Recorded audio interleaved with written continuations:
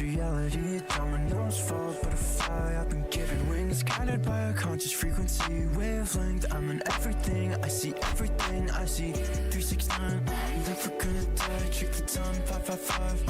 I see every light, I'm awake now. Used to spend my day all the same. No, I changed now. Every path I make breaks the same now. Open door, I know I'm close. I feel brand new when I'm close to you.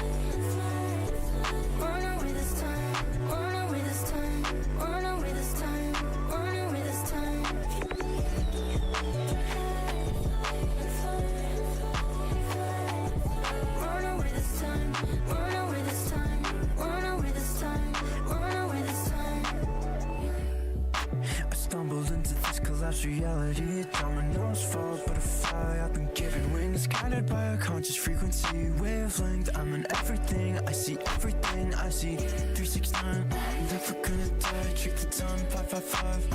I see every light, I'm awake now. Used to spend my day all the same. No, I changed now. Every path I make breaks the sea now. Open door, I know I'm close. I feel brand new when I'm close to you.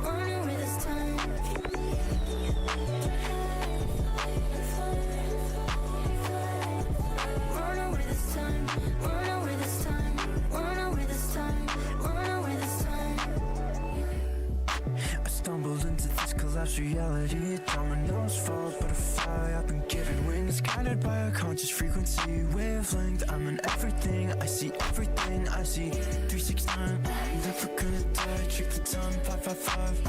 I see every light, I'm awake now. Used to spend my day all the same. No, I changed now. Every path I make breaks the sea now. Open door, I know I'm close. I feel brand new when I'm close to you.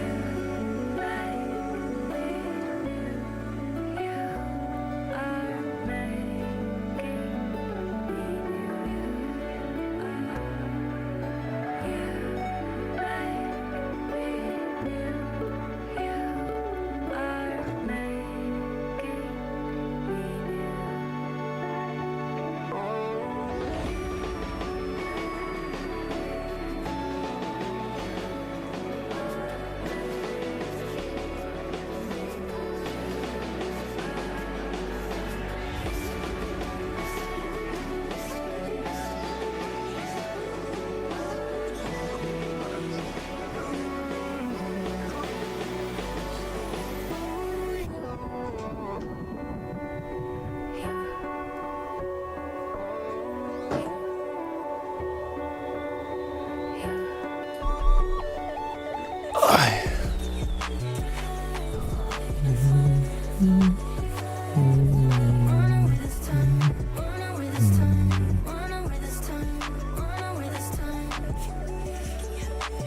I don't want campaign. Remove that.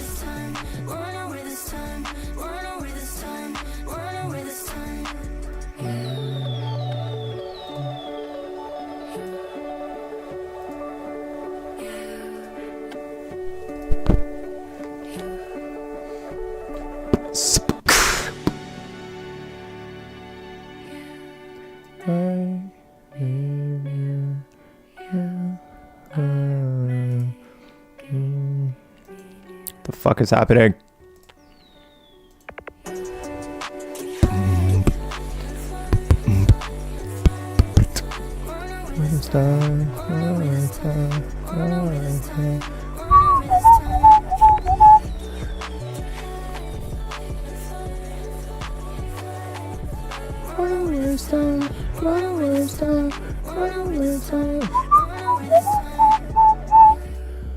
I stumbled into this collapsed reality. Dominoes fall, butterfly. I've been given wings, guided by a conscious frequency wavelength. I'm in everything. I see everything. I see 369.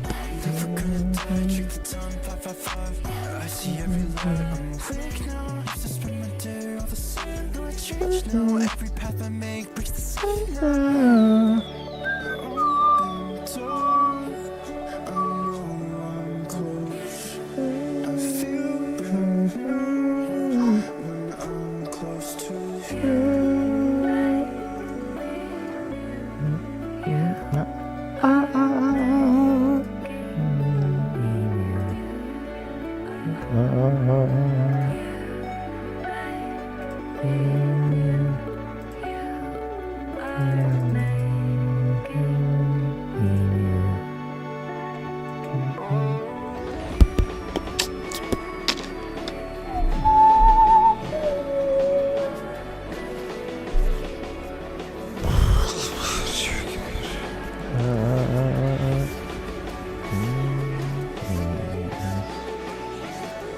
Get me out!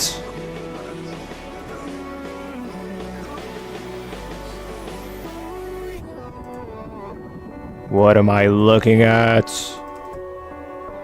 Oh my god. It's hurting me.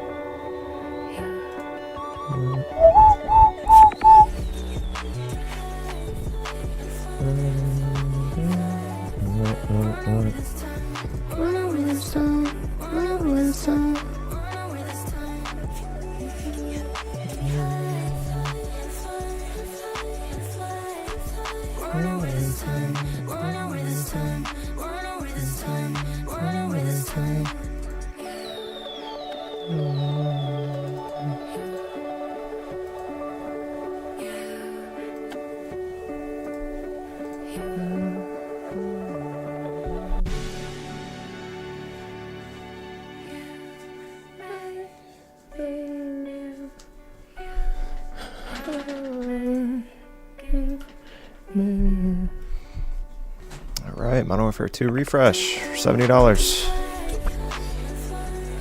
Vest.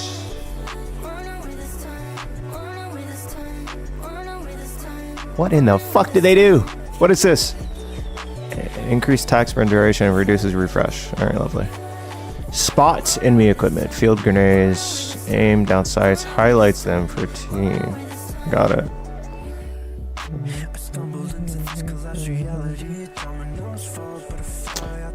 Improve reload speed. Okay. Okay.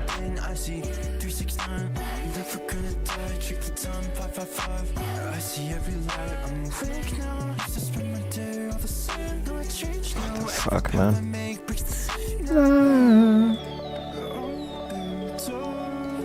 Out of my class or what?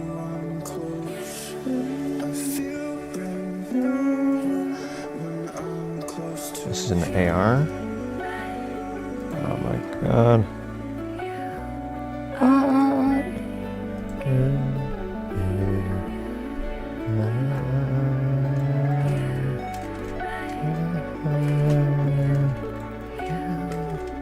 I can't switch that. Seems like my settings are all carried over.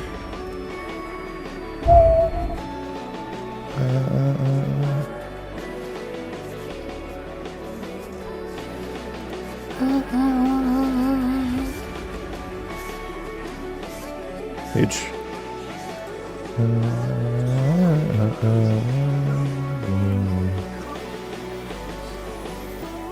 This font is hurting me.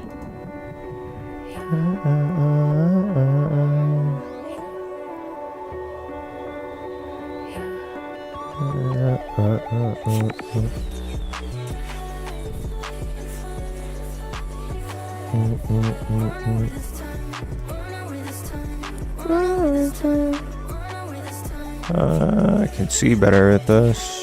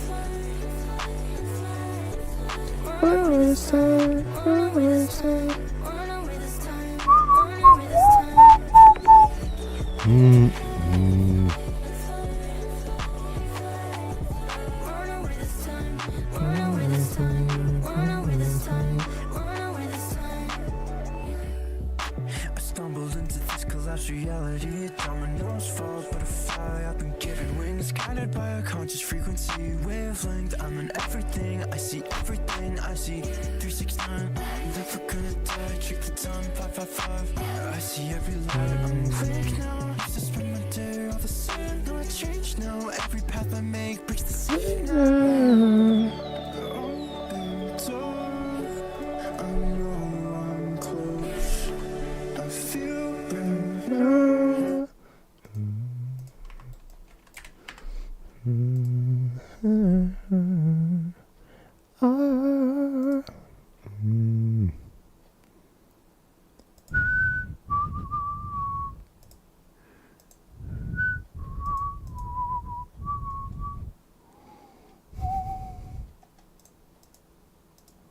Okay, we don't. Oh, I forgot I have it muted. There we go. I don't know how I feel about the hit markers.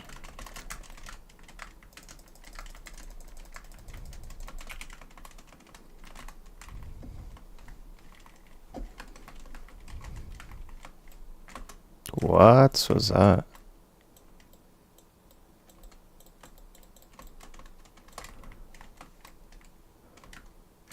Interesting. I don't mind this gun.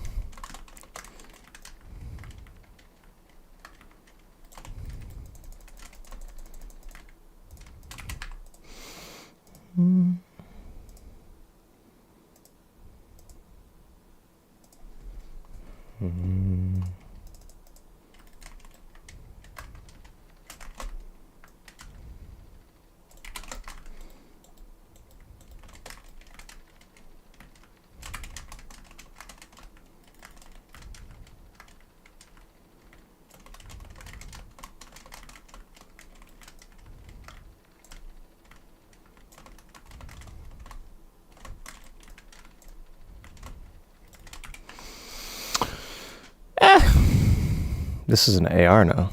Interesting.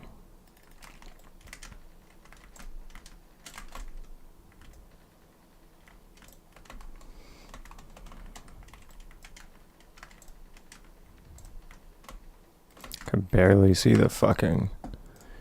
I can barely see the boys down there.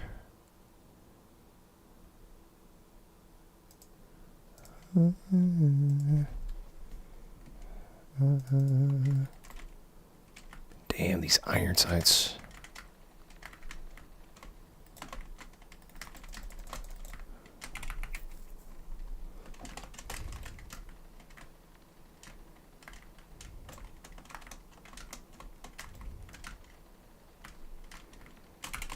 What is a double for a headshot? Yes.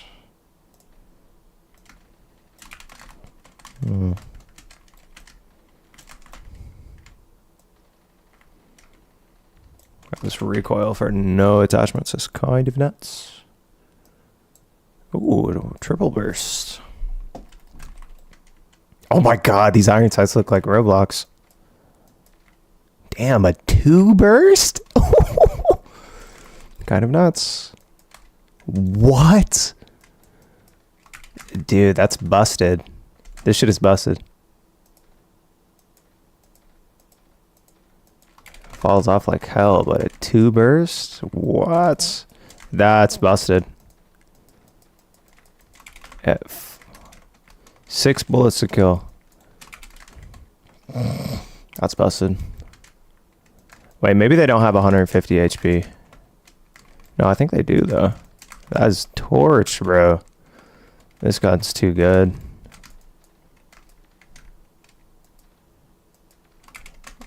That's too good.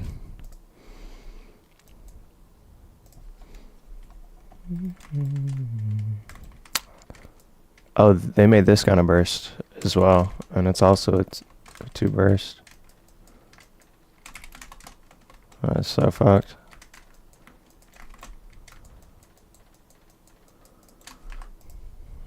That is fucked.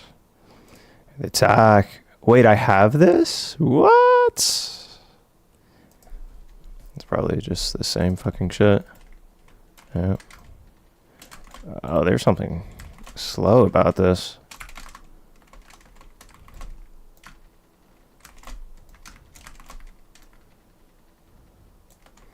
Maybe the anti-aliasing is up too high. Something is, what is this?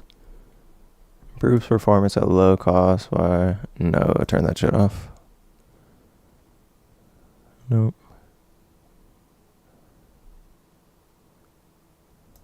Yeah, I want my, fidelity CAS. Yeah, there we go.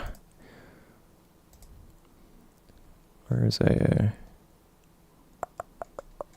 I didn't see it.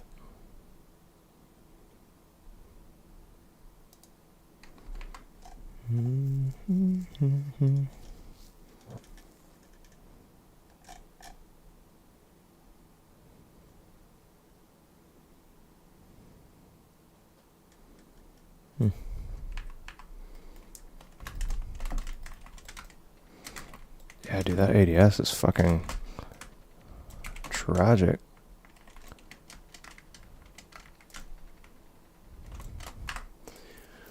Love it. M4. I'm not gonna look at the whole. I gotta look at this.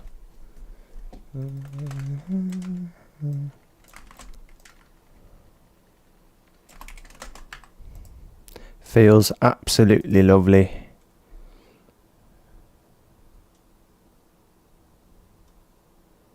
So these are just all the old guns.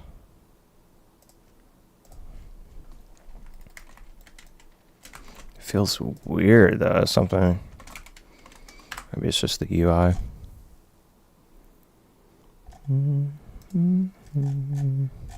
Oh my god. My TAC V is in here. See how this feels.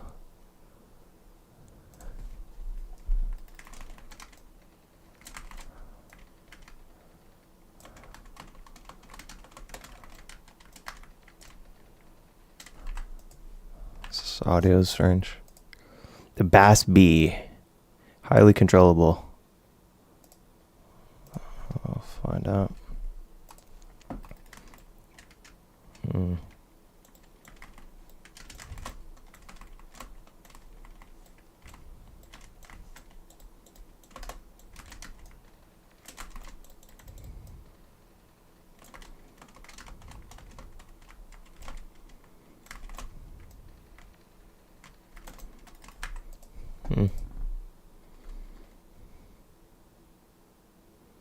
High damage at close to mid-range.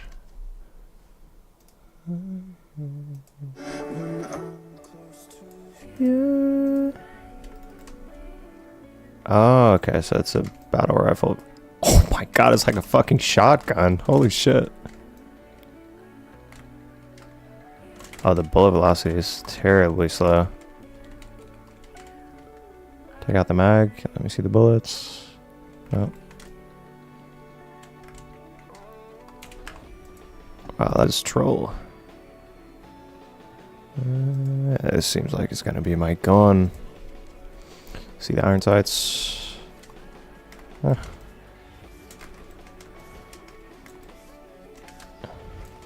Don't mind it.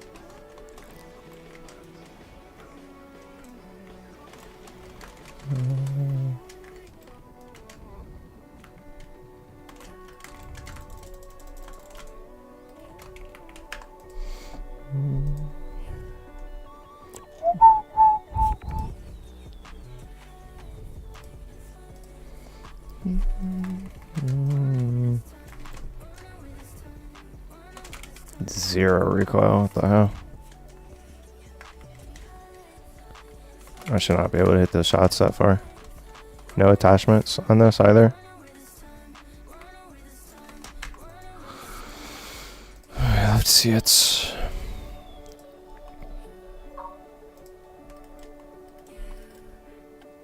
Actually, don't mind these.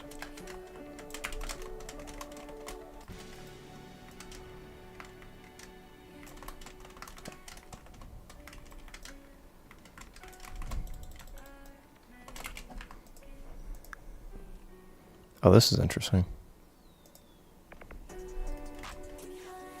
Oh, these iron sights are just disgusting, though. Why is it so slow? It's an interesting gun.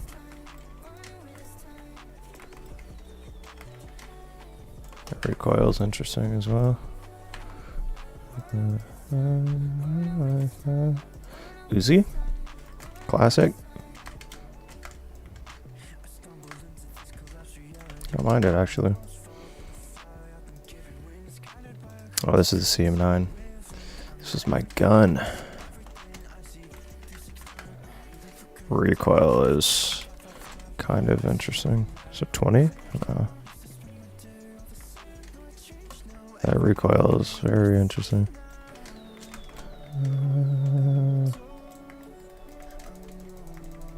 Love these iron sights on that pistol.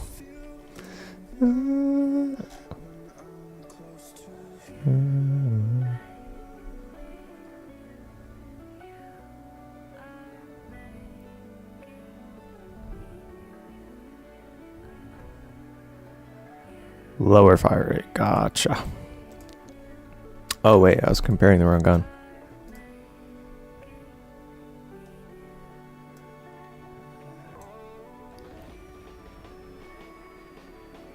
Okay, something. A lobby timeout. Come on, bro.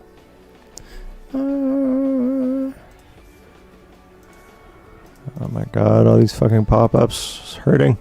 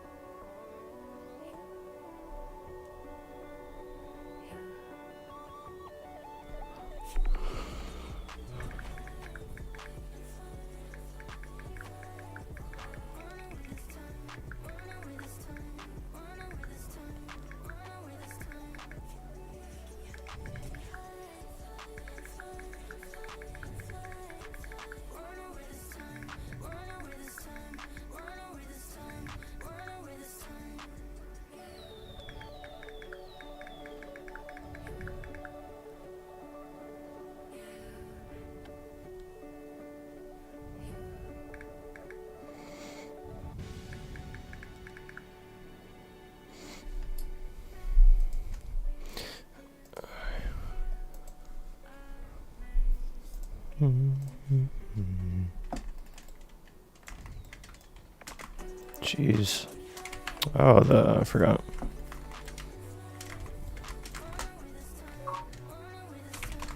I cannot wait to play the new Warzone. Jeez. Feels like a real sub.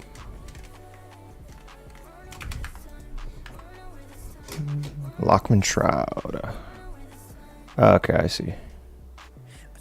See what the iron sights of this are.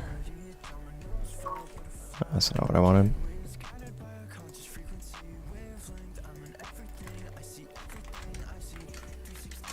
So I can use these guns in multiplayer?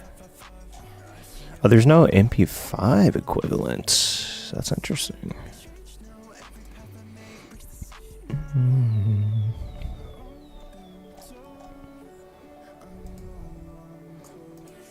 Oh, I missed this gun. Oh, they changed iron sights, so. Damn!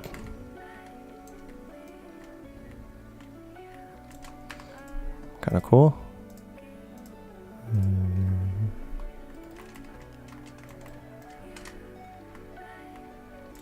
This thing's nasty. Iron sights look like Roblox.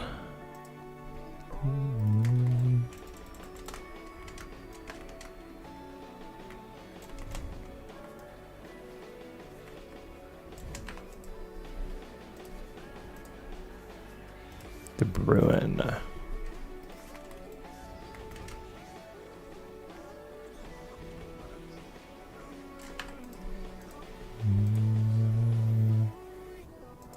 Alright. I don't really care too much about those. This gun looks disgusting.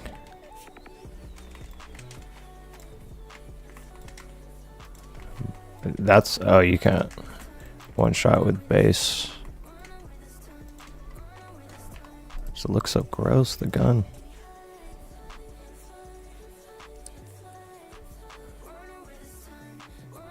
There's only one bolt action. Wow.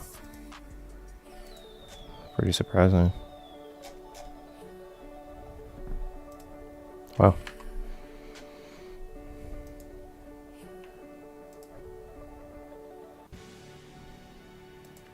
Burst.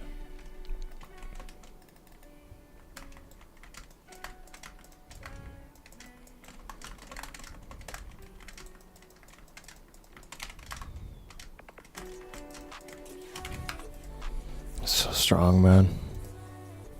Oh, this looks like my alley. This is the only... Oh! The delay on this thing. Or if there's an attachment.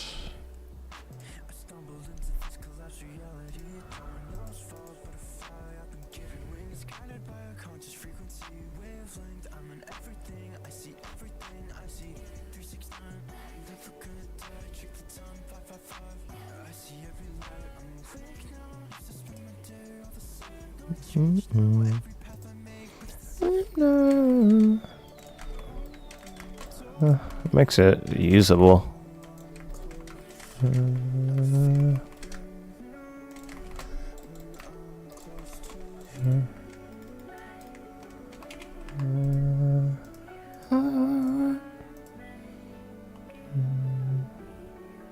What the hell? I have a skin.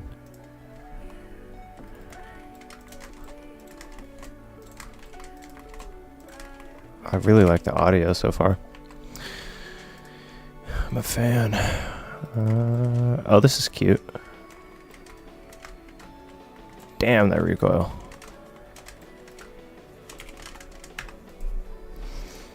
Classes are going to be really fucking flexible.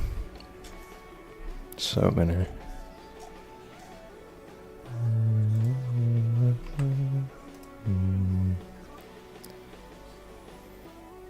More mobility with this one. So strange.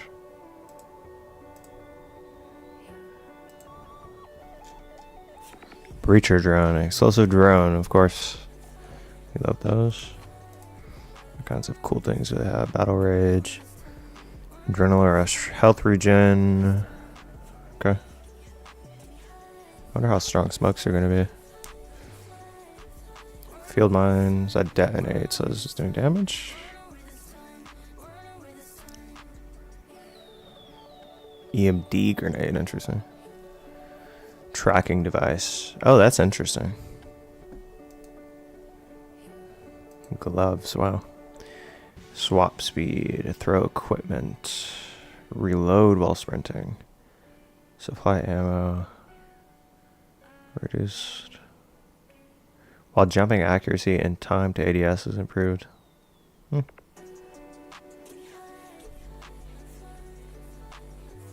Reload while sprinting is pretty good.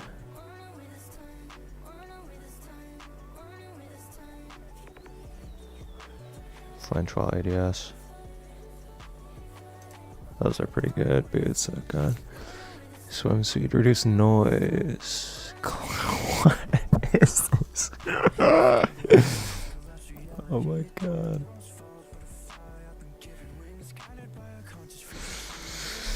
Increase movement and swim speed. Increase climbing and mantling. Reduces fall damage. Running sneakers. Tactical pads. Increases slide velocity and allows for ADS while sliding. Increases stance transition speeds and crouch movement speed. Increase strafe and ADS movement speed. That's pretty good. Eliminates footstep sounds. That's pretty cool. Increases movement and swim speed.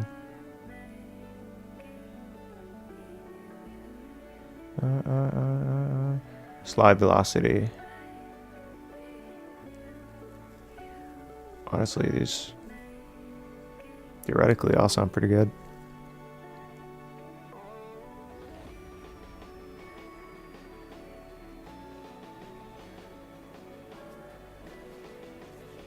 Try those. Oh my god, what am I looking at? Oh, these are perks, basically. Okay. I see what they did here. Okay. They're making it so complicated, man. Reduces combat noise.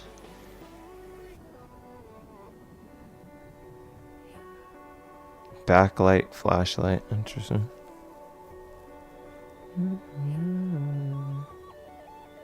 That's interesting.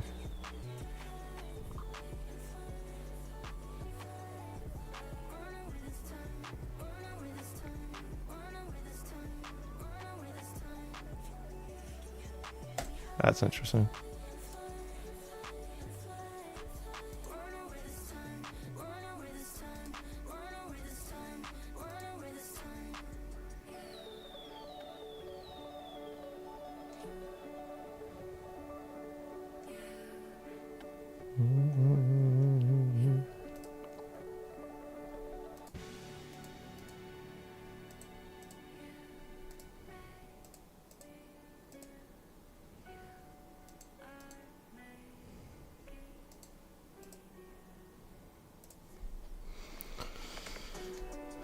They just changed the font.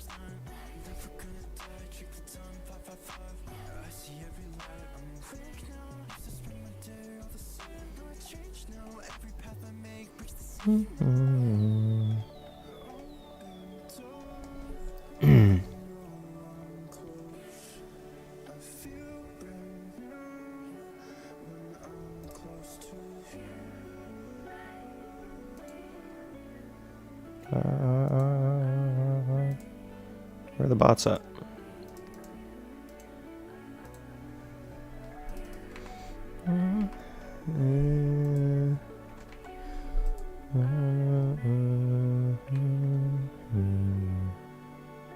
I do that here. 16, wow.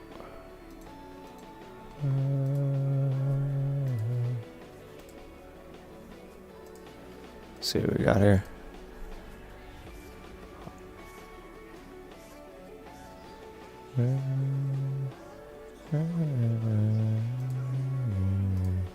Oh god, all this bullshit.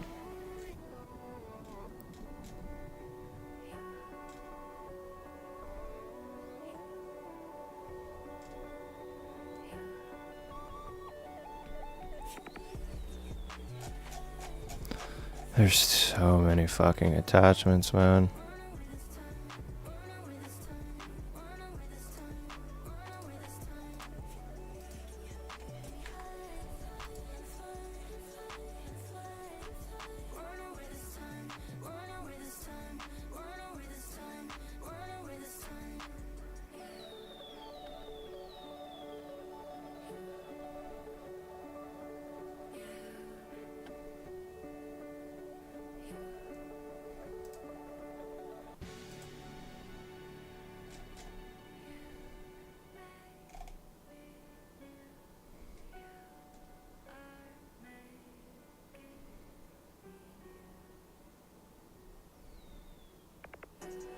Oh, that's the same thing.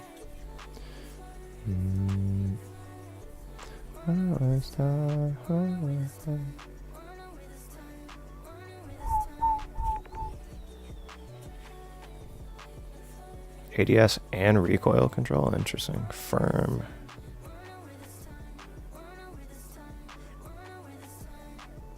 Interesting.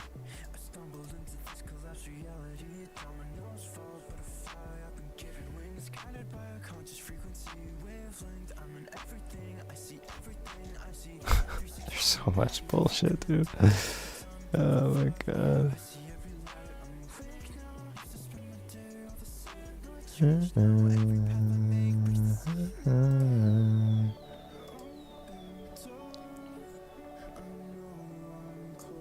Oh.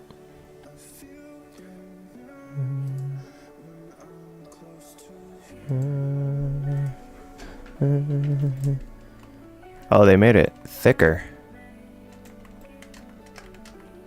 Oh, this is the double bullets at the beginning.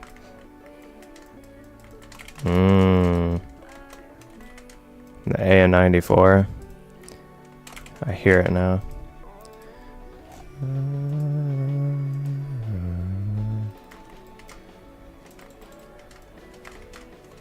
I hate this optic. It's not bad, it's ugly.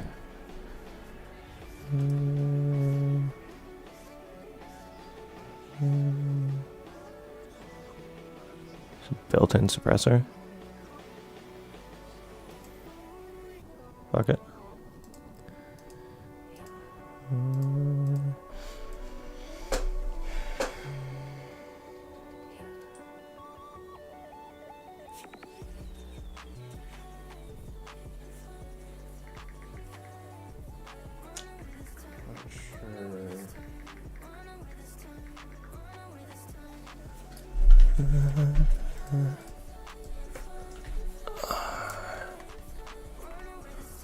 Wow, those footsteps are loud.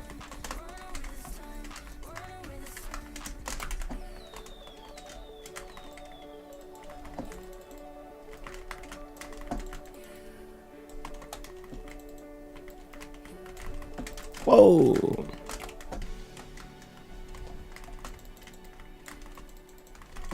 My FOV seems weird.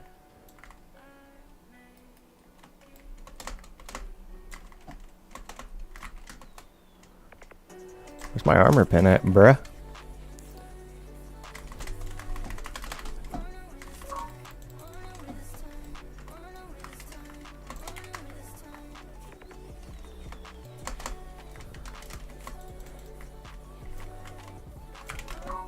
Yeah, my FOV seems weird, dude.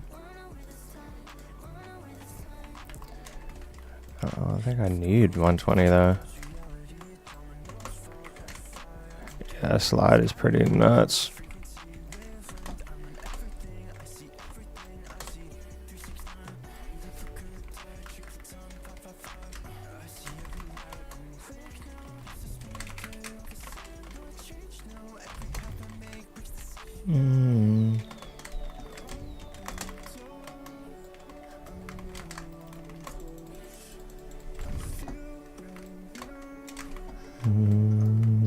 Damn.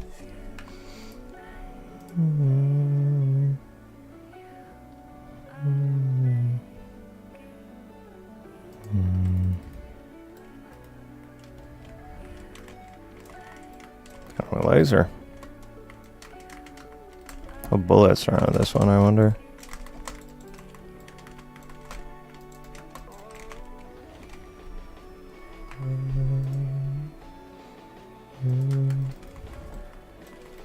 Oh, I like this optic. Oh, it's a shotgun. I don't want that.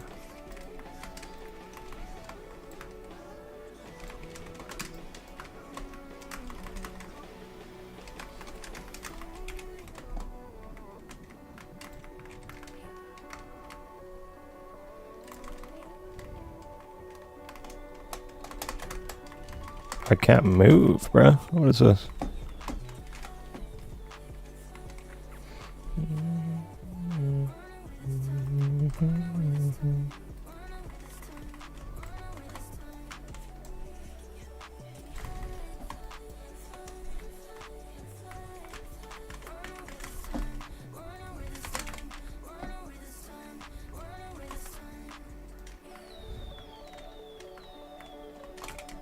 What is this?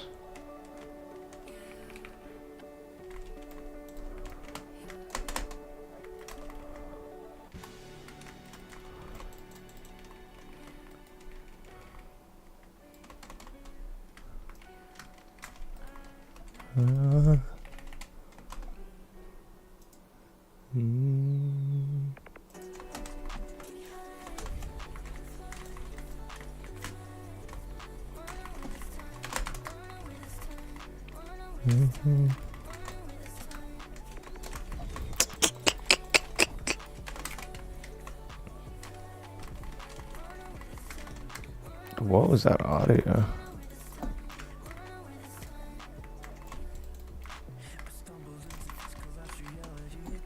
What is this grenade?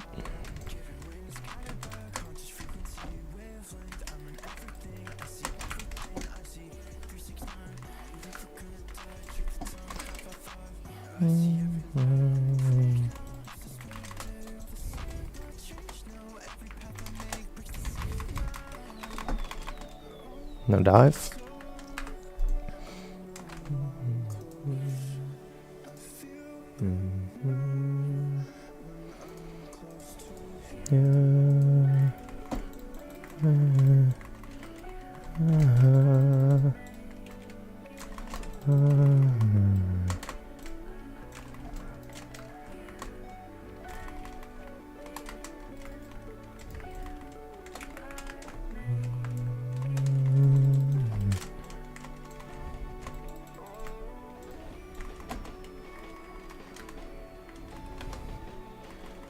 That's interesting.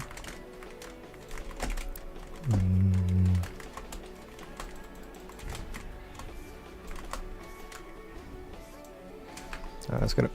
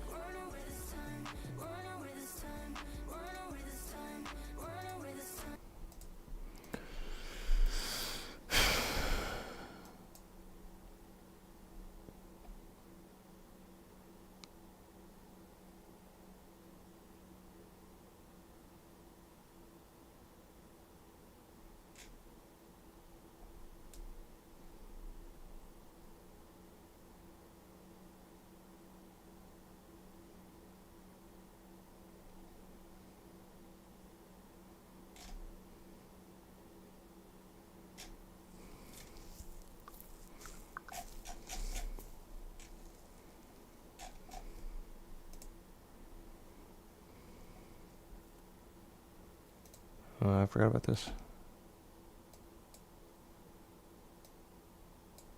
So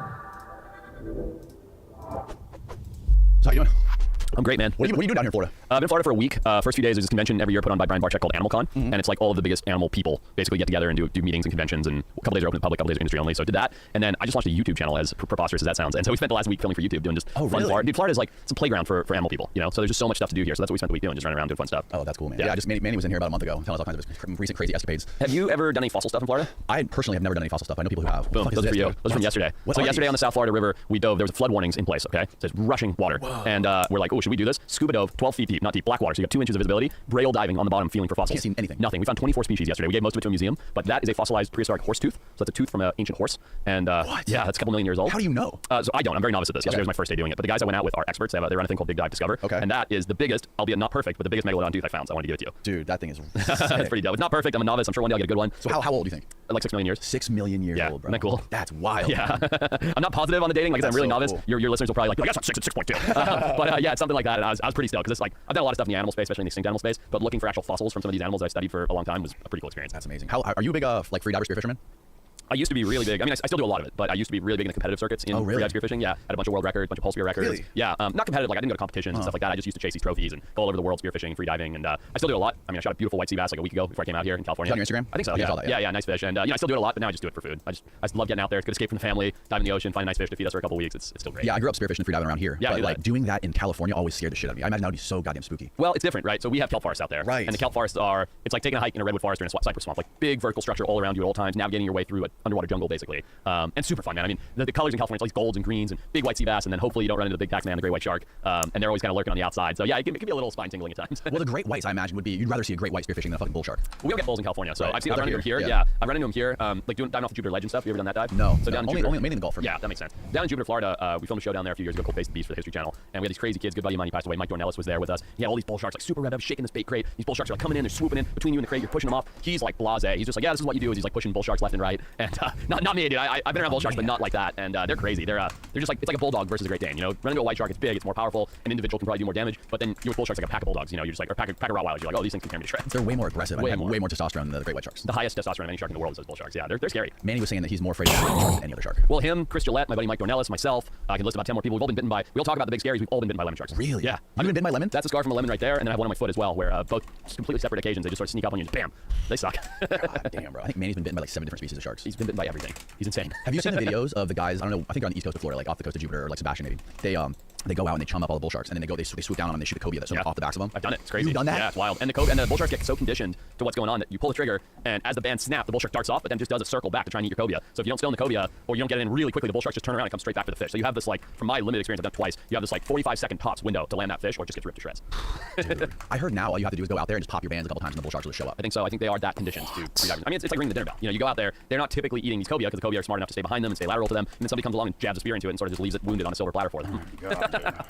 We should go. I'll take you. It'd be fun. Dude, I'd be fucking terrified. I don't know if I could do that. It's worth it. It's so much fun. It's a rodeo. Dude, come on. Situations with those bull sharks out there? No. Really? Oh, that's not true. I got one story. Oh man, should I throw anybody under the bus? I should.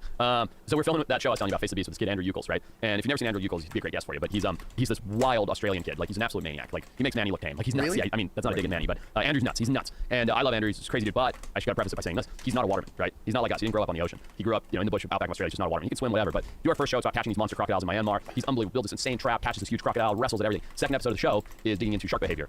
So I'm the producer of the show, and I'm like, all right, Andrew, like, when you go on Jupiter, we're gonna do all stuff with bull sharks, blah, blah, blah. He's like, yeah, no worries, dude, I'll be all right. And I'm like, okay, great, that's my best Australian, by the way.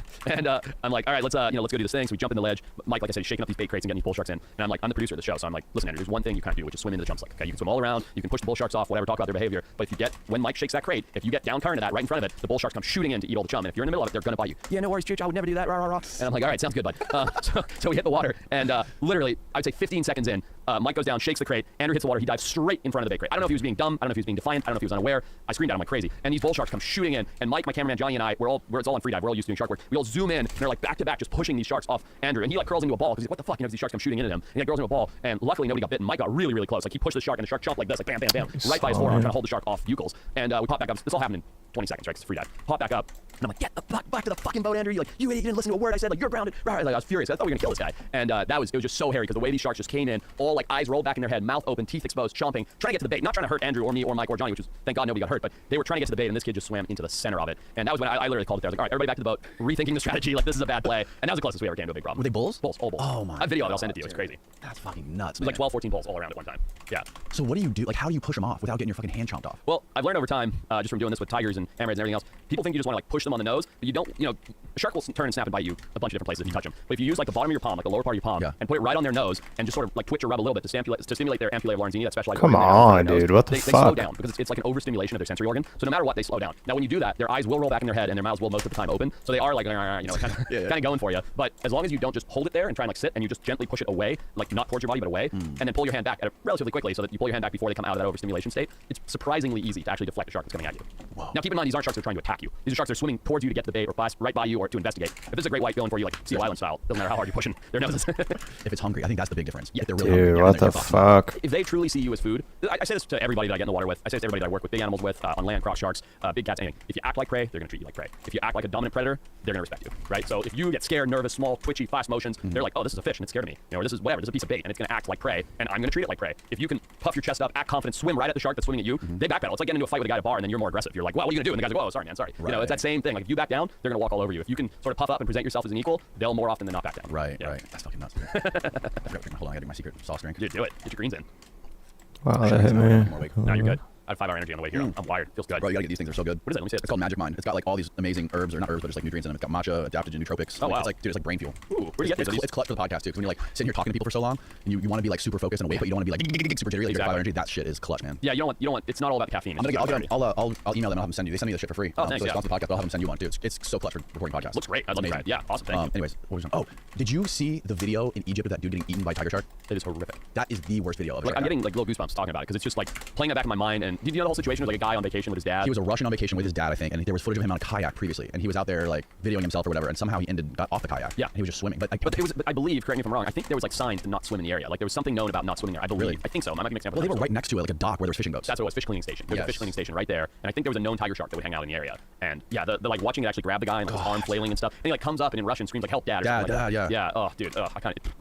It's the worst footage of a shark that I've ever seen of a shark killing somebody. It's horrific. You want to see something pretty crazy? Yeah. Not to deflect from that, but Yeah. you want to see what happened to me day before yesterday? Yes. Nobody has seen this, and this is all. Click that video right there. It's only 8 seconds long. Turn the volume on. And I used to carry a big bulky handheld one. I just got struck by lightning. What? Yeah, this was 2 days ago. Watch. Let's see, it's happening. You see the lightning come down. Dude, oh my! And you're in the water. In the water, it hammered the shit out of me. What My the legs and fuck? butt were so sore because I was standing like waist deep or like thigh deep. And my legs and butt were so sore. This was the day before yesterday, and I got hammered by that lightning. And I still, to this moment, have this terrible metallic taste in my mouth. When I walked in here, I had 3 pieces of gum in my mouth. Can't get this metal taste out of my mouth.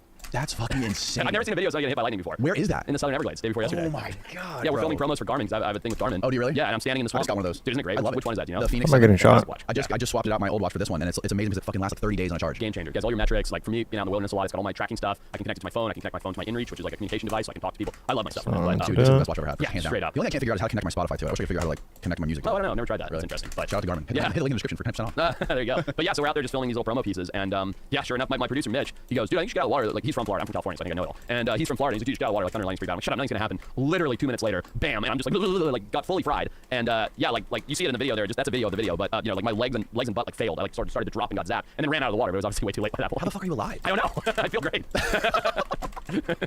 Oh my god, Isn't bro. that nuts? That is absolutely insane. I've never seen a video like that before. Yeah, we're gonna. And nobody's seen it before. Where We're you gonna put throw it that? On up. your I don't YouTube? know, probably everywhere to be honest. 'Cause I've never seen a video like that. We'll definitely throw it on the YouTube, put it on our podcast channel and TikTok and Instagram and all that crap. 'Cause it's crazy. I mean, it's fucking wild. Oh my lord. I was shocked to say the least. You're probably gonna live longer now. They're probably like lengthened the telomeres on your DNA. Now you're gonna like have like I don't know, you're gonna live long. So that morning I woke up and chugged like a pretty good amount of cold brew and then had a 5 hour energy on the way there and then got struck by lightning. So I just kept hoping I'd like wake up with like sparkle fingers or You're gonna something. have, yeah, you're gonna have like superpowers, like Spider-Man. Let's bro. hope. I'm just gonna go get bitten by something. Have you radioactive. slept since that happened? Yeah, Really? fine. I feel fine. I feel great. Better than ever. Like within 2 hours, my legs and butt were not sore anymore, and the only lingering thing is the smell taste in my mouth. Whoa. Which I have no idea if that's normal, not normal. Like I literally haven't even Googled it yet. Like we've been so busy, I'm just like I'm fine. bro. Yeah. That's nuts, dude.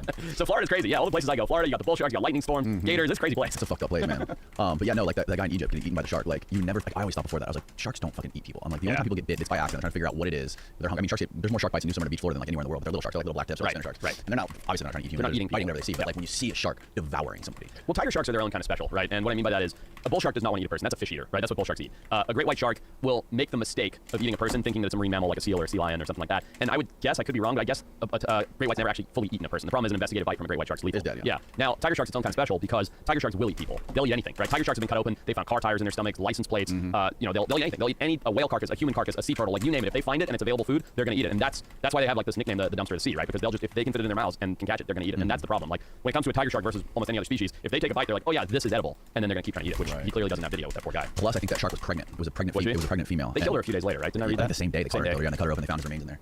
That's but if it's a pregnant female, I guess from what I heard is they can't swim as fast. Yeah, So they can't makes catch sense. fish. Makes So sense. whatever they find that's slow, and they're just gonna fucking eat it. Yeah, I mean, you know, tiger sharks more often than not are eating sea turtles, and they're slow moving, floating on the surface. You know, come up. Anyone can catch sea turtle. You can come in the ocean and catch sea turtle. Right, You know, right. and it makes sense. It's just it's all the factors as well, right? Like being pregnant means you want larger meals because you're eating from multiple. You know, just the same as when your wife's pregnant. It's the same thing, right? Right. She's eating giant chicken sandwiches or whatever. You're like, I've never seen you eat that before. It's the same thing, you know.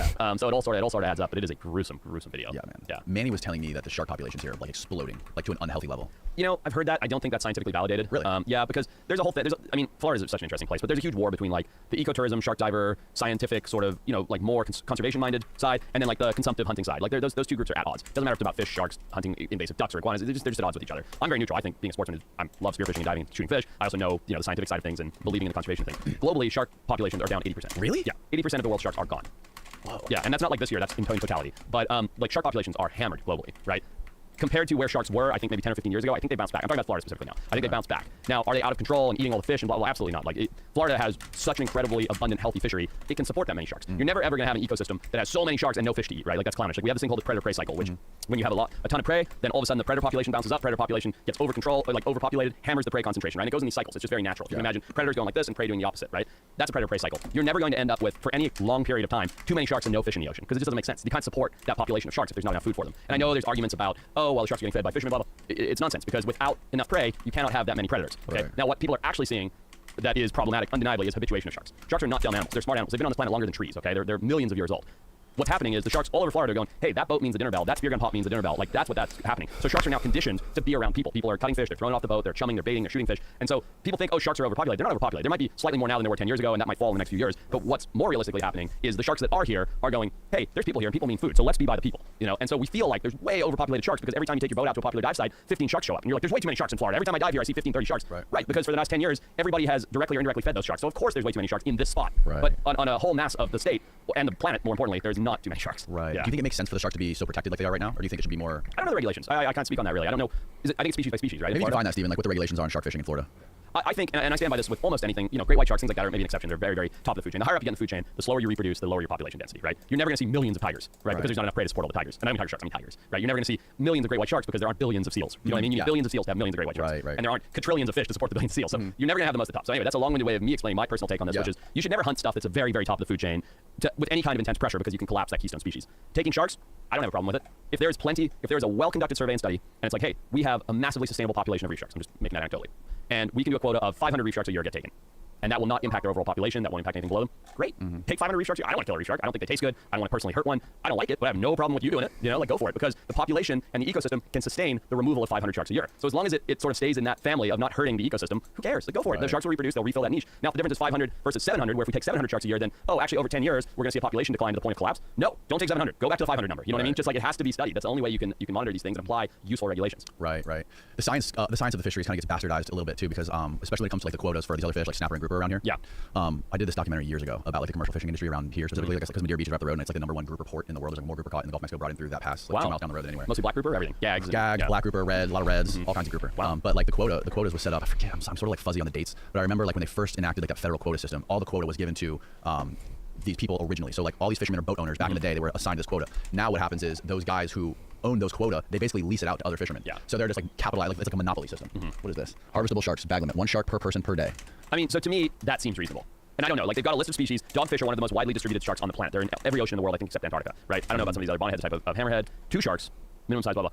Oceanic white tip, that shouldn't be there, right? Like oceanic white tips are hammered. Their population's fucked. Is it really? It is. They're Why? really rough. I don't know. There used to be a lot of oceanic white. I do know. I don't know why I said I didn't know. It's because of the shark fin trade. So they're a scavenger shark in blue water, and longliners throw out lines of bait and hooks, and they're like very, very quick to hit the long line. And so that's never going through there again. Really, really hammered. I think you have to check my reading. That's on like being that like a pelagic fish way out there in the open ocean is like living in the desert for a shark. 100%. And then when you see a food, you have to take it. Because who knows when your next meal's coming. That's why the shipwrecks, all people get devoured by the sharks. Exactly. But to me, as long as this is well studied, and it goes back to what you were just saying about the quota limits, you can't set a quota and maintain it. That's not really science, right? Science is like an ever-evolving understanding of things. So if you're just like, oh, bag limit's 1 shark per person, and then we run that for 10 years and go, hey, there's way more sharks now than there were 10 years ago for whatever other factors. Make the bag limit 2 sharks per person. Right. But if you go bag limits 1 shark per person, and after 10 years you're like, hey, there's not a lot of sharks left. Like, okay, we shouldn't be killing sharks, right? So as long as Florida Fish and Wildlife and NOAA and all these organizations are keeping up to date on their studies and research, which I can't say Dude, they are, what a I see time to it reload. has to be managed. That's the thing. It just has to be managed. People should enjoy resources. We should have monetary value on animals because it protects them. It makes them safe. If there are guys that are willing to pay $100,000 to go out and shoot a bull shark or whatever, and the bull shark population's fine, and that $100,000 somehow goes back into the conservation of the species. Same thing as like game hunting in Africa. Yeah. That's great. It just has to be managed correctly. You know, it just has to be done well. That's all. If there's one thing I know about my listeners, is that they appreciate innovation. That's why I want to introduce you to GhostBed, makers of some of the most cutting-edge mattresses available. Whether it's their world-exclusive massage bed, the proprietary cooling technology, or the patented materials they use, GhostBed is always finding ways to elevate the sleeping experience. As a family-owned business with over 2 decades in the industry, they have garnered a devoted following. GhostBed offers luxury mattresses without the luxury price tag, and they're known for their incredible sales. If you go to ghostbed.com/Danny and use the code Danny at checkout, you can get an astonishing 40% off your purchase. You get a 101 night sleep trial along with free shipping and returns when you purchase your mattress, so you can try it in the comfort of your own home. And GhostBed has a dedicated team of sleep experts on standby to help you find the perfect bed. It's an unbeatable opportunity to enhance your sleep quality, so don't miss out. Visit ghostbed.com/Danny today to transform your sleep for the better. It's linked below. Now back to the show. You're from Zimbabwe, right? That's right. Yeah. How the hell did you end up in Zimbabwe? How did your parents end up in Zimbabwe? Yeah, so I'm 6th generation, so my family's been there a long time, longer than California's been around. So yeah, where I live now. So you know, my family had been in Africa for a very long time. My grandfather, my mother's side of the family, English settlers, way back when, and then my grandmother, my father's family is American, so that's how I ended up Who's back here. shooting I me? have a passport. And my parents brought me over here to have birth here, so I got a passport. grenade launcher on Back this when I was 3 shit. months old. And you know, I have a lot of American ties, but I grew up in Zimbabwe, in the bush, on a farm, safari all the time. Very prim and proper school, you know, ties and uniforms and prefects, and yeah, very different childhood to your average American. Did you go to the school that had the UFO encounter or the alien encounter? I'm familiar with it, but no, I didn't. My mom also didn't go to school, but she remembers it vividly. Not the alien encounter, but when it all happened. That was like 94, I think. Yeah, we were 94. I don't remember, but yeah, Early 90s. Yeah, well, maybe 97. I don't know. I don't know either. I mean, I was there. I was in Zimbabwe in school, but I was little and don't really remember it that Come well. on. Whereas it was very well talked about. Yeah, you know. aerial school. What year was it? 94. 94, yeah. So my mom was like, we were all living there, and I talked to my mother about it, and she's like, yeah, I remember it. Like, it's, you know, she's not a believer in like aliens or anything like that. She's like, yeah, everybody says the same thing, saw the same thing. Yeah, pretty spine tingling. Like, Yeah, there's something there. That's the first thing I thought was like, look up your age. Like, me and you were about the same age. Yeah. Like, you would have been in school, like in that kind of school at that in 94. I was like, what if he was at that aerial school? I wish. This I had dude's seen that. everything, Dude, I wish. Well, I haven't been struck by lightning, so. I haven't been struck by lightning. No, I wish. That's amazing. I mean, with all the new stuff coming out on aliens and UFOs and all that, it's like, I don't know. It's like, to me, it's like this Rolodex of things is being checked. Like, we're getting closer and closer to just being like, yeah, here they are. right. Yeah, they're slowly letting the news out so we don't lose our minds and actually admit there's. It does seem that way, doesn't it? Yeah. Or it's like all the smoke and mirrors show. Right, that's a yeah, good chance. to pull our attention off of the economic crisis and everything else. Yes, Yeah, exactly, or war, or whatever. It might Or be. whatever, yeah. So, like, how did you, when you were a kid growing up in Zimbabwe, like, how old were you when you were just running around with wild lions and stuff and tigers when you were like a Yeah, I mean, toddler? more or less. You know, it's like asking a Florida boy if he was running around in the swamps with gators. Like, you can be if you want to be, Okay. right? Just like if we have kids in Florida and they want to go play in the swamp, you can be, or you can go to the mall, right? And so it's the same. Right, same right. Nobody gets a mall anymore. It's like the same sort of idea. So my family ran safari businesses. So when I wasn't in school, I was in the bush. I was barefoot. I was running around with wildlife. You know, the difference being here, like you run around in your backyard and maybe you see a raccoon. There, like it can be a cobra, it can be a leopard, it can be a hyena. You know, anything can happen. So I would spend a lot of time in the bush, but I think it was because I grew up with that one-track mind. I was always singularly focused on wildlife. My sister grew up the same way, and she works in fashion. You know, Oh, wow. so like it's just choices. You know, and things that you're. It's not all nature versus nurture. You know, like I was just completely enamored with animals from a very young age, and still am today. So how did that? I mean, when you went to California, you must have been bummed. Dude, well, it was rough. So we got kicked out of Zimbabwe during the land reform era. So we had, So we had war veterans. It wasn't real war veterans, but we won't go into the minutiae of it. But we had, there was a land reform era in the late 90s, early 2000s in Zimbabwe, where people could come and take your land with guns. And so we had all of our neighbors killed, murdered, tortured. A lot of our staff went through Kumwis, which is indoctrination through torture, to be converted into the ZANU-PF political party. Like, it's crazy. We got shot at a lot. I was in a couple gunfights as a 14-year-old. Like, things were crazy. And one day, to make a long story short, the war veterans had taken all the farms around us. They were all bigger than ours. We lived in the smallest farm in the area. And our farm was the last to go. They were on all sides of the fence, basically. And they came in. And my dad was out of the picture. So it was me as a 14-year-old boy who was like sort of running the household, at least aesthetically, because in Zimbabwean culture and Shona culture, women can't run things, men have to. And even a 14-year-old boy had more say than my mother, who actually ran things. You know what I mean? So it was all translated through me. So it was just me, my mother, and my little sister living on this farm in rural Africa, and you know, our staff and everything, farm workers and things. And anyway, one day we'd lost all the neighbors, all the land was gone, all the land reform had ended. They came and knocked on our door, they had guns, and I think because it was a single mother with 2 kids, instead of just killing us on the spot, they were like, you have 24 hours to leave or we're taking it. And I was 14, so I ran upstairs, I got my .22 rifle, I got my knife and put it on my belt, and I ran downstairs, I was like, let's fucking go. And my mom slapped me across the face and she's like, pack your things and get in the car. So we left, we fled Zimbabwe and came to America with a couple $100. Whoa. Yeah. So were those terror groups that were in North Africa? No, so we live in Southern Africa, Zimbabwe's in Southern Africa, Southern but it is Africa. terror groups. You can call it whatever you like. It's, if you look it up, it's called Boko Haram? No, that's a whole different okay. thing. So this is the Robert Mugabe regime, and who's dead now, but he was a dictator for life, self-declared. And he was the president of Zimbabwe, and his political party, which was the ZANU-PF party, their way of retaining power was to blame all of the white What farmers is for taking all that the money and all the made? native Holy black people. shit. We've been there 6 generations. We felt as native as we could be. And it was really like a methodology to get angry, poor street kids aggressive to think that they could be rich if they took things for themselves. And it was very, very genius because it ended up in a lot of deaths. And it's the same thing that's happening in South Africa right now. And it was called land reform. And so, yeah, so we lost everything, fled to America, went from living on a 200-acre farm with a giant lake and 200+ employees and a giant, not giant, but a big safari business and airplanes and everything, to Zimbabwe currency was basically blacklisted on the world's trade embargo at that time. So we had no money at all. So we came to America with $200, 3 suitcases of clothes, and went into welfare. So pretty quick flip-flop in Oakland, California, which was a rough neighborhood back then. It wasn't all gentrified and like upscale like it is today. I'll tell you that. At all. Yeah, I think I have a $100 trillion Zimbabwe bill somewhere in my house. Yeah, I remember like right around when we left, if you wanted to buy a loaf of bread, you would take 2 like plastic grocery bags of cash into the store to buy a loaf of bread, and it would take them 5 to 10 minutes to count out the cash for a loaf of bread. It was valueless. The currency. How am I getting hit right there? God, dude, that is so wild. Yeah. It was a crazy place. It was crazy. And it's funny because the childhood I had, I don't want to paint a bad picture of Zimbabwe, because the childhood I had was idyllic. Like, never locked a door, ran around barefoot. All of my best friends were native kids, like the Shona kids that lived on the farm. I'd sleep in their mud huts. They'd come sleep in the house where we lived. You know, we run around like best friends, run around just having so much fun, catching jackals and snakes and fishing in the dam. Just the most idyllic, like, country childhood you could ever imagine. And then things just not even that slowly, they rapidly got worse. But as Zimbabweans, like, very different culture, the culture there is like, dig your heels in and fight for what's yours, because they've been through multiple wars and everything else. And so that was what we did. We're like, things will be fine. We'll get out of this in the long run. Things will switch. And it didn't. There's basically no farms left, you know, so it just, the country completely collapsed. What's it like right now? It's still, in my opinion, the most beautiful place in the world. There's nowhere like Monopool, Zimbabwe for a safari on planet Earth. I mean, it's just stunning. Victoria Falls, one of the greatest natural wonders in the world. But it's in economic disarray. There's no real money still. It's like old bullshit. Like, I have a friend from Zimbabwe. His name's Stu. And I was like, oh, man, like, how's it going, bro? Like, how are things at home now? And he's like, oh, no, it's not so bad now. I was like, well, how's it work? He's like, oh, yeah, so all you have to do is you buy an Apple gift card and you load that gift card with money and then you pay people on Apple, iTunes, in order to buy things. It's like, well, what about the banks? Like, oh, there's no banks anymore. You know, it's just like, there are banks, but they don't hold money. They're not reliable. Like, you can't get withdrawals. There's no electricity. Like, the water's now tainted. Like, Zimbabwe went from this crown jewel of Africa. Like, keep in mind, it was 1-to-1 with the British pound at one point, meaning it was richer than the United States, to the poorest country in the world in 10 years. God damn. Yeah. I know poaching's a big issue over there. Everywhere in Africa. Yeah, I had this dude Ryan Tate on here who works for this organization called VetPaw, where I guess it's like they have these war veterans that go over there and they volunteer to like help fight the poachers out there. I love that. And they do shit. They literally. Dude, I wish I at could night, fucking get in the window. People out of their bedrooms while they're sleeping. Yeah, a lot of people don't know this, Jeez, and it's funny because it's relatively widely talked about, but maybe your listeners have already heard this before. But it is an active, unregulated war that is taking place in certain parts of Southern Africa, Sub-Saharan Africa. In Zimbabwe specifically, like we're I don't know if I should name the place or not, but there's a huge reserve in the southern part of Zimbabwe, huge, and they have their own trained military militia that are anti-poaching. And at the same time, and they fund that through running hunting camps on this property, which is one of the reasons I'm like supportive of hunting when it's done right? They fund this by selling big game hunts on this huge property. Yeah, that's how they fund this military militia. There's no rhino hunting, of course. You know, you can't come in, doesn't matter how much money you have, and shoot a rhino, because they don't believe in that. You can shoot almost anything else. You shoot elephants? I'm not sure if they allow elephants or not, but yeah, I mean, for the most part, there's a lot of parts in Africa where elephants are overpopulated. You know, really? So you can go. I'm not condoning elephant hunting. I personally don't understand it. I could never shoot an elephant. Like, so weird. Look into those eyes, they're so peaceful. They're not scared of you either. You just walk up to it and shoot it. You know? I think about it all the time when I see the pictures of those guys posing next to dead elephants. I'm like, what you? Maybe I just didn't get that gene. Same. You know what I mean? I don't see what you get from that. And I want to finish the thing about poaching and war, but 2 years ago we moved 24 rogue elephants in Mozambique that were killing people, and we moved them from an unregulated area into a national park. And to make a long story short, I yarded this one from this helicopter, landed, ran over to it, pulled his trunk out because they can't breathe when they breathe through their trunks exclusively, so they land on the trunk, they asphyxiate. Pulled his trunk out, and I'm sitting there feeling this breath, this huge bull elephant, like a 75 pounder, meaning each tusk's like 75 pounds, big elephant, big bull. I put my hand on him, I feel his warm skin, I look at this big doughy eye, and I'm not the most emotional person in the world, but I had this lump in my throat. Like, I just wanted to cry. I don't know why, and it was just from looking at this magnificent animal. I wasn't dead, he was just sleeping, and we were saving his life, and it was the most incredible emotional experience just to touch a being that enormous and grand and majestic. I can't even imagine wanting to put a bullet through something like that's head. It's insane to me. But anyway, back to the poaching. There's these big parks, like the one I was mentioning, big privately held areas, and there are these active wars going on. You have a whole group of well-funded poachers, because a rhino horn is worth fortune, and they're super well-funded with night vision and AR rifles, and I don't even know all the terminology, like all this crazy technology. And then you have a whole anti-poaching unit, and because it's No a place like way, Zimbabwe, I wanna where know what it's I got explained code what the with. laws like and everything else. It is a physical war that nobody's involved in. There's no police, there's no military, there's nothing. It's just this group that protects the animals versus this group that's trying to kill the animals, and whatever happens, happens. If you run into a poacher, you shoot him. If the poacher shoots you first, they shoot you. If 10 people die that day, nobody knows. If 1,000 people die on a gunfight that day, nobody knows. It's just, this is how things operate in this little world. And it's so crazy living in America now where, like, if I let a firework off, I'm probably gonna have cops visit me, right? And there are full-on gunfights every week, people being murdered over rhino horn and poaching, and this like amazing group of people, like you just mentioned, who will risk their lives to save the animals, and this other awful group of people that are funding it to try and kill the animals. It's crazy, and people don't even know about it. Who's funding the poachers? The Chinese, quite frankly. I'm not an anti-China guy or anything else, but I shouldn't say China. I should say Eastern medicine. So China and Vietnam specifically have, they have Eastern medicine beliefs in rhino horn, tiger whiskers, vaquita swim bladders, like all these not vaquita, what's the big fish, tortuava swim bladders, all these stupid things that are all nothing. Like rhino horn's the same thing as fingernails start. Right. It's nothing. It's valueless. But they have all these Eastern medicinal practices, specifically in China and Vietnam. And I do think that the image is changing. We can talk about that. But they want it for those things. And because it's so valuable, like one rhino horn like this is worth a couple $100,000, right? What? Oh yeah, it's worth hundreds of thousands of dollars. Hundreds? A Zimbabwean guy who's lived in a mud hut his whole life, who maybe when the economy was good 25 years ago would make $100 per month US.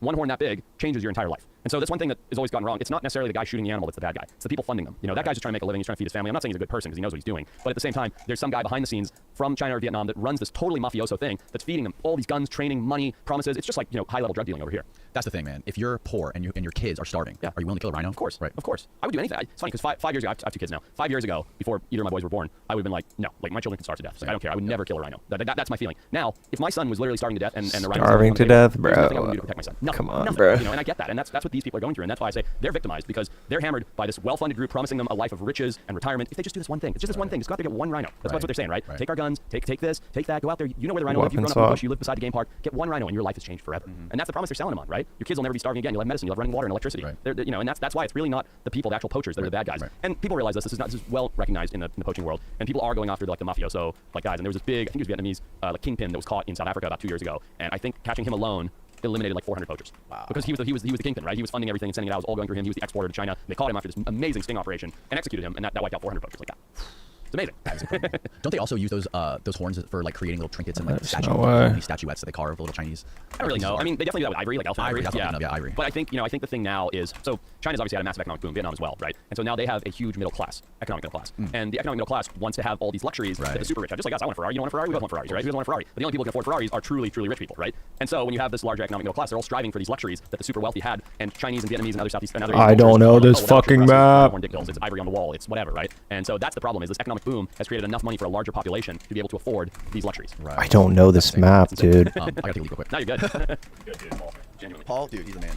Oh my god, I don't know where I'm getting shot from. Podcast before. Well, he met my buddy Julian actually through Ryan Tate, the guy from Africa. Okay. So Julian had Ryan on the podcast, and Paul just came along with him. And then I started talking to Paul like off camera after the podcast, like, yo, what's your deal? He's like, oh, I live in the I live Amazon. with a tribe in the Amazon, catch anacondas all day, Yeah, and walk on floating forests, like nothing. So yeah, he was telling the story of how like he kind of got screwed by, I don't remember, I don't want to get it wrong, but it was either like Nat Geo or Discovery. They produced a show. Discovery. Was it It's a Discovery? snake show. The snake show. Yeah. Where they tried to set him up to get eaten by an anaconda. Eating alive or something like that. Yeah, dude, it was such a crock. And then they put him on. They had to like stage the whole thing. They fucking went to some farm in Texas, I think it was, where some guy owned an anaconda, and they had to like produce the whole thing. The thing wasn't even hungry. Did he tell all this? Oh yeah, he told no everything. kidding. I didn't know that. Yeah, That's like, crazy. the snake wasn't even hungry. Like they had to fake produce it to make it look real. Then finally the thing actually did squeeze him, and they had to pull him out. And then they put him on Good Morning America to try to promote the show. And he's like, this is fucking fake. Like, why am I gonna do this? Like, this is so bad. And they're like, if you don't fucking do it, you're not getting paid or something like that. And it sucks too because like I've been in the TV game for quite a long time now, so I know where and when to say no. And I don't know if this was Discovery. It's more likely the production company that was making it for Discovery, but I don't really know. But I work with Discovery. They're a great business partner to me. But I know when to say no immediately. Like I've been approached by not them, but production companies being like, hey, don't you want to do this dating show where a guy gets like rides a bear in? I'm like, nope, not doing that. But when you're early on in your career and you're probably in Paul's mentality where he's like, oh, this is my big break. Like I just have to do this thing, and then I can communicate all this wildlife science. I can talk about giant snakes. I can teach people that they're not actually mindless killing machines. I'll do what they say because they have my best interest in mind. You just say yes. You go on the show. You let the snake try and eat you. And it's so sad because I think he's remembered for that stunt. Yeah. And he's such a good guy. He so genuinely cares about wildlife and animals and giant snakes and indigenous peoples and everything. And he's been labeled, like, especially in the herpetological community, as like, oh, what a jerk. Like, how could he do this stunty thing? And it's so not his fault. It's Right, really not at all. He got taken advantage of, man. And he was young. And it was his first. Yeah, he was like 24 or something, wasn't Yeah, he? he was super young. And he really got, bullied into that. Which Yeah, he did. is such bullshit. Yeah, it sucks. But he is something else. When he was describing to me how the Amazon basically, like, how when you go down there and you're down there for a certain amount of time, how all these suppressed sort of alarms and sensors that are in our bodies, they all of a sudden come to the surface and wake up. Yeah. Like when you're walking through the forest. Yeah. All of a sudden, like, there's something inside you that turns on that's like suppressed because of our technology, and we live in this world. There's no threats. There's no existential threats. You drive around Publix, go shopping, and when you're out there, there's nothing but the birds and the fucking river and fucking jaguars. Yeah. It like He's spot on. it flips a switch. That's buried in us. You go back to what humans are supposed to be, or evolutionarily became, which is alive, alert, observant, primal beings.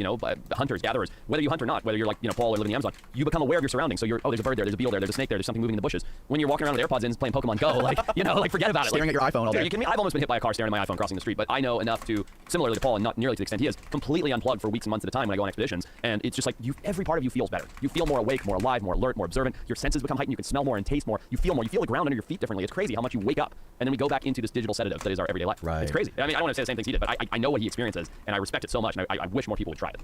Yeah, he said that when he first got down there, the guy was like wearing these big boots, and the natives were looking at his boots like, what the fuck are those? Oh, yeah. Take those off. He's like, what? Yeah, for sure, because they're these big, heavy swamp things. The Amazon's super wet. Those things get wet. They stay wet forever. It's like, put on some sandals like everybody else and get in the jungle. The fact that he doesn't carry a gun with him is just crazy. Yeah, I mean, that's the way. That's the way it is down there, You've been down there before, haven't you? A lot of times, yeah. Not to his place. We've talked about it a lot. I need to go visit him. But yeah, I've been to Ecuadorian, Peruvian, Colombian Amazon, Brazilian Amazon as well. Yeah. Were you filming shows down there? What were you specifically doing down there? Yeah, I mean, filming our shows are expeditions, typically, expeditions, so it's one and the same for us. Like we have a very tight knit crew, 6 guys. We go on anywhere from a 10-day to month-long expedition to film a show, and that's why our shows are what they are and are as popular as they have been because there's no faking it in the backyard in Texas. Like we just take a camera crew and instead of saving a bunch of money by faking it, we just go for a month and just say fuck it, And we've had some epic trips down there. Did you guys ever run into any uncontacted tribes? Not there, no. Papua New Guinea, not uncontacted, but very, very remote. Like we went to a tribe in Papua New Guinea that hadn't, like none of the children had ever seen a white person. Like they came up, touched our skin, touched our hair, stuff like that. Some of the elders had, like. Wish I could see, man. Like in their 50s, but that's a harder life over there. Yeah. And they had like met white people in their life before, but the children's generation never had. None of the teenagers ever had, or young adults ever had. But no, I've never had any truly like uncontacted tribe stuff. We had a pretty interesting experience in the Ecuadorian Amazon. The very first time I went, this was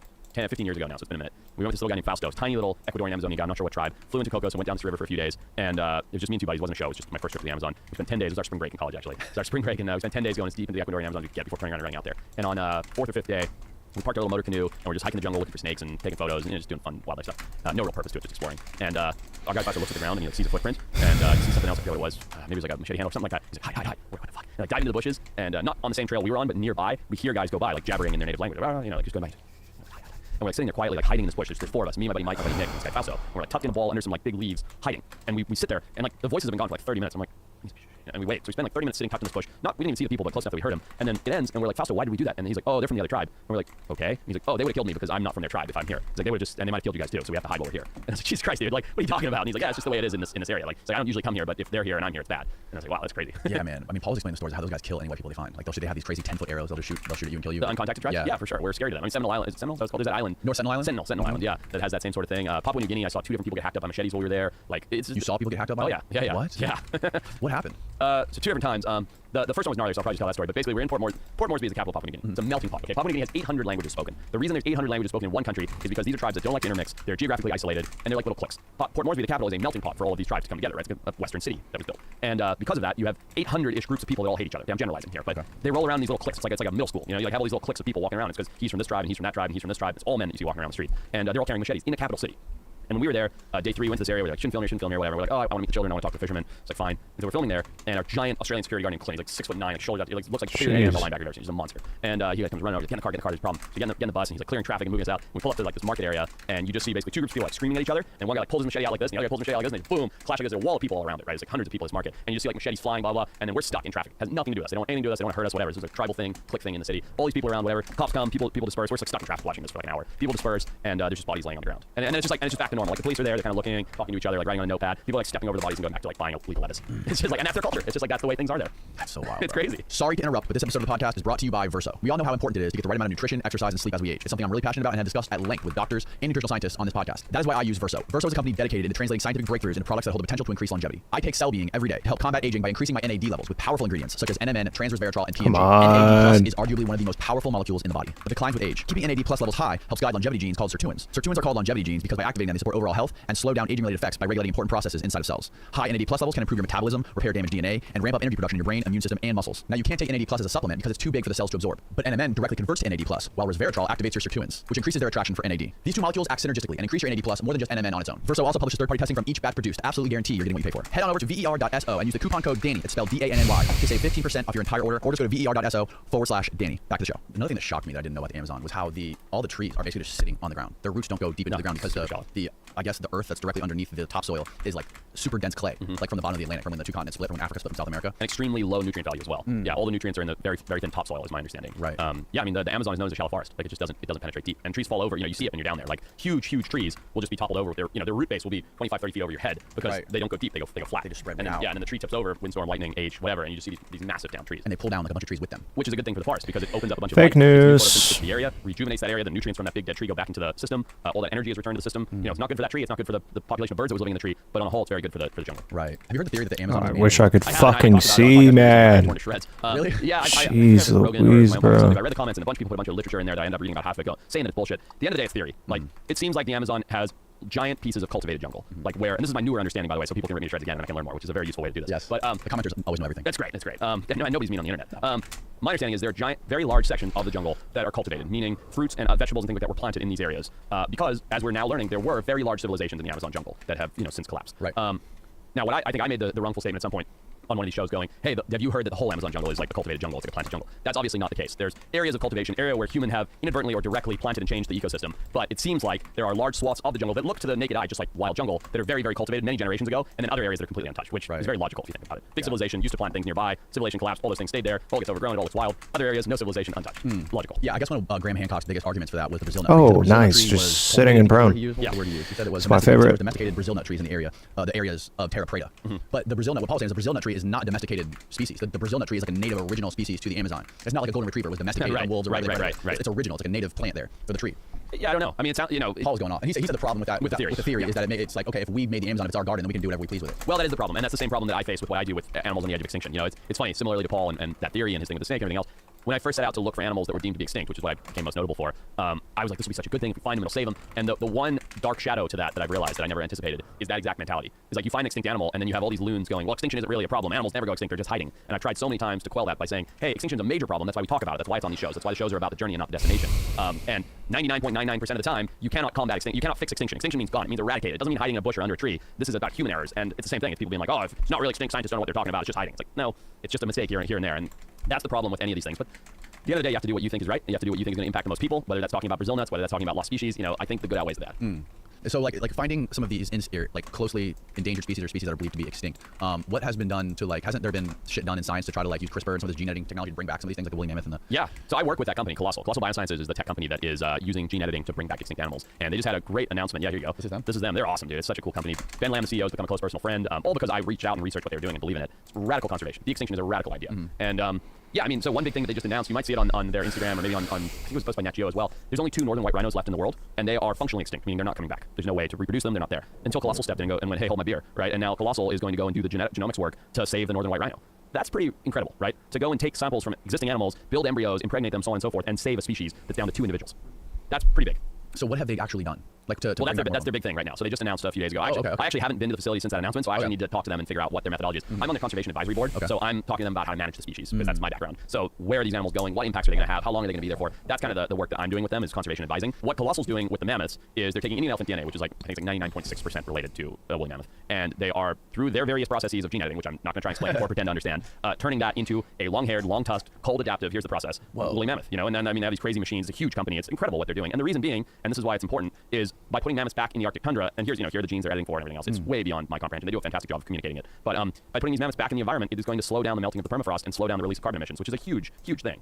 And also look at that. That's a cartoon one, but look at that thing. It's adorable. It's adorable. No, they're doing amazing things, and they're going to succeed. So they want to put them in like Siberia and populate Siberia with the mammoths, and that will somehow slow the melting of the permafrost? Correct. So a couple things there. So it was going to be in like Siberia and Russia, but there's too much conflict in Russia at the moment. So I think now it's going to, this is not happening next week, right? This is a long, slow process to do it properly. And it's going to begin to take place in Alaska, and they are going to be putting these mammoths back. The mammoths do, there's basically 4 or 5 processes, but to try and sum it up as concisely as possible, the mammoths break through, when snow falls, and well, you don't, 'cause you're from Florida, but when snow falls, you get like a nice snowpack. Like imagine an igloo, right? Eskimos made igloos to stay warm, believe it or not. So that's because it creates an insulating layer from the ground. Once you crush that and break it, that insulating layer goes away. That, pulling out trees, because there's too many trees in the Arctic now since mammoths went away, the Arctic used to be more like grasslands, and a few other processes lead to a substantially slower melting of the permafrost, which keeps all the carbon from dead grasses and trees that are trapped under that ice.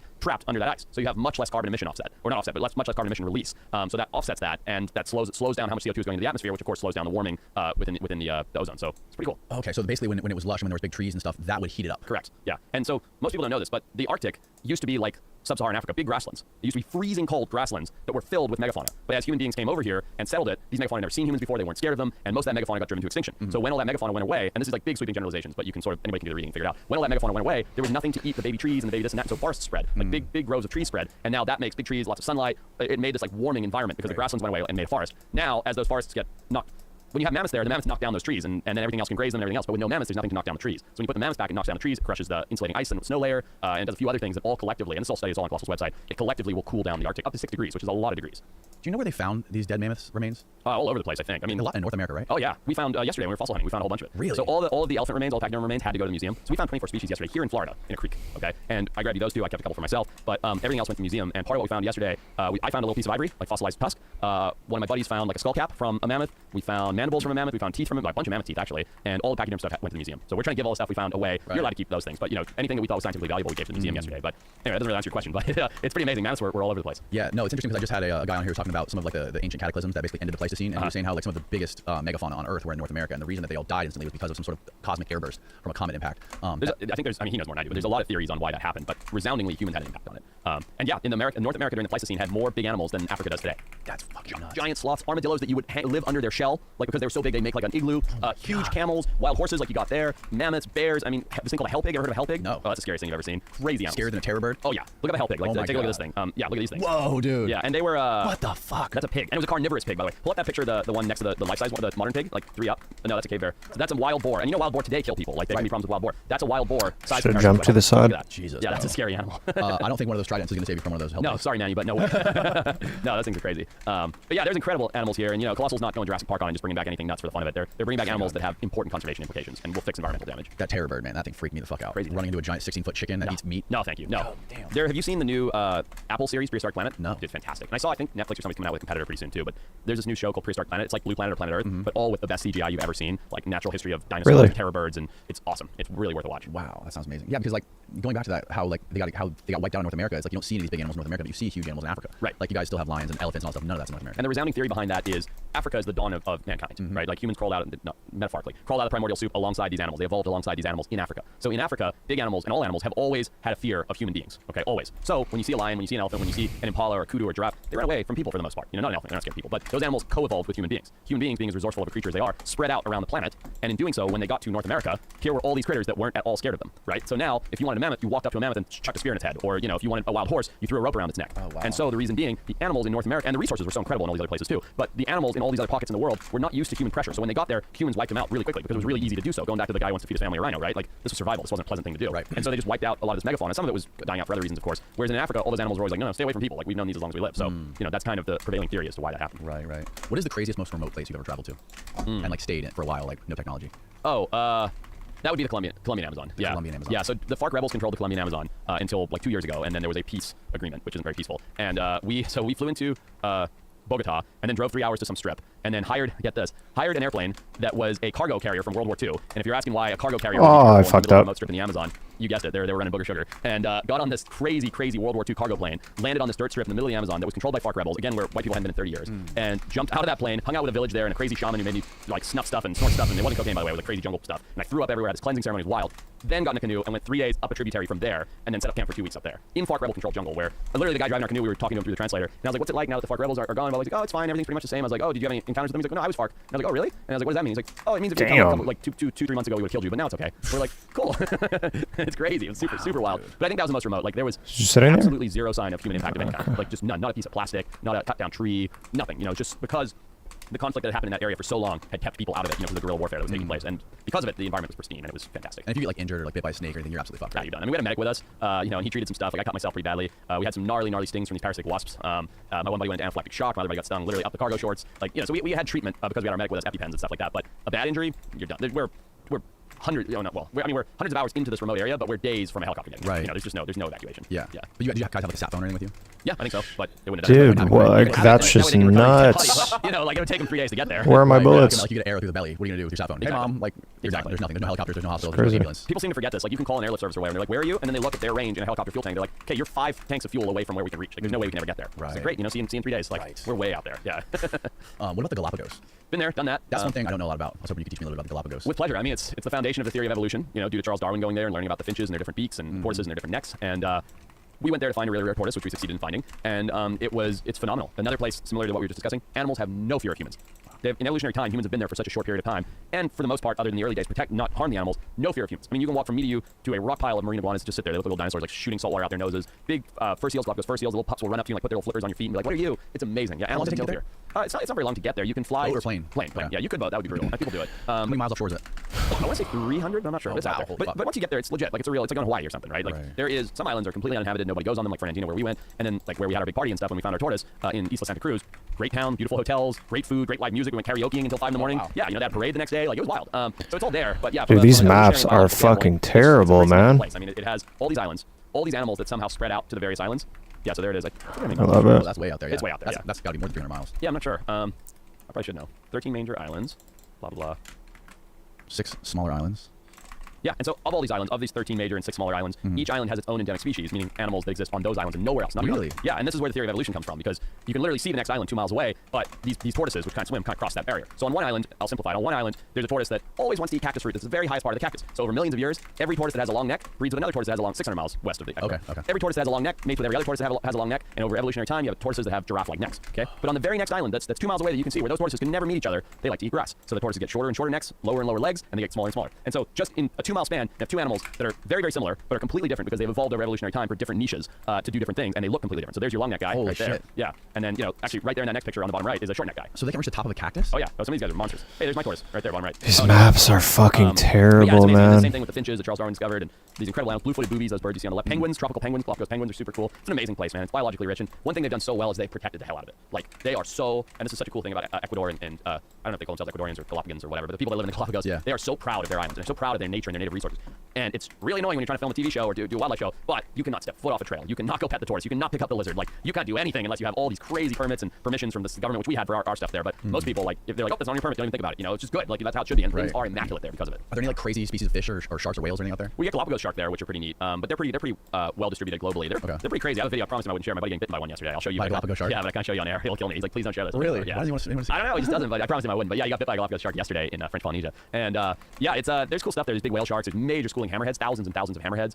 It acts like a fad. You know what a fad is? It's like a fish aggregating device. So like we were saying earlier, the ocean's a desert, right? The big blue ocean's a desert. Then all of a sudden you have this little group of islands 600 miles from the nearest landmass. So everything in that desert, it's like an oasis, gets pulled into it, you know? So it just, because you have these little beacons, they're incredible. There's another place that I go called Socorro Island, which is 300. That one I know is 300 miles off the coast of Cabo in Baja, Mexico. Okay, yeah. Yeah, and it's actually called the Revillagigedos Islands, but nobody can say that or pronounce it. So Socorro's the big island. It's the same thing, man. You dive in Cabo, it's pretty sick. There's some sharks around, it's pretty, the fishing's good, whatever. You go to Socorro in the Revs, and it's like, dude, you're scuba diving in 70 feet of water, and a 300-pound yellowfin swims by. I hate these maps. Like 70 feet deep. You don't have to be deep. It's just so full of life. I've been there where you're standing on a boat and you're looking out and you're like, what are those like things in the ocean? Like, what are those shadows? Is there something like in the sky? And you're like, no, it's wahoo. Like 700 wahoo, like 50 to 100 pounds, just like as far as you can see on the dead still ocean. Oh my Huge mantas like coming up and hugging you. Giant Cubera snappers. It's crazy. And it's, if you're not allowed to fish it, which is a good thing. You're not allowed to. But it's just like, as a spearfisherman, I'm frothing. I'm sitting there like, look at these yellowfins swimming right by me. I'm like, oh my god, it's crazy. And it's the same thing. It's because it's so remote, acts as an aggregation area. It's amazing. Wow, dude.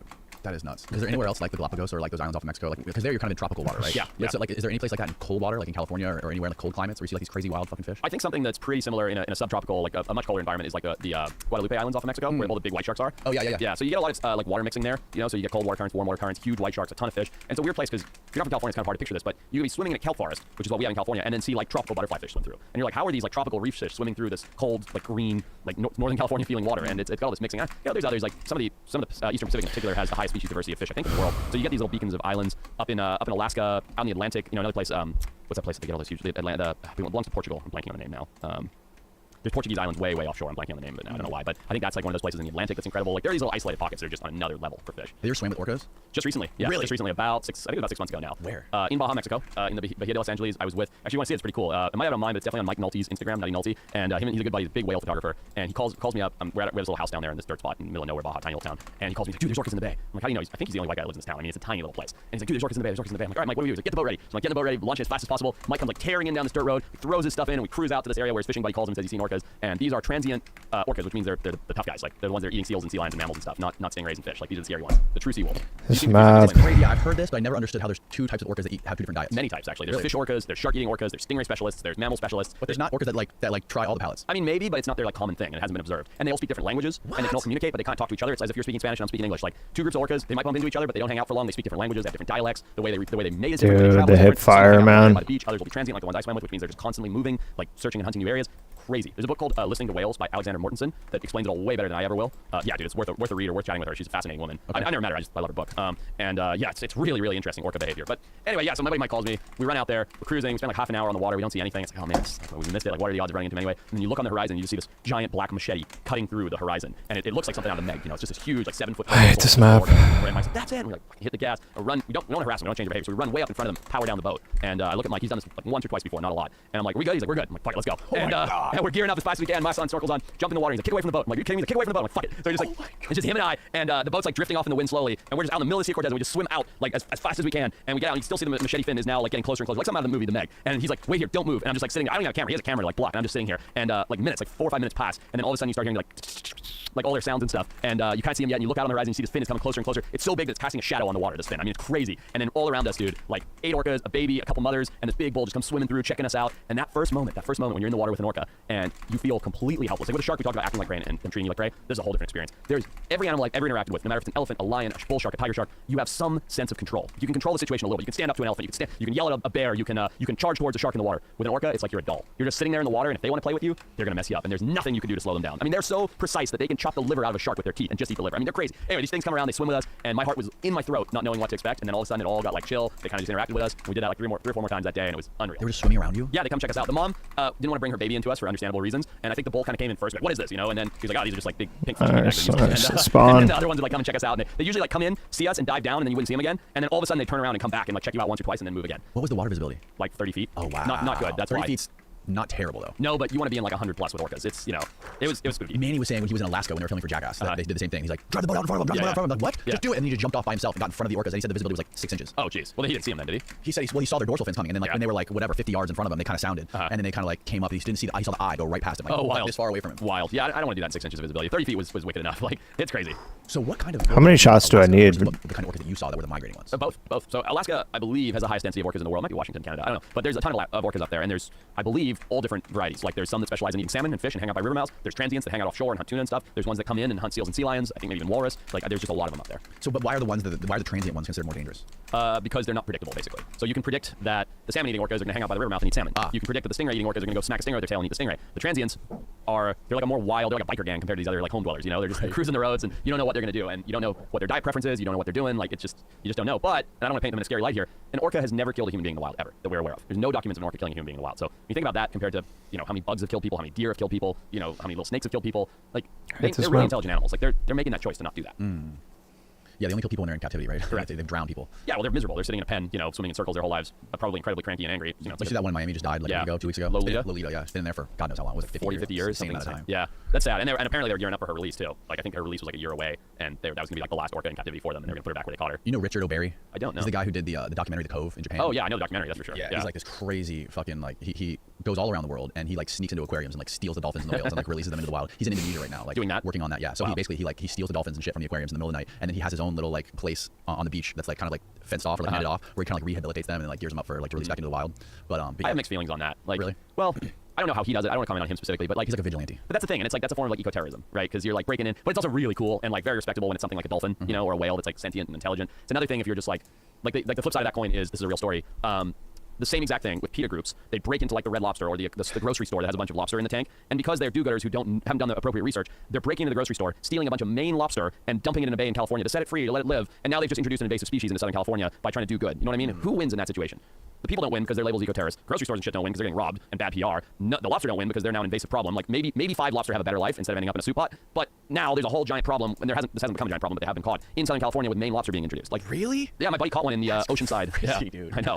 I've never heard of people robbing grocery stores and trying to free the Maine lobster or red lobsters even. That's fucking bananas. Isn't that crazy? Yeah. But the fucking dolphin, that's a different thing, man. Of course. What they do in Japan every year, I don't know if they're still doing it or not. I imagine they still are. Like how they go out there and they basically call all the dolphin into the cove and they net it off and they fucking spear them to death and they steal the bottlenose ones. They'll sell them off for like $250,000 to an aquarium with the highest bidder. It's awful. Absolutely awful. Yeah, we filmed The Grind, which is where they do the same thing with pilot whales. They don't save them for the pet trade. They just kill them. And they killed I think it was 85 pilot whales in front of us, and I was a mess. Like I couldn't listening to the sounds of the pilot whales screaming, being tortured. The sea literally turned red with blood like in the cove. It's an insane thing to see. Yeah, I mean it's barbaric. I don't get it. To me that's the same thing as the elephant thing we were talking about earlier. It's like, well, those guys aren't starving.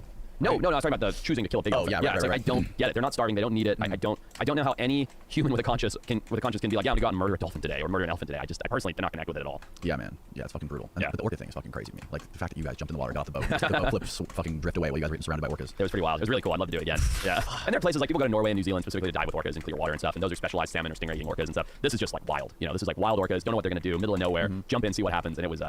I live for those kind of moments. Like I don't consider myself an adrenaline junkie, but the adrenaline I get out of that fuels me to do so much more of it. Dude, there's no way to get that much adrenaline other than that. I can't imagine. No, it's amazing. Have you seen the stories of the orcas out in the Atlantic ripping the motors off of boats or like ripping the props off of the boats, like in groups, orchestrated, premeditated? And there's 2 trains of thought behind the research going into that. One is that it's malicious and these orcas are actually attacking people, which I think is becoming less and less to be considered the reality. And the other is that this is a game for them. Like it's like a cat chasing a toy. It's like these orcas are teaching their offspring and everything else. Hey, here's like a fun, silly thing to do to entertain ourselves. And who knows? The line could be somewhere in the middle. But yeah, there's a lot of research going into it because it's behavior that just sprung up 3-4 months ago for the first time ever. Like it's never happened before as far as we know. And all of a sudden 2 orcas are like, hey, let's fuck with this boat. This is a video of it? Oh yeah, it looks like it. Yeah, look at that. I'll tell you what, I wouldn't get in with that orca. No. What was that? He's the boat, the rudder. Oh my god, yeah, pulled the rudder off. Both rudders. Look at that. And see, that looks like he's playing with it. That doesn't look like aggression to me. Yeah, no, he doesn't look mean. Like that's not something out of Jaws where then he's just like hammering the boat trying to rip it to shreds. It's like, oh, this is a fun thing to play with. But who knows? So the orca population, that's not threatened, is it?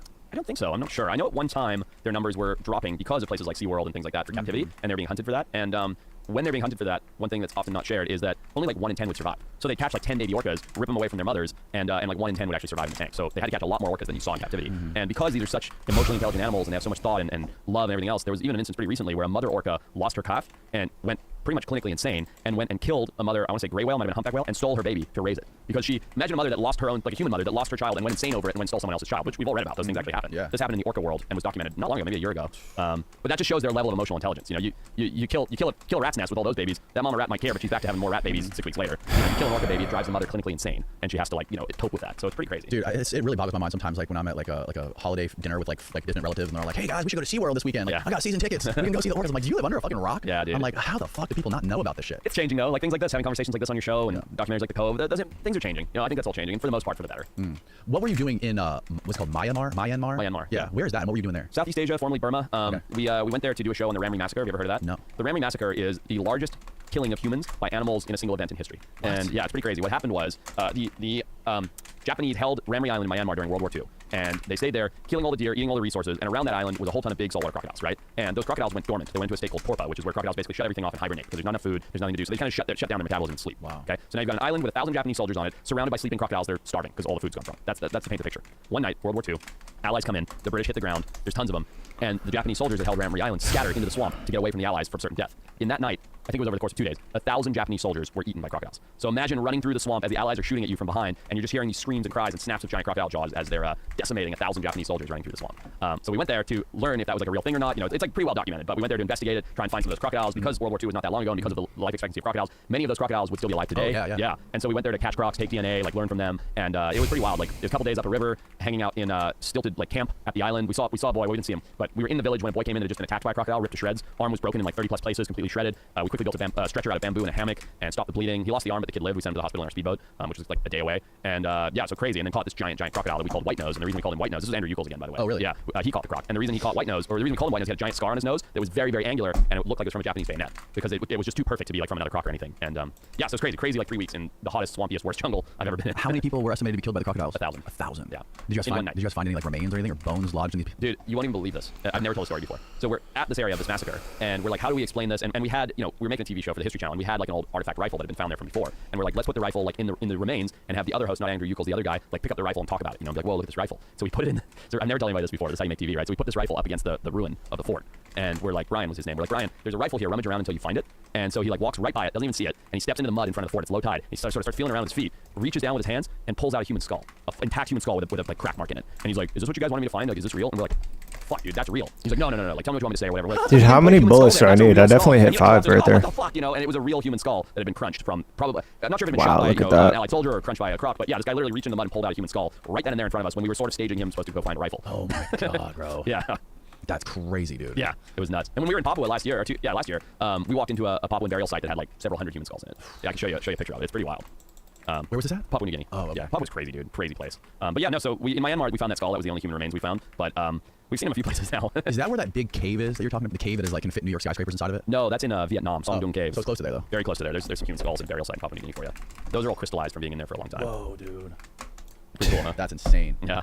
We sort of stumbled on that too. So all these people are likely to have been killed by or eaten by animals? No, this was like a burial site for the village. okay, So, down there. I mean, you can see some of them have been bashed in, like that's Yeah. blunt force trauma. Right, But yeah. the majority of them, I think, had died of other causes. You know, which in the jungle, a lot of that's by animals: snake bite, malaria, you know, tribal warfare, or just random disease. And then in that part of the world, their tradition instead of burying it is to put them in a cave. So this was like a burial cave. Where those skulls were. Yeah. Oh, okay, cool. Yeah, what's the deal with that big cave? That big cave in Vietnam? Song Dung Cave was it was only discovered in the 90s, and it's a really interesting story. The Vietnamese guy who first found it like 10 years prior, and then came out and told everybody there's this enormous cave, and then they couldn't find it for like 10 more years again. Then he finally found it. That's called the wedding cake, that one that your mouse is hovering over right there. But you How am I can really see losing the it? scale. You can kind of see it on the picture to the left of that. Those are tents. In the picture to the left, Oh, just by the like, water? By the water. Those are tents, and that's just the entrance to the cave. But it's a 6-mile long cave. Yeah, it's got a few holes where it's collapsed, but it's 6 miles long. And in some of the caverns, you can fit the Empire State Building standing upright and it wouldn't touch the ceiling. Like, you cannot get the scope of how big that hole is. Like, that just looks like some beautiful little rock thing. Like, that in itself is, you know, 100 plus stories tall.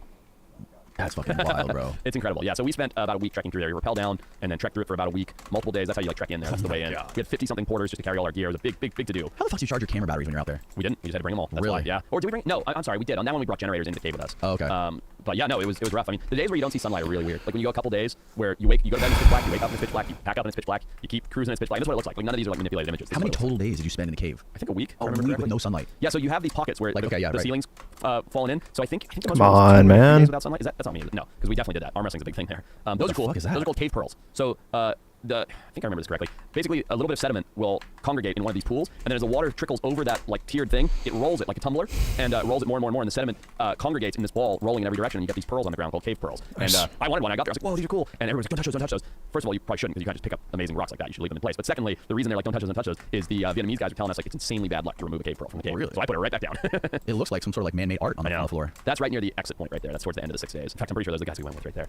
But it's an amazing cave. Dude, man. caves are the one thing that just freaked me out more than anything. I'm so claustrophobic. We found some interesting stuff in there too. We found a blindfish that I don't think had ever been described, a species of fish. No eyes, evolved. All the eyes are completely gone because it's a species that lived in that cave for hundreds of generations, maybe thousands, and so didn't even evolve eyes. We found a snail that to this day has not been documented. Like nobody knows what the species is. I came out with the shell and handed it to some Vietnamese scientists. So we've never seen this before. Whole new species of snail, like a lightless snail, which is crazy. Yeah, found some interesting stuff in there. I wonder if there's civilizations living down there, like human civilizations. There had to Good have question. been. We didn't see any Really? any signs of humans that we saw, but who knows? We were there thinking How biologically. far underground did it go?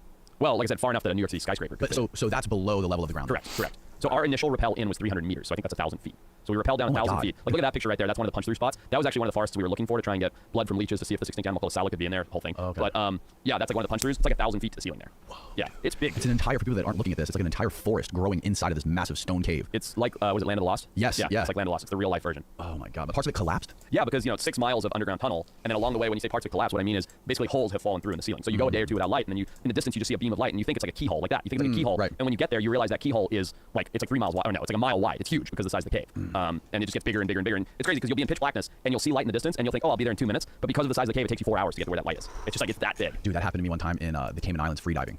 Me and my buddies were just doing swim throughs of these giant caverns, and we were both did. Like, he went down to this opening at one, like 30 seconds before I did. I went like 30 seconds after him. And then I was like, the bottom of it was all sand, right? And then you have like little tiny keyholes sporadically throughout it. Sure. Some of them you can't fit through, some of them you can. Sure. And we were going through, and I got to the exit where I saw him like slowly ascending through it. And we were wearing freediving fins, so his fins were like poking all the way down, and like he was taking forever. And I was like almost out of breath. Like, fuck, I can't wait. I'm gonna keep going. Oh no. So I kept going, trying to find another exit. And I couldn't find another fucking exit. Finally, I found like a little keyhole that I looked up and I'm like, I'm dead. My life was flashing before my eyes. I'm like, I'm gonna have to fucking squeeze through this whether I get shredded or not. Right. And try to fit through it. So I'm doing it. I get my head through it. I'm like pushing myself out, and it scraped my whole stomach. My back was all ripped up, and I barely got myself through that thing, dude. And then it was like another 20 feet to the surface. And that was like the most terrifying thing I've ever been through. Like closest to death I've ever been. Ever since then, I don't fuck with caves. You're lucky, man, because you could have got to your hip, you know, and got, that's it. Like, Right. you know, like stuck there or whatever. Ever been scraped my whole fucking through, like, some of them you can't fit through, some of them you can. Sure. Seconds before I did. I went like 30 seconds after him. And then I was doing like the bruise of these giant To get to where that bigger and bigger and bigger. And it's crazy because you'll be in pitch blackness and you'll see light in the distance and you'll think, oh, I'll be there in 2 minutes. But because of the size of the cave, it takes you 4 hours to get to where that light is. It's just like, it's that big. Dude, that happened to me one time in the Cayman Islands freediving. Me and my buddies were just doing swim throughs of these giant caverns, and we were both did. Like, he went down to this opening at one, like 30 seconds before I did. I went like 30 seconds after him. And then I was like, the bottom of it was all sand, right? And then you have like little tiny keyholes sporadically throughout it. Sure. Some of them you can't fit through, some of them you can. Sure. And we were going through, and I got to the exit where I saw him like slowly ascending through it. And we were wearing freediving fins, so his fins were like poking all the way down, and like he was taking forever. And I was like almost out of breath. Like, fuck, I can't wait. I'm gonna keep going. Oh no. So I kept going, trying to find another exit. I couldn't find another fucking exit. Finally, I found like a little keyhole that I looked up and I'm like, I'm dead. My life was flashing before my eyes. I'm like, I'm gonna have to fucking squeeze through this whether I get shredded or not. Right. And try to fit through it. So I'm doing it. I get my head through it. I'm like pushing myself out, and it scraped my whole stomach. My back was all ripped up, and I barely got myself through that thing, dude. And then it was like another 20 feet to the surface.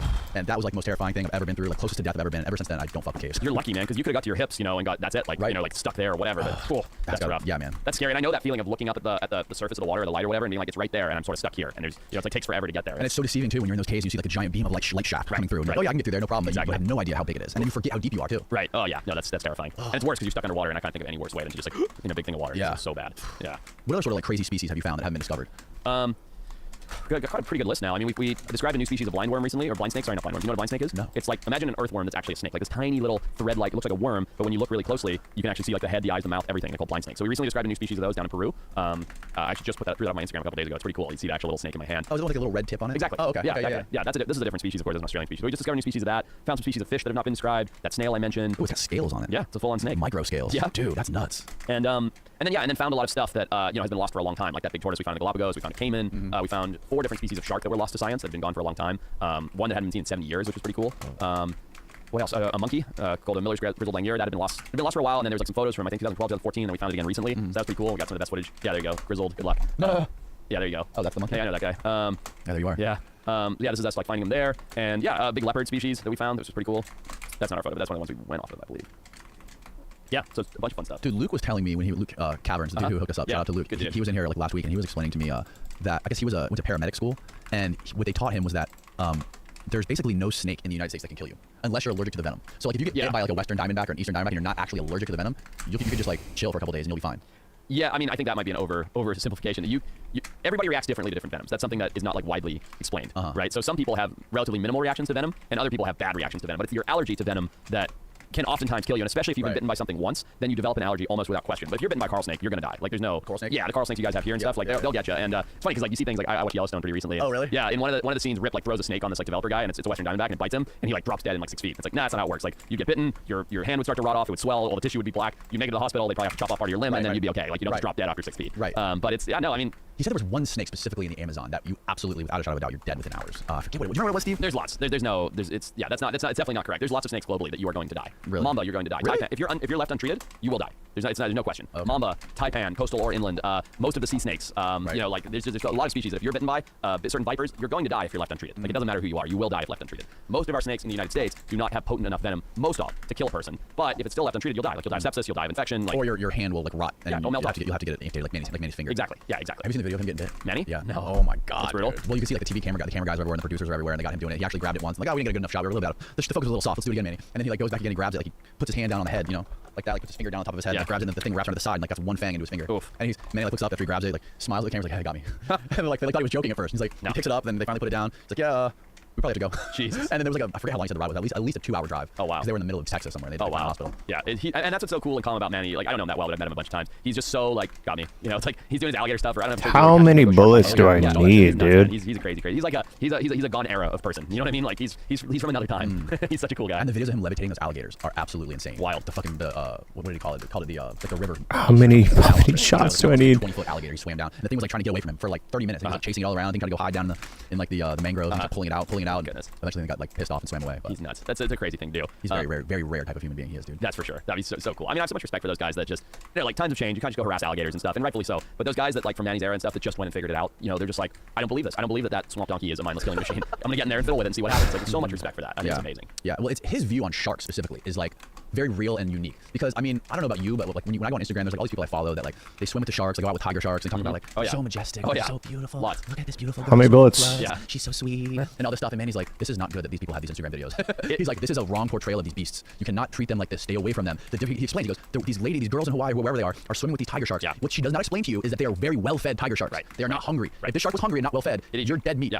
Well, he's right, but to play devil's advocate to that, I think it's pendulous, right? Like the perception of this is pendulous. And what I mean is, 20 years ago, if you want to see a picture of a shark, you saw a guy killing a shark, like a guy standing with a fishing rod next to a big dead shark, right on the internet, whatever. And you're like, oh, that was cool. That was like the cool thing. Okay, now the pendulum is swung probably too far the other way, where I can't open up my phone without seeing a gorgeous gal in a skimpy bikini next to a giant tiger shark telling you it's her best friend. Okay, that's too far the other way. That's a little too far. Yeah, you know, and both sides are probably wrong. Like the reality, and the pendulum will probably swing back slowly, is that it needs to be somewhere in the middle, where it's like, well, here are these animals, they're cool, we need to respect them. Dude, how many bullets do I need to kill with this fucking gun? You know, like the reality is somewhere in the middle, and I think I'd rather have the perception of like, don't kill these things, they're cool, they're interesting, they're important, than go out and hammer them. But like I said, I think the reality, it just needs to kind of land somewhere in the middle. Yeah. Is my opinion of it. Yeah, I mean, it is fucking freaky though. Like going out there and swimming with these things with no cage or at least no spear gun with you just in case something goes wrong. Like, that's scary, man. It is. But you know, a lot of the places they do it, like you said, like the girls in Hawaii, Tiger Beach here in the Bahamas and stuff. Sharks are used to people. They're fed every day. They're very habituated animals. They're very well fed. Yeah, and that's very different from like I've run into some tiger sharks like really remote places, Maldives and stuff like that, where they come in all fired up, arches locked, you know, back arch, pecs locked, and you're like, holy shit, this is scary. And you're really glad you have a camera to push or a spear gun to hold in between you and get out of the water. Right. And, you know, it's like it's just different situations. I think there was a girl who got eaten alive at like Pig Island in the Bahamas. In the Bahamas, yeah. I think it was like near Staniel Cay. By a tiger shark? By a tiger shark, like right off the beach. Like they were doing they were swimming with the pigs, and I didn't know that. the boat was anchored in like 6 feet of water right off the beach. And they saw the tiger shark and they're like, oh, it's fluffy or whatever. I think it just pulled up out of nowhere. Really? I don't know if they saw it beforehand, but this was like 2 years ago. Oh, I didn't know about that. Yeah, and she got ripped apart, eaten alive just like the guy in fucking Egypt, man. If I'm a tiger shark, there's nowhere better to be than at a Pig Island. There you go. That's the story right there. A woman who was killed in a shark attack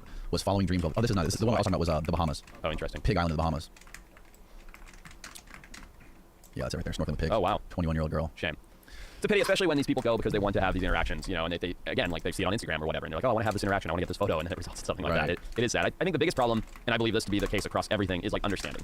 You don't see somebody hunting a tiger shark with a fishing rod or swimming with one in a bikini and go, I'm going to do that without any understanding. You couldn't go kill it with your rod and reel if you're a bass fisherman, right? And you're probably not going to be the guy swimming or the gal swimming with it just because you swam in a pool once before. You know what I mean? Like you've got to learn and take it slow and understand and like get comfortable and then do these things. And I think that's like what's happened in our digital age, where you just see the snapshot on TikTok, Instagram, whatever. You're like, I'm going to go do that, and then you just try and do it because you've seen other people do it. And it's like that's not how these things work. Not in the wildlife world, I can tell you that. Right. You have to take your time, understand the animal.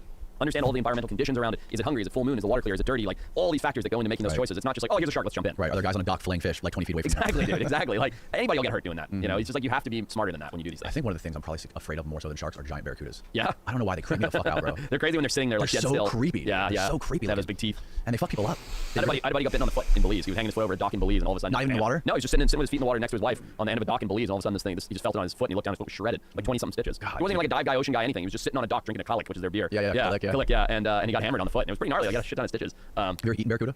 Not the one here, because don't they have SIG or something here? Yeah, from what I hear is the ones that have SIG are the ones that are up north in the colder climates, and the ones down here in the warm climates don't have that. I'm not sure. Yeah. My dad brought me some fish bread the other day, and he was like, "How was that? How was the fish?" I'm like, "The kingfish is great." He's like, "That's barracuda." No way. I'm like, "What? Are you serious?" Smoked fish dip? It's still good. Yeah, smoked cuda. Dude, you guys do so well with fish here. It's like, man, my favorite part of Florida, like, it's probably the gators and the fish and stuff. But outside of that is the food and the hangout. Like, went to this barbecue place last night. We were there for like 5 hours. Really? Ate like 9 pounds of smoked meat, a bunch of beers, with good live music. It's like it's such a vibe here. Yeah, man, I love it. I love Florida too. Like, I've been all over the place. I'm not everywhere you've been, but I've been to a lot of places, and there's no place that I love more than this area of Florida, man. It's so unique. Are there barracudas in California? We have Pacific barracuda, which are much smaller. They're schooling fish, and they're pretty slimy and gross. They're pretty good smoked. Like you take it and smoke it, like butterfly it up and smoke it. Teriyaki grill, it's good, but it's not like these things. They're like a big barracuda where I'm like this big. Oh, really? Yeah, they're not these big giant. They get raised a table here. Oh, I've seen them. Yeah, I've seen them out diving in the Air Force towers and stuff. They're creepy, and the way they sit there, it's like suspended animation. The way they just like sit there staring at you, like their tail barely moving. They're crazy. What I hate is that whenever we go diving, they're always fucking hanging out under the boat. Yeah. So I can't get back on the boat. You're like looking there guarding your boat. There's a 10-foot barracuda under the boat. And then spearfishing too. Like almost like in my experience spearfishing, I've luckily, knock on wood, never had to deal with sharks fucking with me. But I've been in many situations where I've been coming to the surface and I've had like 4 barracudas charging me. Just hanging around, like looking for something. They're coming up out of the abyss trying to get my fish. Oh, interesting. That's crazy. Yeah, they're weird fish. And I don't know if you've ever seen like a jaw mount of one. Like, I don't think like so. all the skin removed from the jaw. Their teeth are so yeah. big in ratio to like They're like razors. Yeah, they're a crazy thing. Which like look at these things, man. Like the megalodon, like look at the size of that tooth. The great white shark tooth is like that big. That's a Really? scary thing. Yeah, that's I mean that's not even a big neck tooth. Like it's maybe medium sized one, but the great white shark tooth is like a fifth that size. That's insane to think those things were cruising around. Yeah, And the fact that this thing could potentially be 6 million years old is really insane. it's pretty wild. I learned something interesting about it yesterday. The dark coloration that you see on it is Yeah. from the tannins in the water staining it as it gets exposed. When it comes out, it would be ivory white, or maybe not quite ivory, but like much lighter in color from being fossilized. And it's actually just the tannins in the water that stain it that darker color. What is it called? Tannins? Tannins? It's like what you get like when you make a cup of tea or even coffee. That's tannins. It's the stuff that leaches out plants. Yeah, that's what wow. stains it.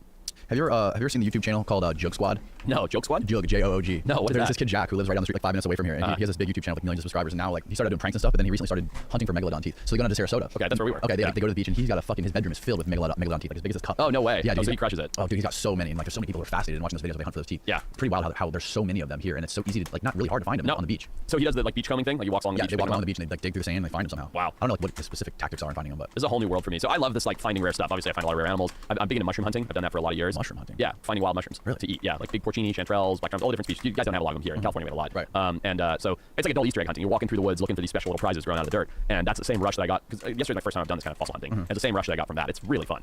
aren't there like certain kind of mushrooms that grow off of animals? I forget what it's. There's like a certain type of mushroom that like fungus that grows out of the heads of certain. Oh animals. yeah, the cordyceps. They grow out of like if you look at cordyceps mushrooms, they grow out of insects and take over their brains, zombify them, make them behave differently. They're fascinating. That is bizarre. It's the whole See these? Yeah, so you can see them in the what is this free shipping? Oh shit! What is that? What is that? An ant? The second one over, I think it's growing out of insects too. Go scroll down. Yeah, that's an ant. Those are all mushrooms growing out of these fucking things. Correct. Yeah, look at the insect on the far right there, or that one even. So, yeah, zombie fungus. So it takes over their biology, the chemistry of their brain, actually controls them and tells them what to do. And What? Then when it gets to a certain point, it erupts. The TV show, the HBO show, The Last of Us, did a really good job sort of explaining it. I mean, it's a fictional show, but like the idea is that these cordyceps mushrooms transfer to humans, and then humans end up being zombies and melting like these bugs. Has that ever happened? No, not yet, thankfully. But it might, and that's the whole sort of idea of The Last of Us. Yeah, here you go. This is The Last of Us. Oh, God. That's the zombie fungus. It's a real thing, and they do a great job in that TV show, by the way. But yeah, no, it's pretty wild. Fungus are incredible.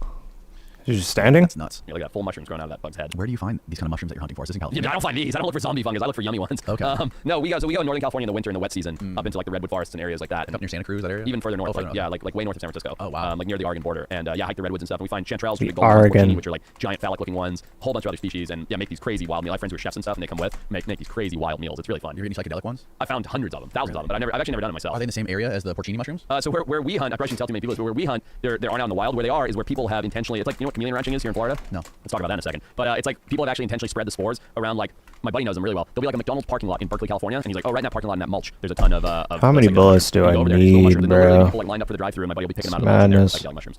Yeah. That's fucking weird. Yeah, but people have like put the spores in certain areas, and it's the same thing as this newfound thing that I'm sort of just getting caught up on called chameleon ranching. You haven't heard of this? Never. Literally, right around here, St. Pete, Tampa, Yeah. bunch of different near Orlando, bunch of different spots. People have taken chameleons, which are a high-value pet. People want to own chameleons, not you or I, but reptile people. Yeah. Like want to own these panther chameleons and a bunch of other species, flatneck chameleons and stuff, veil chameleons, and they go and release them in their neighborhood. And because Florida is Florida and everything survives here, they go gangbusters. And now my buddy Billy, that kid who dropped me off, he was telling me how because he's a scientist, he's a local scientist here in Florida, and he does a lot of reptile work. Really? Yeah, he's a super cool kid, but he does turtle stuff. But he was telling me how the chameleon ranchers like it's becoming a bit mafioso because a chameleon can be worth like $2-3 grand, right? So they'll buy 2 or 3 of these chameleons, go and release them in a neighborhood that has all the perfect vegetation and right habitat, and then they'll check up on them every few months. And from 2 chameleons, there'll be 10 chameleons, there'll be 30 chameleons, there'll be 50 chameleons. But then it becomes mafioso because these guys want to take these chameleons that they've ranched and sell them into the pet trade. But kids like Billy will go and find them, and be like, oh cool, panther chameleon, and start keeping them. Guys will come running out with shotguns, and because they'll do it on private property, guys will come running out with shotguns, and they'll chase you off, and they're very protective over their many illegally bullets? ranched chameleons that are in like suburban neighborhoods. Whoa. And this is like a fucking thing. Nuts. Right here. Like, Can you pull up what they look like? Type in panther chameleons. They're my favorite. And those are just running around in some of these neighborhoods down here? I bet you within 10 to 15 minutes of where we're sitting right now, there's a wild population. of these guys. Really?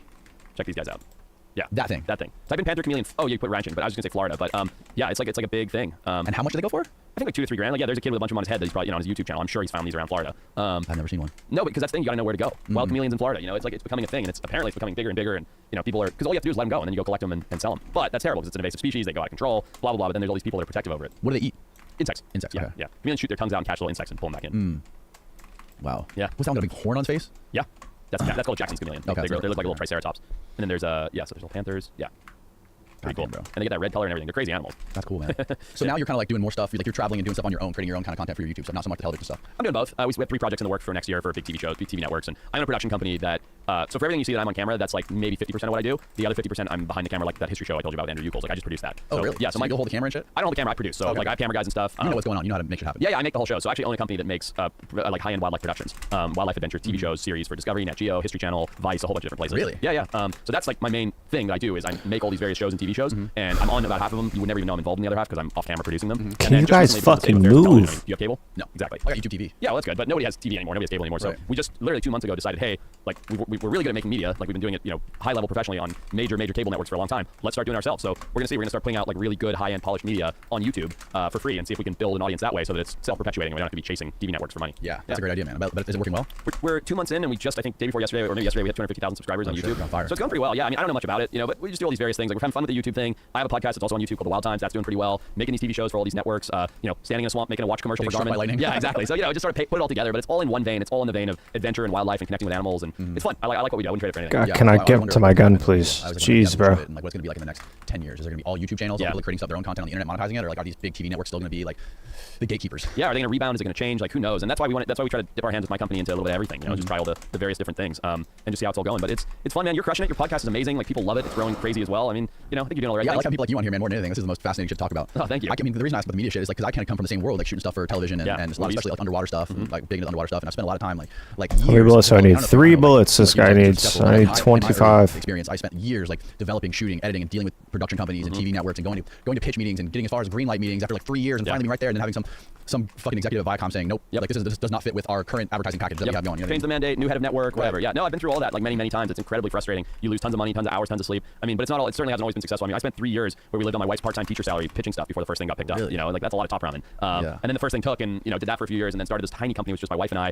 and she was doing the bookkeeping. She doesn't know anything about TV, and I was pitching, and then hired our first employee, then our 10th employee, and so just built it up over time. But it's not easy, and with the state of media now, I should say the state of TV, not the state of media, who knows where it's going? It's really like that's a whole other world, that's a whole other business. But like who knows where media is going to go? And I think the future, and I wish I jumped on this train 10 years ago when everybody else did, but I think the future is YouTube. I think that's what people want to consume. I don't think they want these crazy TV shows anymore. Nobody wants to sit through a commercial, that's for sure. Right. Wish I could don't see know you, what to man. say. I think people just have developed. I think especially young people have developed an incredible bullshit detector when it comes to television being overproduced. Like that's I talk about this all the time with people that come in here that talk about specifically like the UFO stuff that are like involved in the History Channel shows and like Skinwalker Ranch type shows. And like when I watch that, I'm just like, oh my god, like are you serious? This is so produced. And I think people want to see shit that's more raw. That's more just like POV run and gun type stuff. That's not super edited or doesn't have crazy like music to it. Even though that's cool, but like when you start to add the dramatic shit to it, I think people start to like be like, they don't want to see that as much. They want to see the other stuff. The faking stuff's so boring. It's so dull, and I understand how it got there because over years, like a TV network would be like, "Hey, we need to be bigger, we need to be crazier, we need to be louder." So the producers have no choice but to be like, "Okay, well, I don't know how to make this ghost hunting show where we're not finding anything louder. Right. I guess let's knock over a lamp and see the guy jump." It's like, okay, like what else are we gonna do? So it's just this perpetual bullshit cycle, like you said, and I think young people are just like, I know they just knocked over that lamp. Like I know a ghost didn't do that. Like who fucking cares? This is dumb. I'd rather watch a kid with a dip net in a pond in Florida trying to catch weird fish because at least he's genuine and he cares and it's real and it's fun. Right. And so that's like what we're doing on our YouTube. Like I was fossil hunting with these great guys yesterday. I did a turtle survey while I was here. We went boat This fishing, gun we is raced species, we did a lot fucking of really fun stuff. terrible, dude. And I'm hoping that because those are things I'm genuinely interested in, which is what I've always done, is just to do the things that I really like doing, that people will relate to it and enjoy it. But if not, who cares? I came down to Florida for a week. I'm doing a few other projects like this. Like I'm having a great time. I think there's another element to it too, is like the fact that they can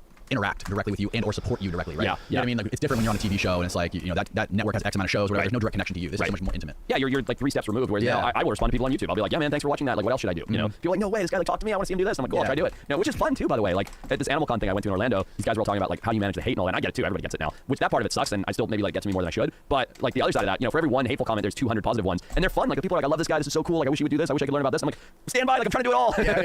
It's fun. That's cool, man. I'm sure you're the same with the podcast. Like people are asking you, have this person on and do this. Yeah, all the time, man. Yeah, it's All great. the Isn't that time. fun to have that like input from people? Like it's great. Yeah, it is. It definitely is, and it's cool to see like shit evolving that way, especially with like the evolution of podcasts. I think it's like changing because remember like 10 years ago, people would be like, oh no, YouTube people don't want to watch something more than 3 minutes long. They're gonna use their attention span. For sure. Podcast is like the complete polar opposite of that. Hours. Yeah. and it proves that completely wrong. Exactly. And I love it. I think it's great. It's so nice to sit down with a guy like you, have a real conversation, drink, take a leak, like whatever. It's like let's just talk like people. And I think that's what people want now. They want that. This is real. You and I are having a real conversation as buddies. That's a real thing, and it's nice to share that with people. Yeah. Well, you gotta catch a flight, bro. I gotta get back to California.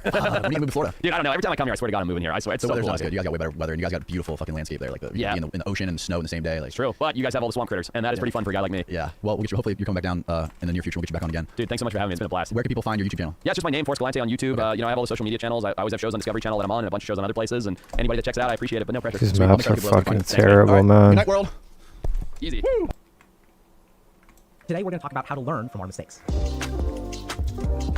And this may sound like a really simple thing, but if you really stop and think about it, this is something that I struggle with and a lot of people struggle with. Because sometimes we do things, right, that we know aren't correct, but we keep doing them. As an example, I'll wake up and the first thing that I'll do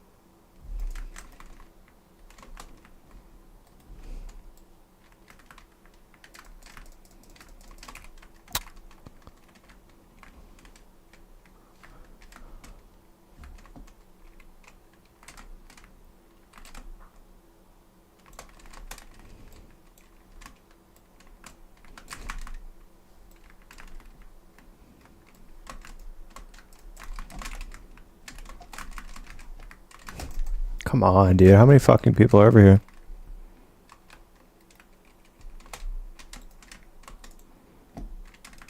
Oh my god, dude, I hate these maps.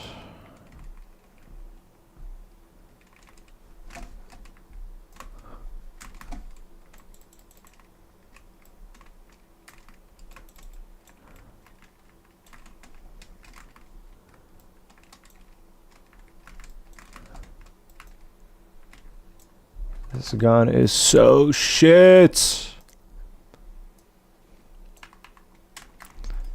Dude, this is the slowest killing gun in the game, I swear.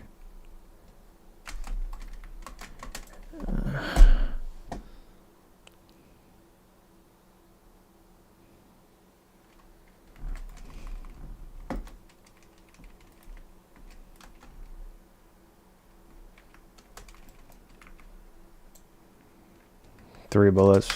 Dude, give me another gun, please.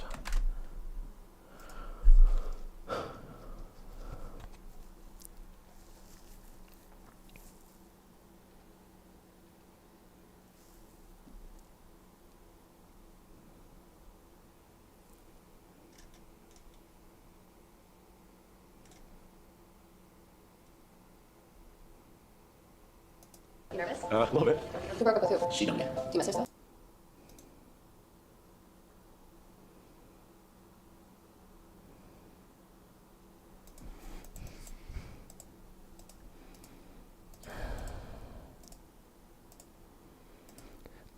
I have all the ammo low grain.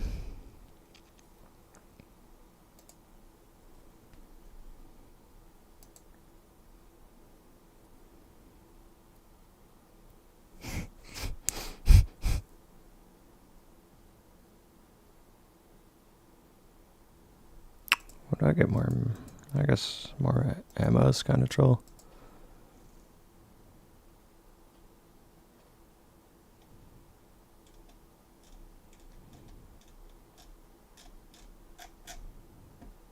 Oh, you don't get every optic. Those are just the old optics. I see. I see.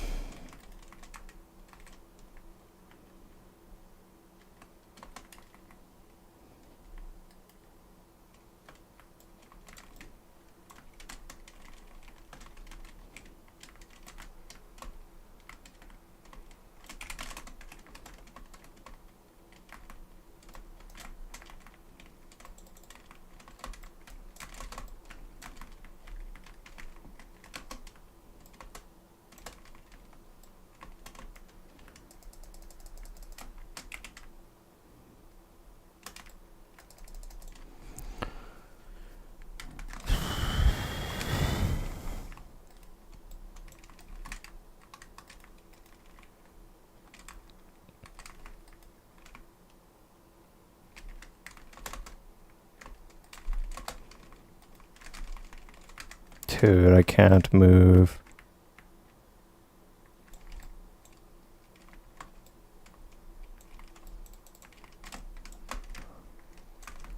In fact, I almost died right there. It's crazy.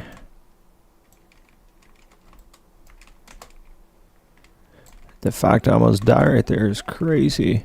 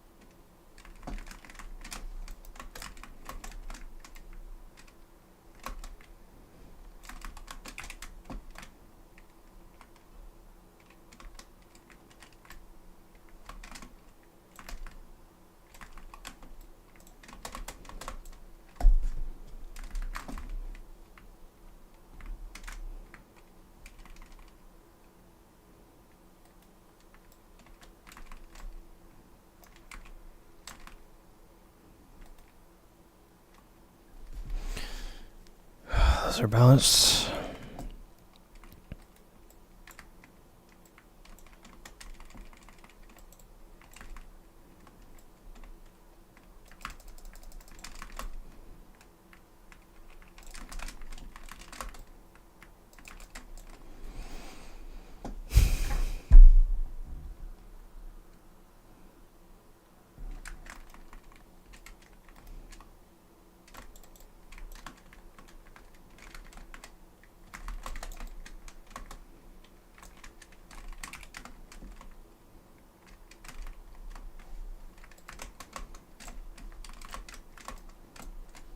How many people, man?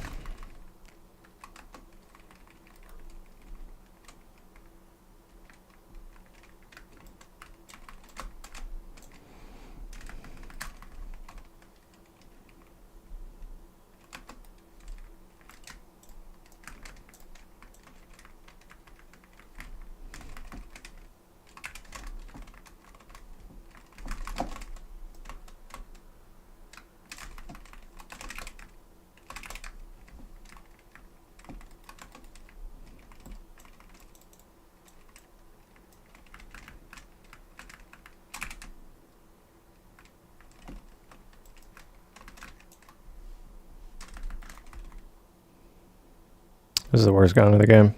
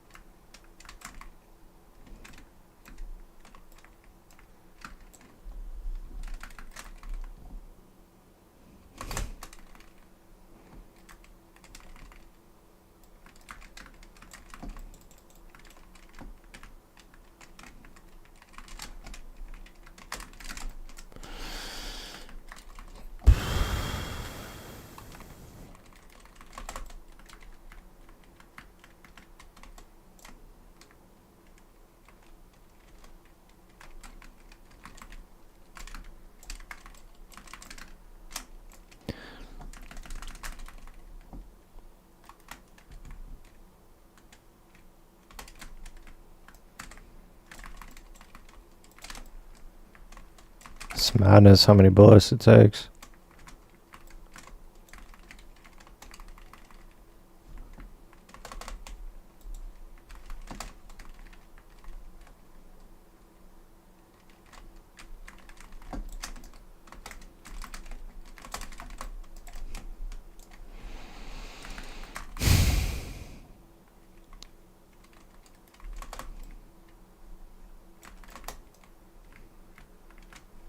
Armor pin, by the way.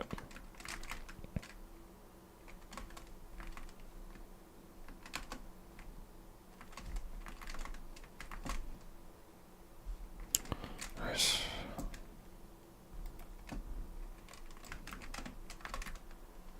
How many bullets do I fucking need, man? It's kind of nuts.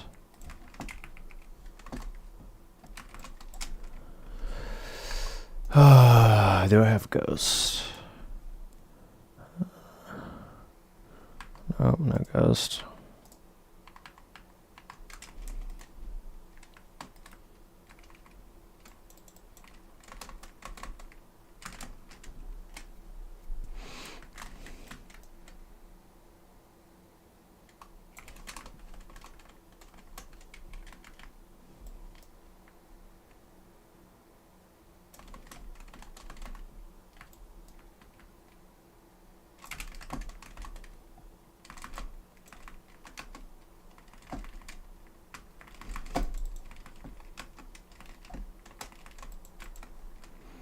No idea, man.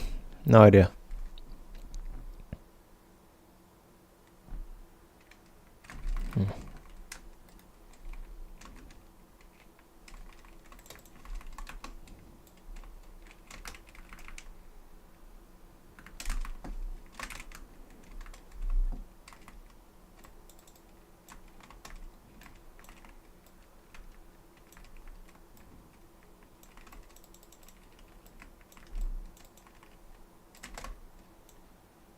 Nice. I hate these maps.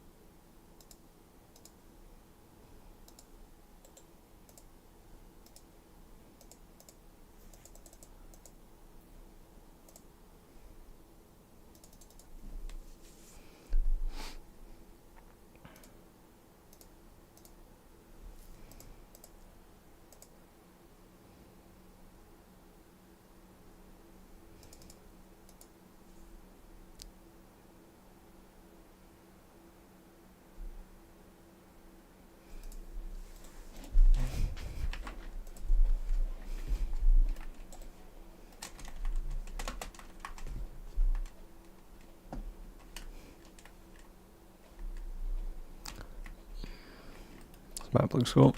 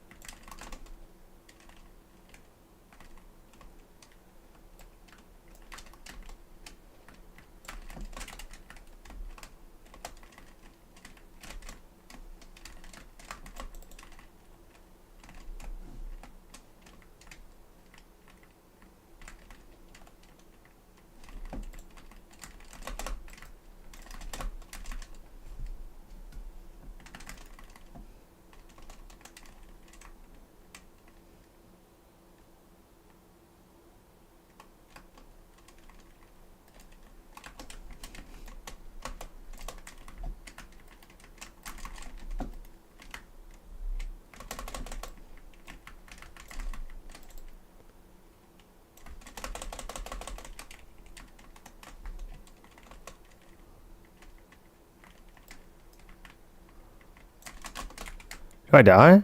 Oh, close.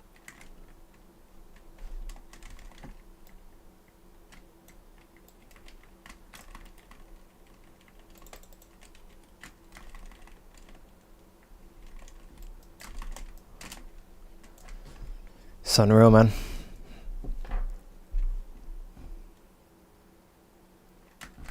Wow.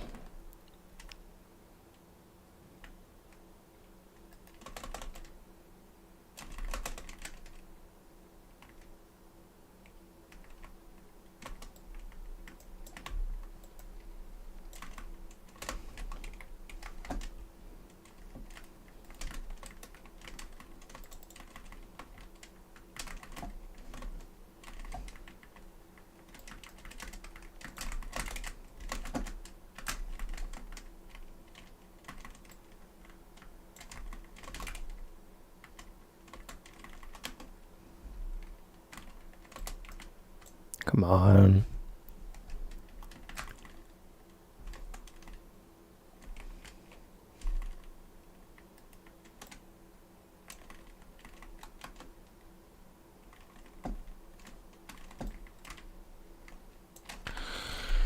These maps are fucking garbage. They're absolute trash. And it takes 20 bullets for this gun to kill. It's unreal.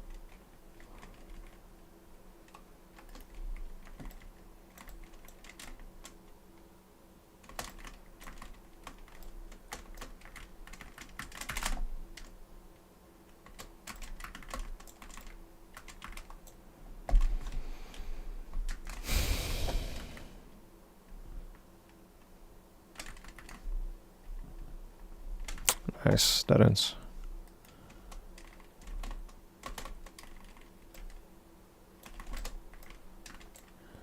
You guys just camping in the greenhouse? Dude, people are playing this so disturbingly.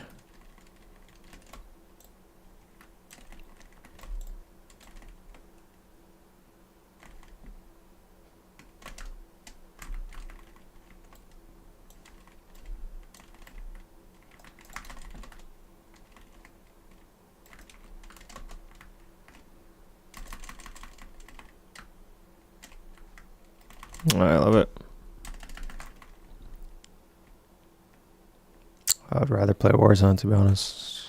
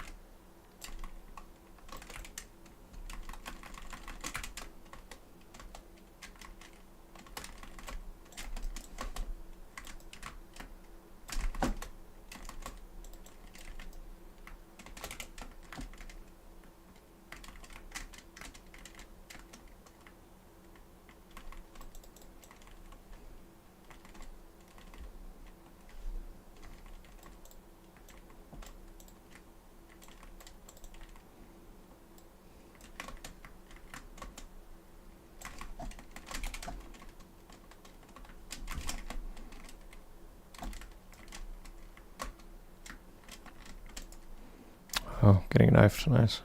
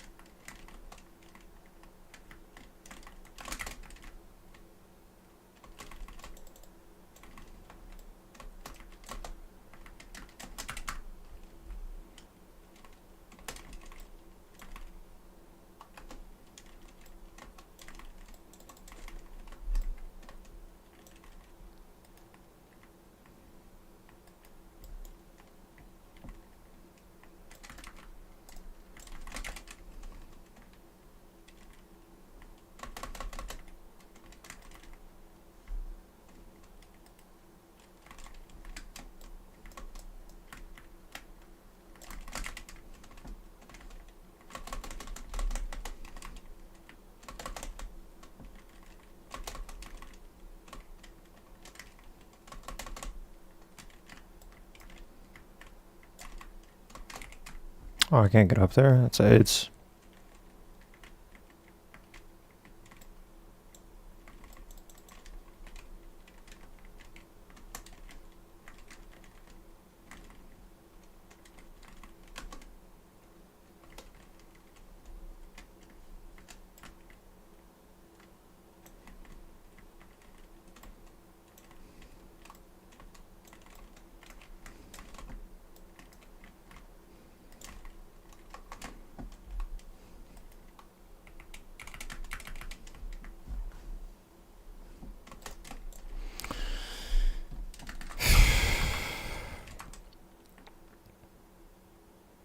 I'll have a ghost.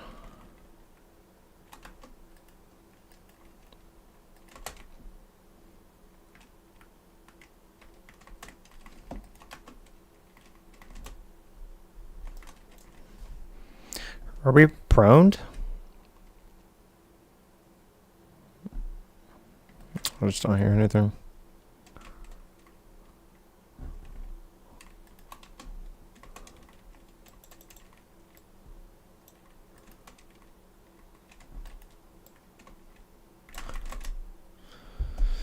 Surely I moves.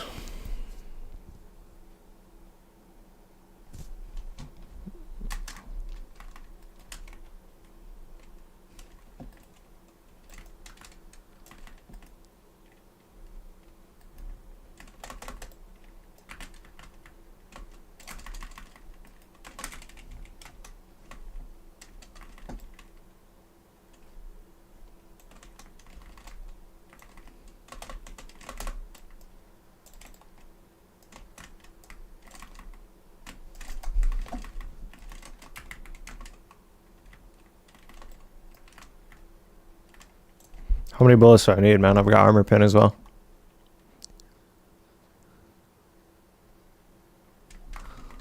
It's nuts, dude.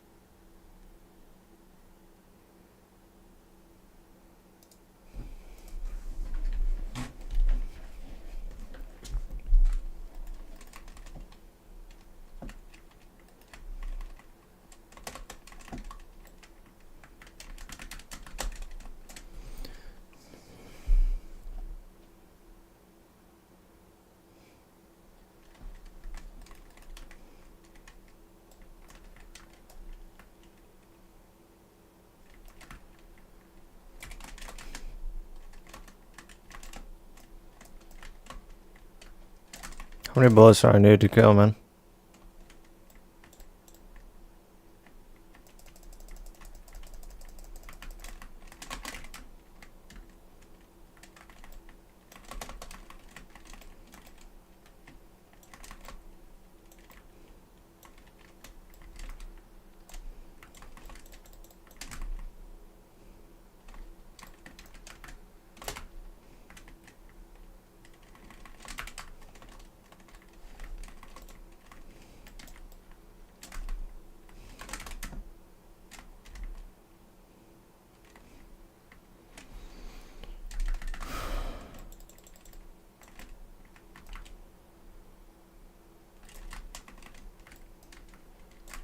This gun is a fucking beam. What is this?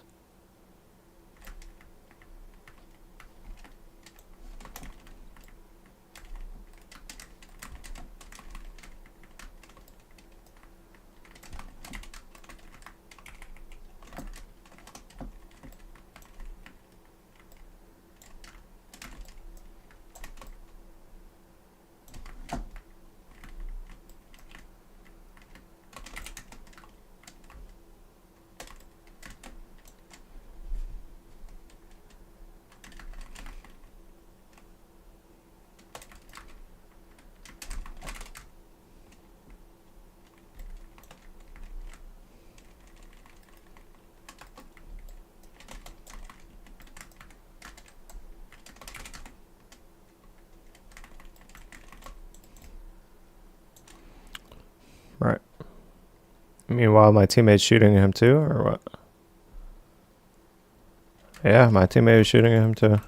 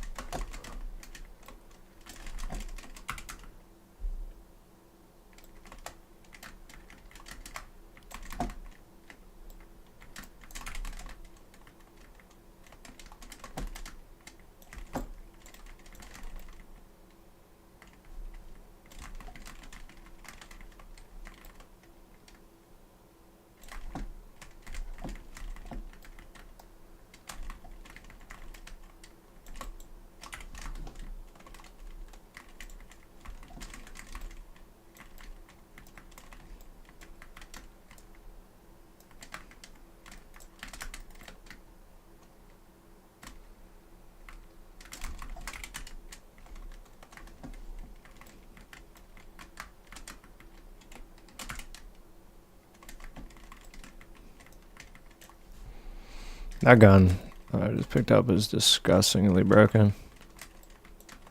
Can I get my gun?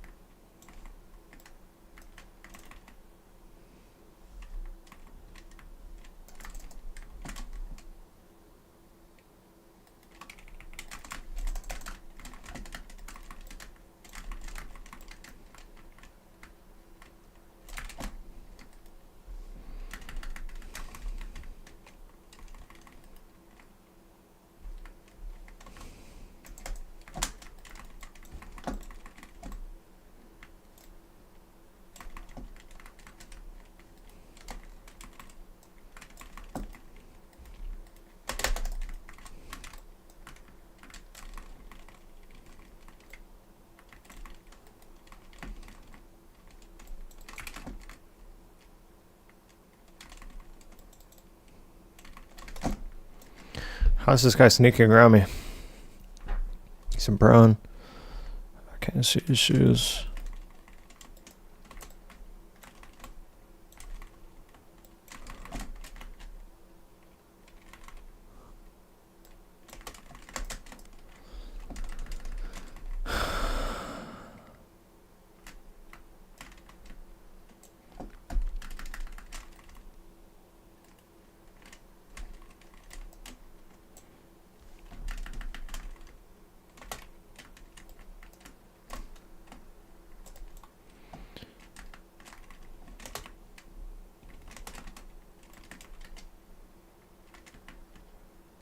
It's unreal, man. It's just unreal. It takes so many fucking bullets to kill people.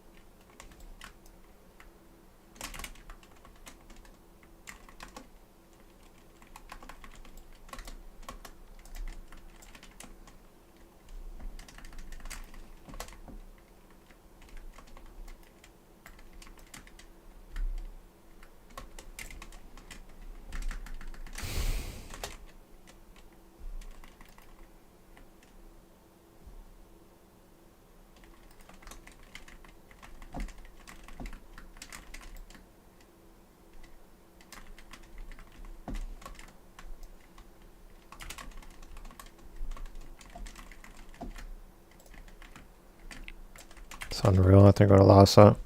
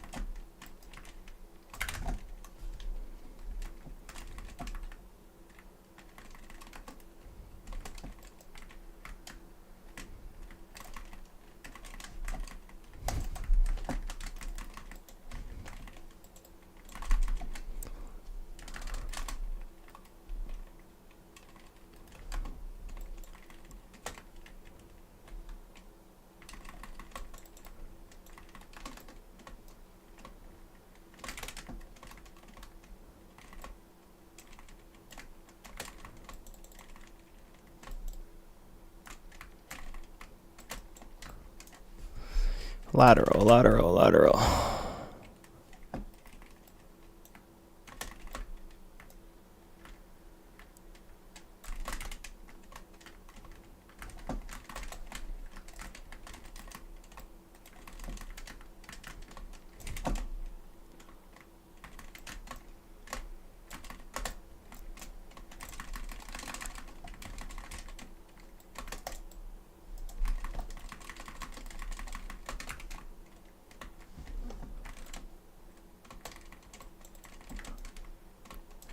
Come on.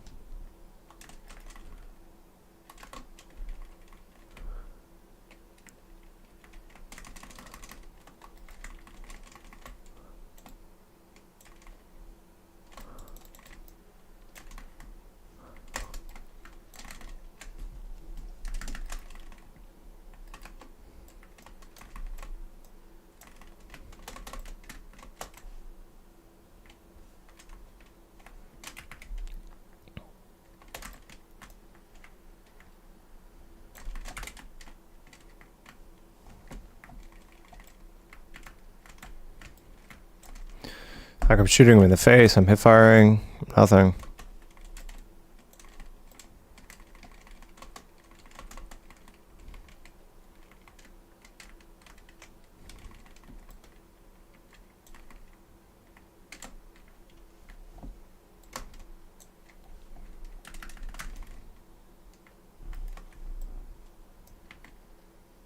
How many bullets do I need, bro? Unreal. I love my gun.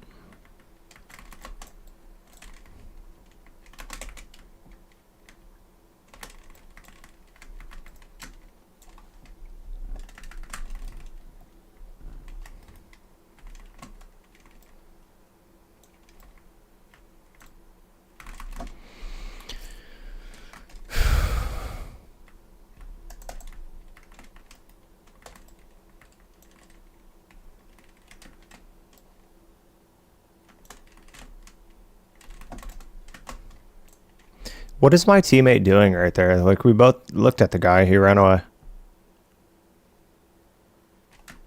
Wow.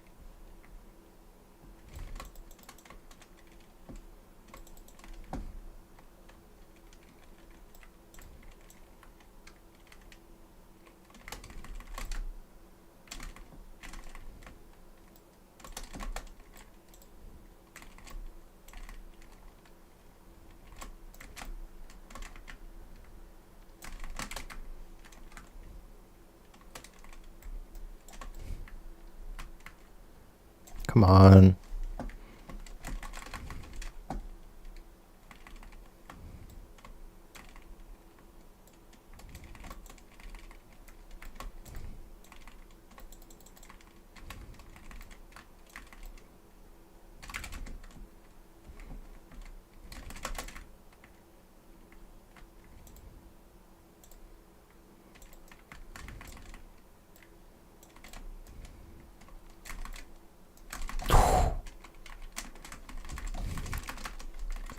Oh, come on.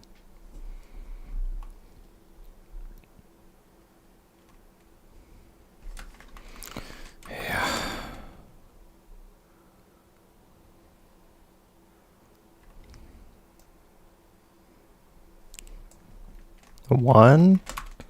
That's fake.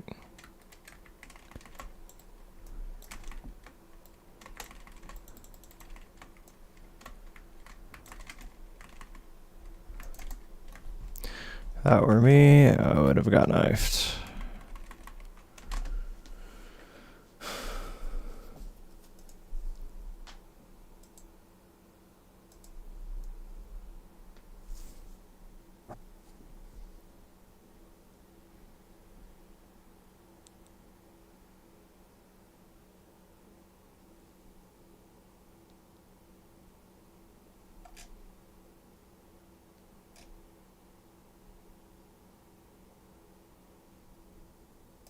Sticking out your tongue for the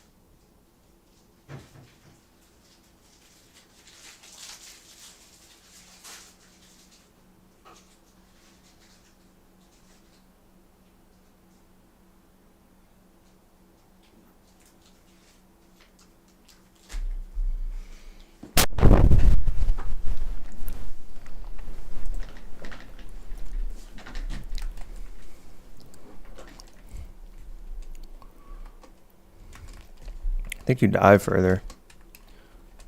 I don't know.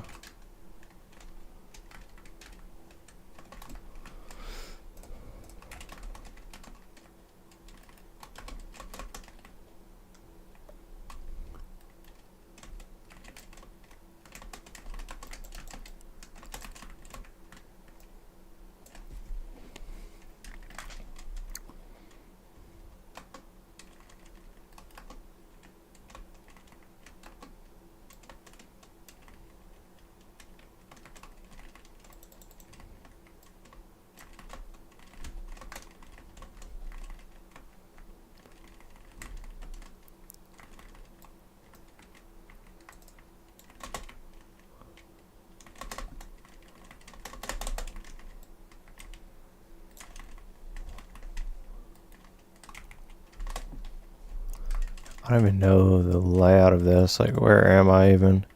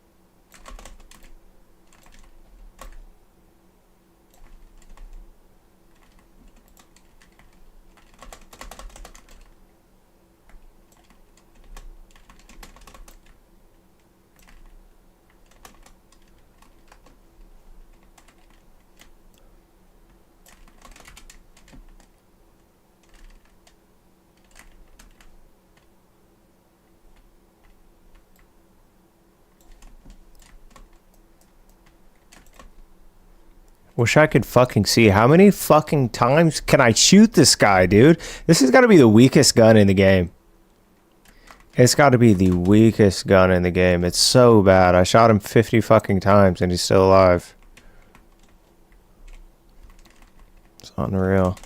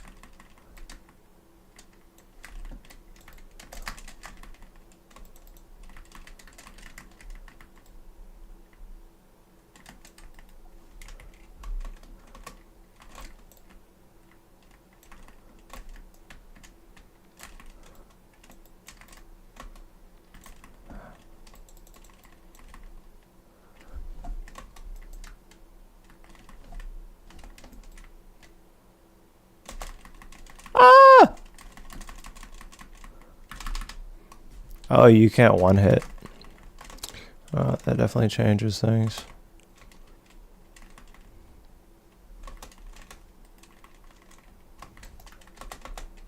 Come on, bro. My gun is... he's using the same gun as me.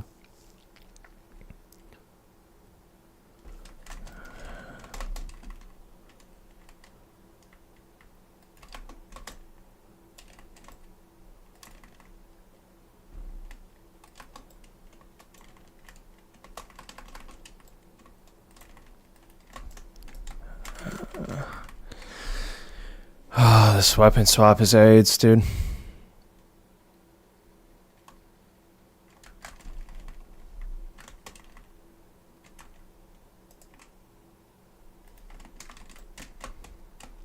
Sure.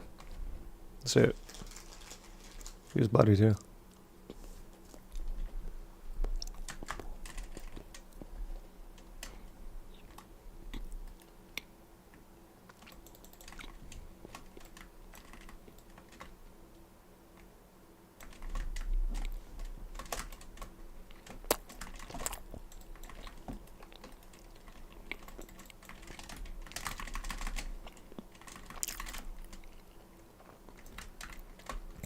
Can't win a single gunfight with this gun, bro.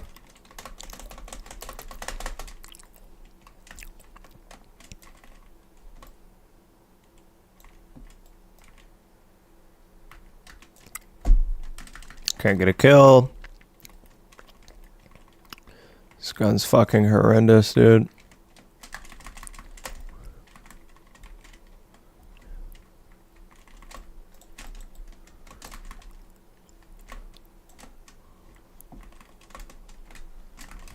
Imagine he melee'd me.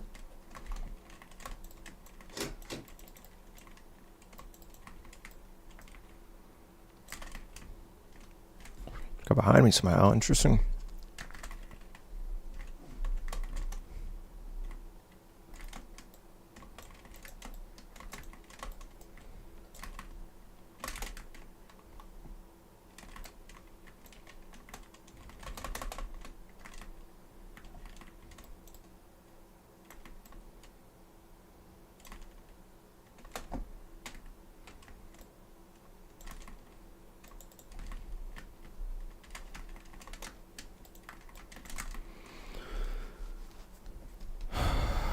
These maps are so bad, dude.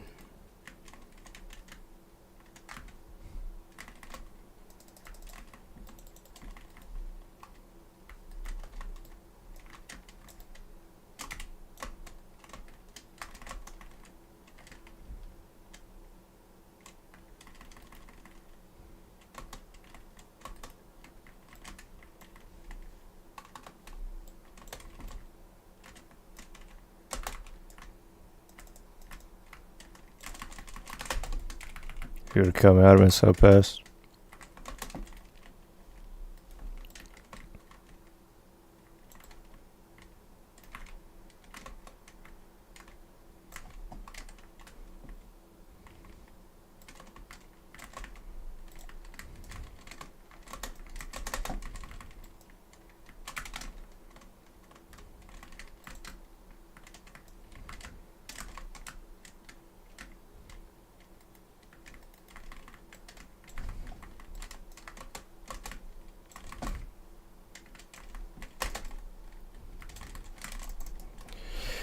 How many times do I need to shoot the guy? This gun is fucking terrible, man.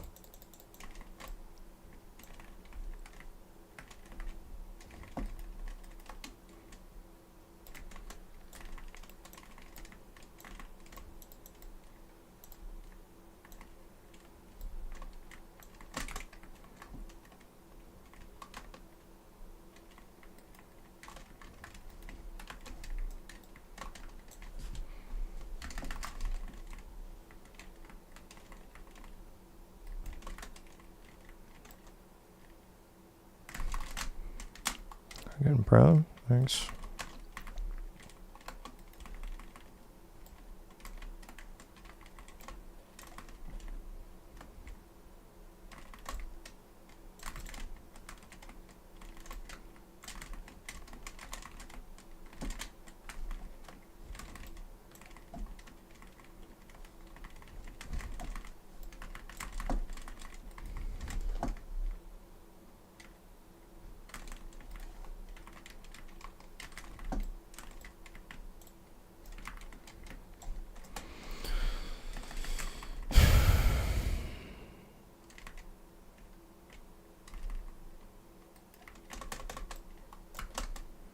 Can't even see a thing.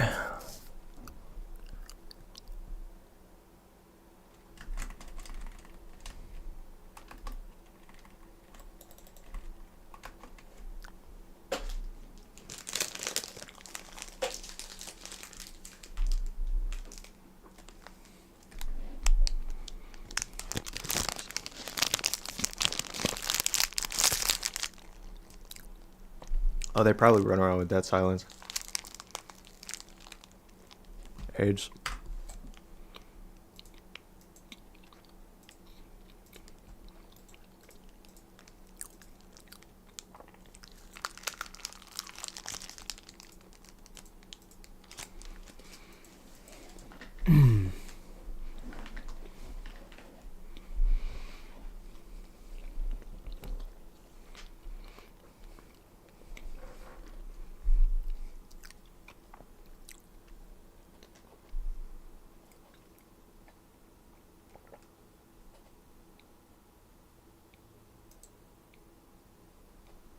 Faking these bomb tests to freak out the Russians.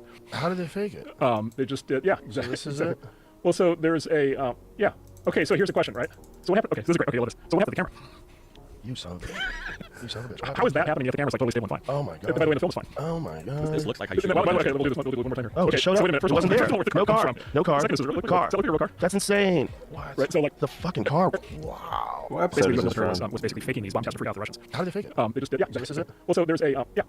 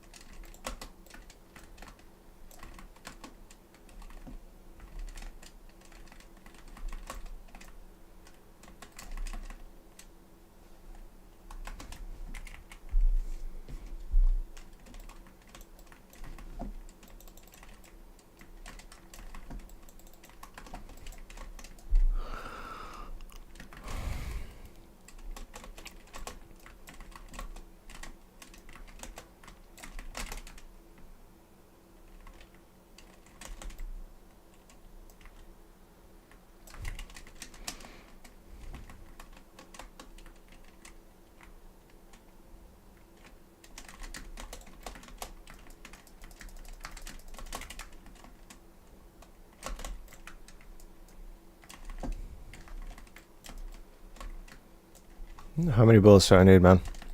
It's ridiculous.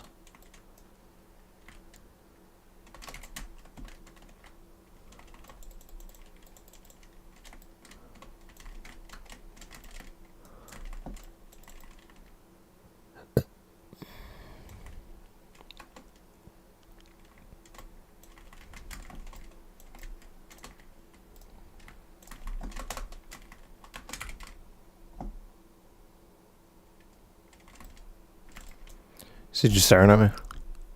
Nice.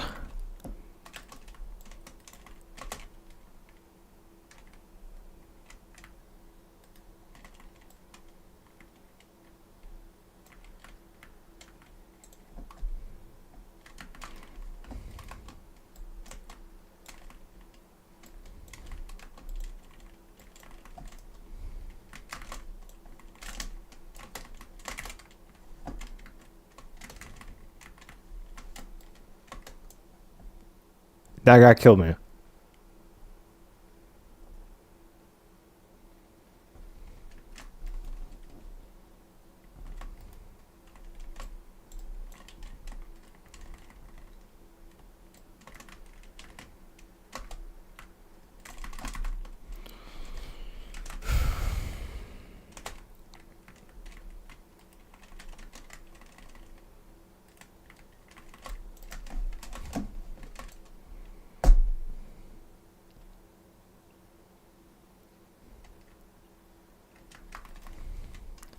What timing?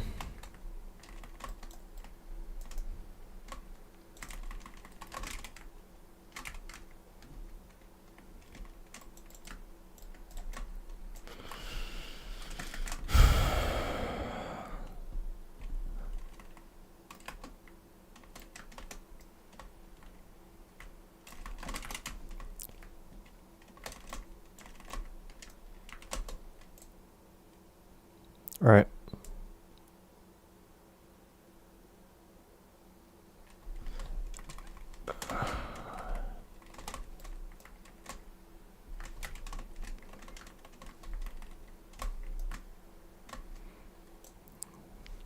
There, I was just missing 100%.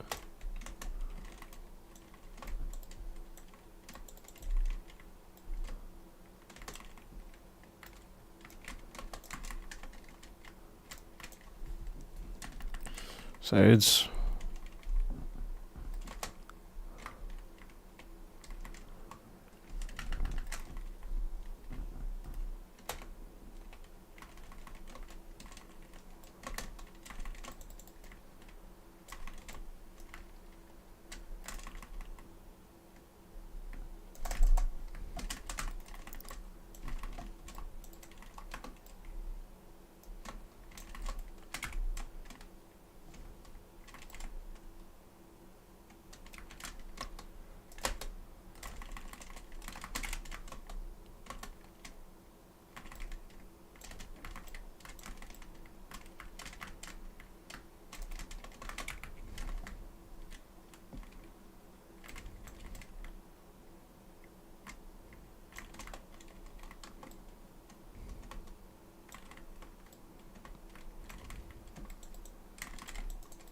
Oh, behind the barrel, just sitting there? Oh, just timing.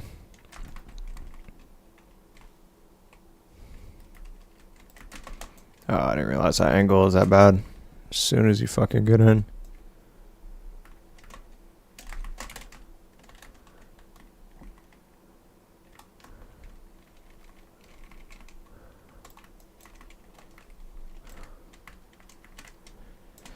Dude.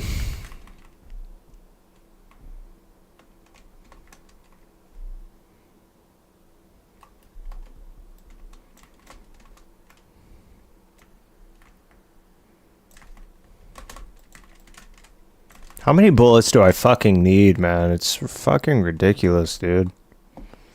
It's just unreal, man.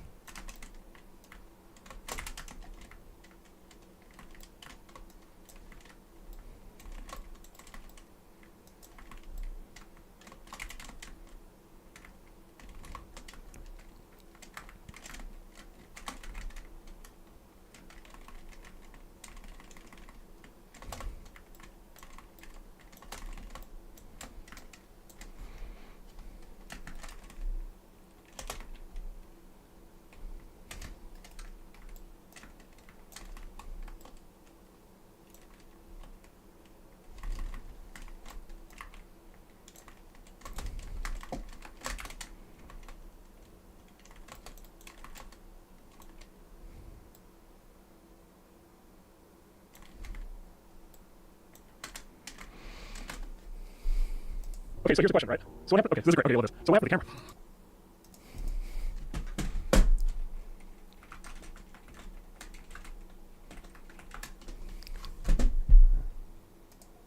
Basically, the U.S. military was.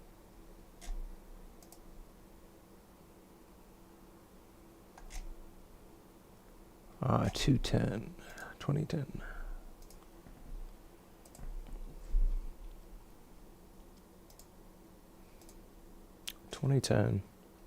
It's kind of recent, actually.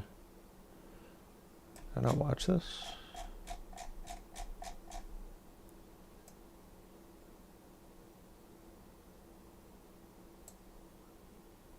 I didn't watch it. This is July 19th. Experience. Train by day, Joe Rogan podcast by night, all day.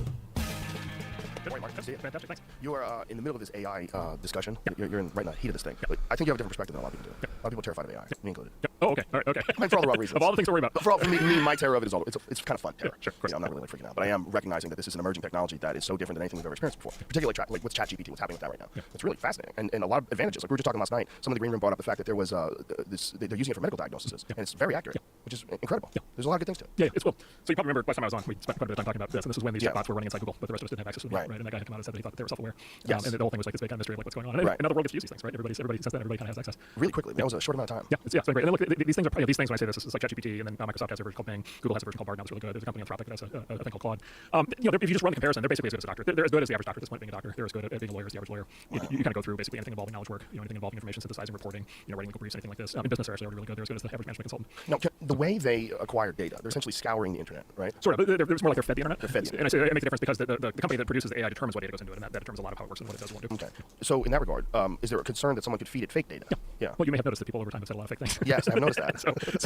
so that's all in there. So the way to think about it basically is it's being trained. The full version of these things are being trained on basically the sum total of human written expression, right? So basically everything people have ever written. There's issues, and you got to somehow we have to get all the books in there. Although all the books prior to 1923 are in there because they're all out of copyright, but the more recent books are a challenge. But anything that you can access on the internet that's text, right, which is staggeringly broad, set of material is in there. By the way, both nonfiction and fiction. There's a lot of stories are in there. And then the new versions of these are being built right now are what are called multimodal, and so that means you can feed them not only text, but you can also feed them images, you can feed them videos, right? So they're going to be trained on all of YouTube, right? They're going to be trained on all podcasts, right? And they're going to be trained kind of equivalently between text and images and video and all kinds of other data. So they already have very comprehensive knowledge of human affairs, but it's going to get very complete. So if it's scouring and it's getting all this data from both fiction and nonfiction, how does it interpret data that's kind of satire? Like what does it do like Hunter S. Thompson, like gonzo journalism? So it doesn't really know the difference. Like it is one of the things that's difficult about talking about this because you kind of want to always kind of compare it to a person, and part of it is you refer to it as anthropomorphizing things that aren't human. So it's kind of not really a correct thing to kind of think about it as like that there's it per se. There's no like genie in the bottle. Like there's no sort of being in there that understands this is satire or not satire.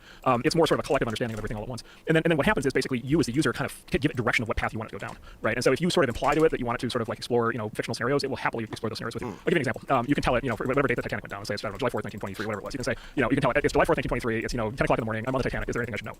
Right? And it'll like freak out. Right? It'll be like, oh my god, like you have like 5 hours to like get ready to like hit the iceberg, and you can basically say, oh, it's gonna hit that. Okay, so what should I do? What should my plan be when the boat hits the iceberg? And it'll be like, well, you need to go to like this deck like right now and talk to this guy because you're gonna need to get into this life raft because it has like empty seats, right? Because it has complete information, of course, about because of all the things that have been written about the sinking of the Titanic. Wow. And so you can get in a mode where it's basically trying to help you survive the wreck of the Titanic. Now, does it think that the Titanic is actually sinking? Like there's no, you see what I'm saying? Like, there's no it to think that. But what it's doing is it's kind of following a narrative that's sort of a joint construction between you and it, and then every answer that you give it, basically encourages it to to basically come back with more of the same. But one way to think about it is it's more like a puppy than a person. Like it wants to make you happy.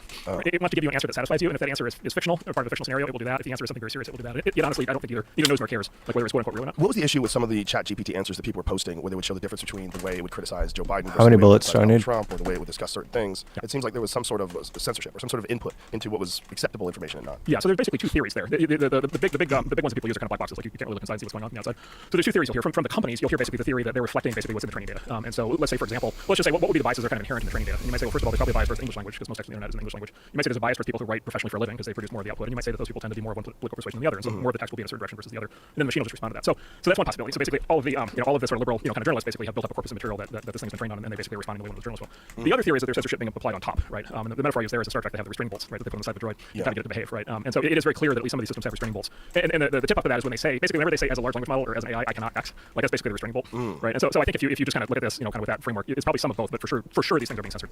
That the first aspect is very interesting because if it's that there's so many liberal writers, like that's an unusual bias in the kind of information that's going to distribute that. Yeah. Well, and this is a big decision. That's why I say there's a big decision here for whoever trains these things. There's a big decision for what the data should be that they get trained on. Yeah. So, for example, should they include 4chan? Right. Okay, big question. Yeah. Should they big include question. Tumblr? Right. Should they include Reddit? If so, which subreddits? Should they include Twitter? If so, which accounts? Right. If it's the news, should they incorporate both New York Times and Fox News? And whoever trains them has tremendous latitude for how they shape that, even before they apply the additional censorship that they apply. And so there's a lot of very important decisions that are kind of being made inside these black boxes right now. Can I ask you, this is slightly off topic, what is News Nation? What is News Nation? I don't know what Do you know what News News Nation Nation is. I don't know what News Nation is? Is News Nation a real channel? I believe so. I was watching News Nation today, and I may or may not have been high. And when I was watching, I was like, this has all the feeling of like a fake news show that someone put together. Like it felt like if I was the government, and I was gonna make a new show without Hollywood people, without actual like real sound people and engineers. This is how I'd make it. I'd make it like this. I'd make it real clunky. I'd make the lights all fucked up. I'd make everybody like weirdly uncharismatic. According to Wiki, it's the same company behind like WGN, which is based out of Chicago, which is like a large superstation available on most cable channels. Okay, so it's like a cable channel that decided to make a news channel. Do you guys know about acronym? No. The acronym is, it happens to be a Democratic political action group, lavishly funded, and they have basically, they do this, they have a network of basic fake news sites. Oh. And they all look like they're like local newspapers. Interesting. Yeah, and so there's I don't know whether this one is AstroTurf, but the term AstroTurf, there's a lot of AstroTurfing that takes place. This Thanksgiving, as you're pounding down potatoes and gravy, I want you to think about everything you've looked at on your phone in the last few days. Every website, every OnlyFans link. Who's in charge of the Wi-Fi you've been enjoying that content on? Is it your dad, your sister-in-law, your grandmother? Well, this episode is brought to you by... Can you explain AstroTurf? So AstroTurfing is when basically something shows up in public. It might be a news story, or it might be a protest of some kind, or a petition, some sort of political pressure action. That it's sort of manufactured to look as if it was organic, sort of real turf, natural. Whereas in reality, it's basically been programmed by a political activist group with specific funding. Yeah, that makes sense. And a lot of what we sort of think of as the politics of our time, if you trace the money, it turns out a lot of the stuff that shows up in the news. It's AstroTurf, and then the advanced form of that is AstroTurf the news right itself. And then again, back to the training data thing. It's like, okay, can you get all that stuff out of the training data? If that's just in the training data, how big of an impact does it have? The thing about this News Nation. The thing about this News Nation is they're spending an inordinate amount of time on UFOs, an inordinate amount of time on this David Rush case, and I'm increasingly more suspicious. I'm increasingly more skeptical. Like the more I see, the more people confirming it, the more I'm like, something's not right. And then to see that this channel is the one that's covering it the most, I'm like, this seems like something's off. Senator Rubio, who's on the Senate Intelligence Committee and has all clearances, gave an interview the other day where he went into quite a bit of detail. And yeah, I saw at least heavily hinting that there's.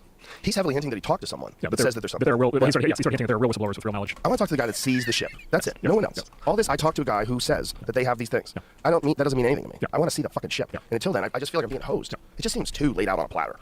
So of course, one of the theories is it's an AstroTurf story. Like, is that an AstroTurf story? Is that a manufactured story that's being used to distract from? Would it be to distract from, or would it be to cover up some sort of a secret program, some military drone program, or something like? Yeah, well, I mean, there's been rumors for a long time that the original UFOs, right, were basically it was a disinformation program covering up for the skunk works, the development of like stealth fighters and bombers, and all these programs in the 50s and 60s. But Interesting. I don't know if that's ever been proven. Well, I'm sure probably some experimental craft were mistaken for UFOs. Yeah, For sure. stealth fighter for the first time. I saw one for the first time. It's pretty crazy. I saw one right around September 11. We were filming Fear Factor in California, and I was out near Edwards Air Force Base, and I got to see one fly overhead. It's magic. It's like, wow, like complete Star Wars. Like it's flying. Like this is crazy. And if you didn't know that was the thing, 100% you think that's from another world. Exactly. And I can imagine that was developed what year? How long ago? How many decades ago? 40 or 50 years ago. Yeah, there you go. like look at that thing. If you'd be like, they're coming. Oh my God, they're coming. But if you can imagine that was 40 or 50 years ago, 40 or 50 years of advancement, like who knows what they're doing now? Exactly. And if I was going to cover it up, I would just start talking about aliens. It's the best way to do it. Don't you think? It's a crowd pleaser. Do you have an opinion on that, or is this something that you find ridiculous until there's like real data? I like living in a world where there are unknowns. Oh, he's in the There remains corner. mystery. So I Like how far you go Bigfoot? I don't know. I'm not even saying I need to have a point of view on them. It's more just, by the way, there's a UFO right behind you. Yeah, I'm I'm aware of all about that. Oh, I'm obsessed with UFOs. Somebody right up the Look, it's one of the desks. That's the model of the Bob Lazar craft that he worked on supposedly at Area 51. Look, I want there to be mystery, right? I want there to be unknowns. Like living in a world where everything is settled, quote unquote settled. No, let's have some mystery. I don't even know if I really want to know. Really? It's like, Oh, I think if you know, that's just the tip of the iceberg of the mystery. I think knowing that aliens do exist is just the beginning. Like, okay, did they engineer us? You know, when did they start visiting? You know, well, are the stories from the Bhagavad Gita, is that about UFOs? Like, you know? Have they been here the whole time? Yeah, have they been here the whole time? Did they come every now and then and make sure we don't blow ourselves up? Like, what's the purpose? Yeah, exactly. Yeah. Okay, I'm in favor. Come on, man, you want to know? All right, I'm in. If anybody's going to know, you're going to know, so I'm going to call you. So Elon says he hasn't seen anything. Yeah, I'm super suspicious when he says that. Super suspicious that they haven't told him, or that he's maybe playing a little hide the ball. If I was him, I'd play hide the ball. If I'm running SpaceX, I'm working with NASA, and I already got in trouble smoking weed on a Joe Rogan experience, I'll fucking play ball. Let's play ball. Aliens, I have no evidence. No idea. They sure are subtle. That's what he said. They sure are subtle. It depends on who you are. If you're one of those people that's seen those things, if you're like Commander David Fravor, or if you're Ryan Graves, you know the Ryan Graves story? The fighter pilot, and they upgraded their equipment in 2014, and all of a sudden, because of the new capabilities of their equipment, they were able to see these objects that are far distance, that were moving at insane rates of speed, that were hovering dead still at 120 knot winds, no visible means of propulsion. They don't know what the fuck they're doing, and they were encountering them like every couple of weeks. And there was some pilots were encountering them with eyewitness accounts. They say there's video footage of it, but of course nobody can get hold of that. It's like the whole thing is very strange. Okay, so here's something. So the a lot of people worry about AI are like cause problems, right? Like cause an issue. Get something on Earth that NATO wants to kill us. Arguably the thing we should have shut down from the very beginning was radio. Right, because we've been like broadcasting radio waves for the last 100, 120 years, and the radio waves don't stop once they leave Earth's atmosphere. They keep going, and so we now have radio waves of human activity that radiate out 120 light years. Is that bad? Well, depends. Are there hostile aliens within 120 light years? Like, you know, and so like, but maybe that was the original sin. And then of course television, of course, made that problem much worse. Right, we would have to think of like a hostile militaristic empire that took over a whole planet and then started exploring the solar system. Not one that we like to think of aliens as being evolved, hyper-intelligent, beyond ego and war. They've bypassed all that, and now they're into science and exploration. And well, here's the question though: is like, would aliens have a sense of humor, right? Would they like be able to differentiate between truth and fiction, right? And so, like, for example, suppose they're sitting in their advanced alien base on Gemini 9 or whatever, and they're receiving 30 years, 20 years after the fact episodes of Fear Factor, right? And they think that you're actually like torturing people, and they figure that in order to preserve human rights of humanity, they need to invade as much of your show and take over. That doesn't make any sense. Well, they don't have a sense of humor. Maybe if they don't have a sense of humor, they can clearly see that these people are in a contest. Why would they even have a concept of a contest? I mean, how silly is that? A serious species it's competition. Wouldn't do such things. But a serious species started out as a dumb species. No, unless they're magic. You're hoping that they understand these things. Yes. Because it would really suck to be the guy whose TV show caused the invasion. If there's anything, it would be American Gladiators. Okay, that would be the start of It'd be like this species is so warlike they can't stop. No, what would be like the start? What would be the one thing that would be like, that's enough? It would have to be news. It would have to be war. I mean, that would be, forget about Fear Factor. We're broadcasting, the images of the Vietnam War. Yeah, or maybe they saw movies about alien invasions and they thought we'd been invaded by other aliens. Right, Yeah, like with Mars Attacks is the first thing they did. Exactly. So this is, you like having the mystery of the idea out there. It's fun for you. Well, yeah, I don't want to. We need adventure. Right? If someone came to you, someone from on high, and said, listen, we have to promise you secrecy, but we want to show you some things because I think it's pertinent to some of the things you're working on. I'm in. Yeah. Me too. Me too. I'm not telling nobody. I'll come in here and be just like Elon. Yep, exactly. Oh, show all subtle. Yep. Yeah. It's just too interesting to know. But I think eventually I'd tell. Yep. I think I feel terrible. Yep. I feel like responsibility. Yep. Yeah. Well, that's what some of these guys are saying. Like Rush, he's saying that once he found out about the program, he felt he had responsibility. Like they really have a crashed UFO retrieval program. Like what? Why don't you tell people? Like you should not. The military companies shouldn't be the ones that have access to this only, and whoever is determining that this is above top secret clearance and nobody can get a hold of it except for this very select few people. Like, this is something that involves the whole fucking human race. suck. I know if they do have something, I would imagine that it's of interest in national security that you develop this kind of technology before the competitors do. That clearly makes sense. So then, what technologies came out of it in the last 50 years? Well, if you want to go full tinfoil hat, there's a lot of speculation that fiber optics were developed after a recovered crashed UFO. I mean, I'm sure it sounds silly because there's probably a real paper trail to the development of fiber optics. But if you, the real kooks believe that. There was actually a website, a computer company called American Computer Company. And it was a legitimate computer company. You would order a computer with whatever specifications you want, they'd build it for you. But they had a whole section of their website that was dedicated to crashed retrieval of UFOs and the development of various technologies. And they had like this tracing back to Bell Labs and why the military base was outside of Bell Labs and was so far from New York City that it was really just about protecting the lab because they were working with these top secret materials that they recovered from Roswell. More like trans fats stuff. What's that? Trans fats. What Or about trans like fats? reality TV or like LSD, population or SSRIs, like population control suppression. What do you mean? That they would derive from alien technology. Oh, no, I think we figured that out on our own. We got that. I mean, there's plenty of paperwork on that. We got that ourselves. All the way back to MK Ultra. Let's find out. Let's find out what happens when we do this. If that's, if there's any kind of experiments in population control, that's all pretty traceable now, right? Okay, so that's domestic. Yeah. So the bad stuff. Have you looked into any of that stuff? The bad stuff is domestic. Have you looked into any I of have that? actually, yes. Have you ever read Chaos by Tom O'Neill? I have read Chaos. Wild, Yes, right? yes, Yeah. So yes. that, it's Oh, fun. here's a fun thing. So, if you draw a map of San Francisco at the time that he describes the chaos, this LSD clinic, right? And Yeah. this free clinic in the heart of the Haight-Ashbury where they were doing LSD experiments, those people with LSD. If you draw like an 8-square block, basically, radius around that or whatever, like right around there in San Francisco, that's ground zero for AI. Really? It's the same place. Yeah. Whoa. It's the same place. There was a lot of it's the same thing. assets It's basically Berkeley and Stanford, and it's basically San Francisco and Berkeley. So, by the way, also this big movie Oppenheimer coming out, tells the whole story of that and all the development of nuclear bomb. That movie's amazing. Espionage, I'm sure it's going to be fantastic. But once again, it's like that. If you've read a book on that right now, it's like all the communist spying and all the nuclear scientists that were spying on were all in those exact same areas of Stanford, San Francisco, and Berkeley. Wow. Like it's like the same zone. So we have our own like domestic factors of sort of brilliant, crazy. That's amazing. Yeah. I wonder if that's just coincidence or correlation. I think it's sort of got these places. This is why San Francisco is able to be so incredibly bizarre, and so incredibly dysfunctional, but yet somehow also so rich and so successful. Is basically it's like this attractor for like the smartest and craziest people in the world, right? And they kind of all slide together and do crazy stuff. Why don't these smart, crazy people get together and figure out that whole people pooping on the streets thing? Because they like it. Do they like Yeah, it? they want it. Really? Yeah, because it makes you feel good, right? You go outside and it's like people are, because what's the alternative would be like locking people up. Of course, that would be bad. And so yeah, it makes you feel good. It makes them feel good that people are just camped out on the streets? Yeah, because before that happened, there was forced institutionalization, right? The origin of the current crisis is shutting down institutions, right? In the 70s, that used to be forced institutionalization of people with those kinds of problems. Well, And so it makes all of it, because a lot of it is drug addiction and just people that just want to just get high all the time. Yeah. Would that be forced institutionalization of those folks? What would have happened to a heroin addict in They would get arrested. 1952 Yeah, who'd been sitting outside the whatever, like no, they're not going to be there very long, they're going to be institutionalized, right? And so like, every society has this problem. They have some set of people who just like, fundamentally can't function, and every society has some solution to it. And our solution is like basically like complete freedom.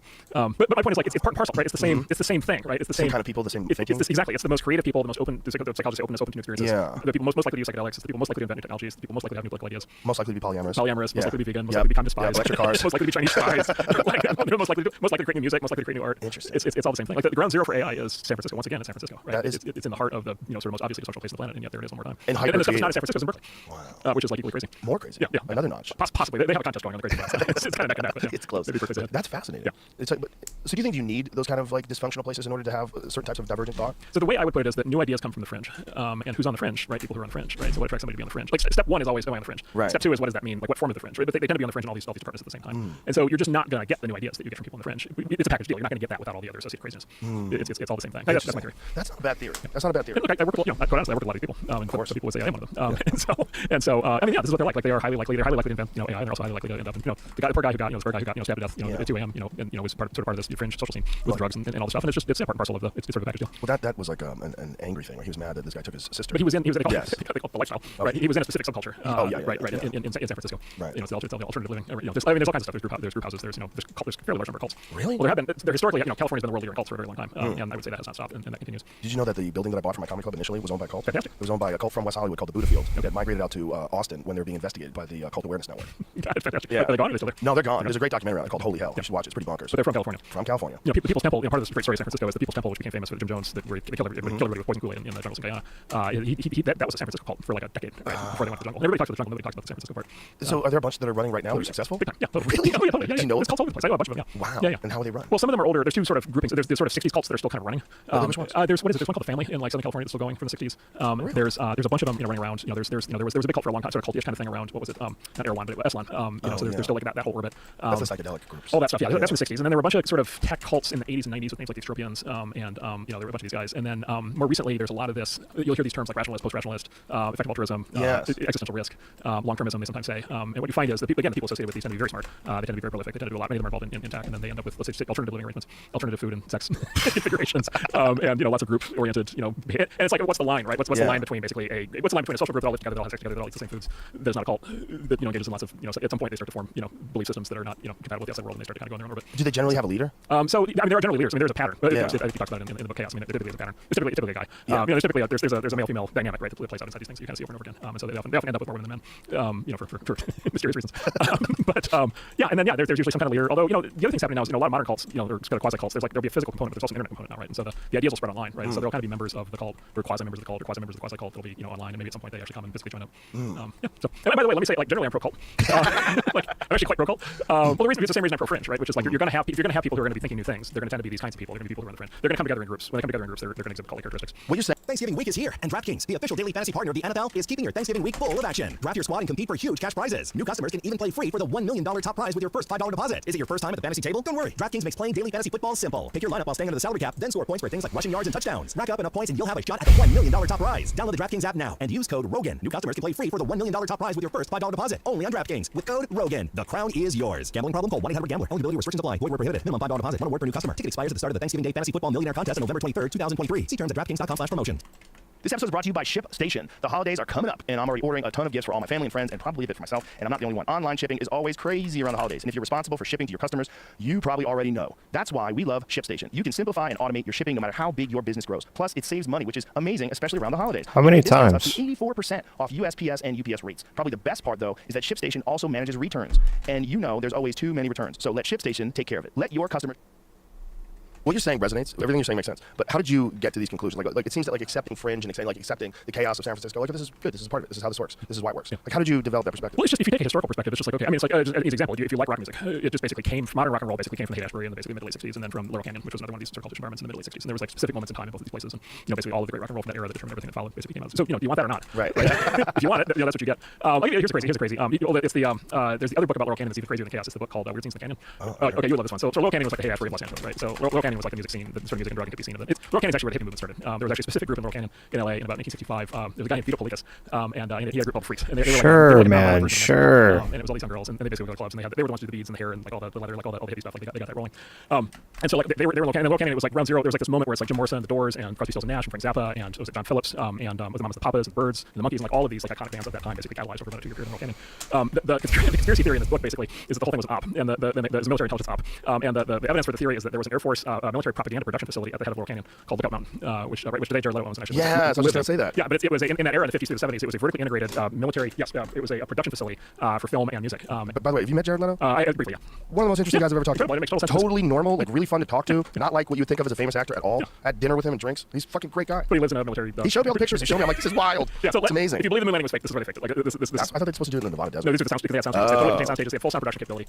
And so the theory goes basically. So there are 3 parts to the conspiracy theory. So one is they had a production facility right there, right where all these musicians showed up. 2 is the musicians, like a very large percentage of these young musicians, were sons and daughters of senior U.S. military intelligence officials, including Jim Morrison, whose father was the head of naval operations for the Vietnam War at the time. And there were these other, I forget which ones, there were these other musicians at the time where their parents were like senior in like military, like psychological operations. And like that's all real, like, that's all documented. And then third is the head of the RAND Corporation, who was one of the inspirations for the Dr. Strangelove character in the movie. So he was the guy doing all the nuclear planning for nuclear war. He lived right in the heart of the hippies in Laurel Canyon, in this famous house that's still there. And so the theory basically goes that the anti-war movement before the hippies was basically a square movement. It was all these basically young people, very clean cut, and then wearing really old, like Vietnam War protests, like everybody's all like dressed up like they're in a business meeting. It was developing into a real threat. And so the theory is the hippie movement and rock and roll and the drug culture of the 60s was developed in order to basically sabotage the anti-war movement. Wow. Right. Which basically is what happened, right? Because then what happened is the anti-war movement became associated with hippies, and that caused Americans to decide what side they were on, and that led to Nixon being elected twice. Which was also a part of chaos, because that was the idea behind the Manson family and funneling acid to them. The facility was equipped with a soundstage, screening rooms, filled with storage vaults, and naturally a bomb shelter. During its 22 years of operation, Lookout Mountain Laboratory produced approximately 6,500 classified films for the Department of Defense and the Atomic Energy Commission, documenting nuclear test series such as Operation Greenhouse, Operation Teapot, and Operation Buster Jangle. So one of the conspiracy theories. Okay, here's another conspiracy theory. You've seen all the grainy footage of nuclear test blasts that you've seen Sure. with the mushroom clouds. And there are always these grainy things, and there's all these like, little houses lined up, these little trees lined up, and it blows everything down. There's always been a conspiracy theory that those were all basically fabricated at this facility, that those bombs actually were never detonated. Basically, the U.S. military was basically faking these bomb tests to freak out the Russians, to make us think that we had weapons. We had basically a potency toward nuclear weapon arsenal that we actually didn't have at the time. How did they fake it? They just did. Yeah, This is it? Well, so there's a yeah. Okay, so here's the question, right? So what happened? Okay, this is great. Okay, I love this. So what happened to the camera? You son of a bitch. You son of a bitch. How is that happening if the camera's like totally stable and fine? Oh my god. By the way, the film is fine. The radiation didn't cause any damage to the film. Oh my god. This looks like how you should. By the way, okay, show. we'll do this one more time here. Let's see the car. Where's the car? Behind the house just showed up. Oh, Okay, it showed so up. wait a minute. First It of all, wasn't there. where the No car car. comes from. No car. Second, does it look like Car. does that look like a real car? That's insane. And look at the look at when the house blows. Look at the what does that look like? If those are full size like giant rubber beams. Of course, there's someone back there. Is hard that to say. is that a house or is that like is that a 12-inch scale model? What? Right. So like The fucking car. anyway, I don't know. Like I have no idea. Having said that, if that was fake, it was fake at Lookout Mountain. Wow. Right. At the exact same place and time. But did they have the kind of special effects to do something like that in the 40s? Well, so the full conspiracy theory is it was Stanley Kubrick, which again I have no Well, idea. that does look fake. Just lost the camera to move all year. You know what it looks like? Go back to that real quick. my It looks like bruh. the smoke is too big. Watch when it hits. Like the volume, like the size of it, it looks small. You You know what I'm saying? I mean, it looks like we're looking at something that's like a few inches tall. Well, so Not- if you watch like making of Star Wars, any movies before CGI, whenever they do anything like that, it's always these tiny models. Yes. And they just basically that's what they do is they slow it down and then they add sound. yeah, this looks fake as shit. Right. The clouds just don't look realistic. Right. Like it looks like they're too big and they move too quickly back and forth. The other one's like okay, but the camera's fine. That's Oh, hilarious. here we go. Okay, there we go. Okay, but even still, the camera got knocked over. What is the? not destroyed? Is there a like some sort of a response to that? Have they come with some sort of an explanation? Not that I know of. That seems so fake. Yeah. Wow. Who can tell? Does that make you wonder about other things? Well, I mean, it's like in our time, right? It's like how much stuff you read in the news where you're like, okay, I know that's not true. Right. And then you're like, okay, everything I read in the history books, like I was told is true. It's like, yeah. It was definitely that one though was really weirdly Here's compelling. another video of them setting up these houses, which I mean, I guess you can make after the fact and say, Yeah. this is fake, but this is here them setting it up. Yeah. This is real size houses. Huh? I don't know. I assume it's all not true, but it is something. Why would you assume it's not true? The camera alone, like this alone, like yeah, where is the I'll fucking look camera? up what Where's they that said about camera? the camera. Because they have to have an explanation. Someone must have asked them at some point. Well, nobody asked. Maybe. Yeah, maybe one of those. Wow, look what they did. We know the Soviets did it too. Yuri Gagarin, when he was in that capsule in space, you can clear if you see the actual capsule and then you see the film footage that was supposedly from the capsule. There's like two different sources of light. The shadows, the camera. Somehow or other's in front of him. This big ass camera. There's no room in the thing. Like they filmed it afterwards and it looked fake. Like, I'm sure he really did go into space, but that wasn't it. That was some weird propaganda. Gary Kasparov has a theory, so the theory they're missing centuries. What? Yeah, Gary Kasparov has a theory that there are centuries that didn't happen. What do you mean? But is it just literally centuries? That, like this whole idea of Middle Ages lasted 1200 years, or whatever, is just like not true. Really? Yeah. Why does he think that? There's something about the whatever is there like enough historical evidence to support it, and various people over various authorities over time wanted to tell various stories about how long regimes have been in place, or whatever. Oh, so he thinks it's exaggerated. Yeah. Basically, not as much time has passed as we think. Well, that's quite possible. Yeah, Right? yeah. How would we know? Yeah, it's so hard. That's why I was having a conversation with someone about the historical significance of the Bible, and he was arguing for the resurrection. And I was saying, well, based on what? And it was like historical accounts from people that were there. I'm like, who? That's enough? Yes. That's, okay, maybe. Yes. These things have been passed down over a long time. Yeah, but it seems pretty to go just on that. Like, it's so hard to find out what happened 20 years ago from CNN. Right, or Yeah. 2 days ago. Yeah, I mean, how are the history books going to talk about the Iraq War? How are they going to talk about what happened with weapons of mass destruction? Like, what's it going to spin there? Well, Norman Delaware had the best joke, right? The best line. It's not really a joke. It's like, according to this history book here, the good guys always won. Yeah. But things like that, I don't know how that could be done any other way than faking it. Yeah. I mean, doesn't that seem like, what kind of cameras did they have back then? You couldn't really get that close. I don't know. I mean, you're talking about a nuclear blast. So how far away we have to be where your camera doesn't move? I mean, are you in a satellite? Yes. That's Long lenses. So this apparently, the explanation I'm reading here is a series of mirrors. Series of mirrors. Carried Oh, light that's to all a it place where they could have cameras protected and film them from there. I've heard that. Huh? Say that again. Series of mirrors. Series of mirrors did what? So they stuck pipes into the bomb at various places, visible here, I'll show you the picture, sticking out of the bomb and through the ceiling. These pipes through a series of mirrors and a causeway would carry the light from the detonation over 2 kilometers to a bunker with an array of high-speed cameras which capture the brightness inside each of the section of the bomb. This is them talking about shooting a bomb out. Yeah, that makes sense for a bomb, Yeah. but that doesn't make sense for the video of that house just getting Here's destroyed. a picture of the pipe that they might have used. Like, that's super But you also know then you're dealing with people who are, let's say, really good at using mirrors, right? So, Smoke and mirrors. what's that? Oh, yeah. that's the explanation. Literal smoke and mirrors. Yeah, does that make you wonder about some of the other things? Like, have you ever wondered about the moon landing? I mean, I assume they went to the moon. Me too. I can't prove it. Me too. But I would say once again, I would like to live in a world where there's mystery around things like that. Well, yeah, that's a weird one. But, The heat of the Cold War. I mean, look, I think it was real, but having said that, the heat of the Cold War, right? It was like a fundamental, like that was like an iconic, basically, like global PR battle with the Russians. is this the camera they use from a Apparently, distance? like, this camera was in a bunker like this, Okay. and that long lens here would, Yeah. in theory, be long enough to probably Nice do that. diameter. Wouldn't be? Long enough? Would be. Could be. Yeah. I mean, I don't know the exact focal length of it, but it could be for sure. Like something like that to get pretty close-up footage like we got. How far away would that have to be to not get destroyed by the blast? I don't know if those are Because crystals. don't these blast? I mean, we're talking about a blast radius that's immense, Maybe right? this is the plot twist at the end of the new movie. Yeah, I mean, Or maybe it was because we're looking at the destruction of the house. It could be a fairly small bomb, right? Because it's not like that much damage. I mean, you think what it did to Hiroshima. It's not that much damage to that little house. Maybe. I don't know how accurate that picture is. Bro, here's what I think. That car alone, should make everybody go, are you guys, is this on purpose? Did you put that car in there on purpose?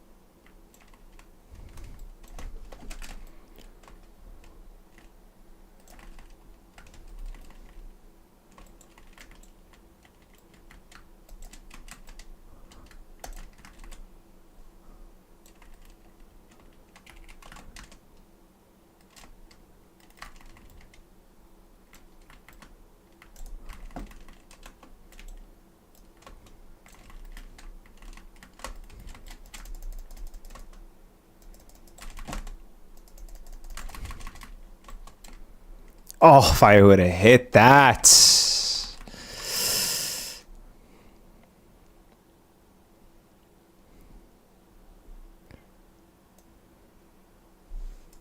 Ah, they're inside the tunnel.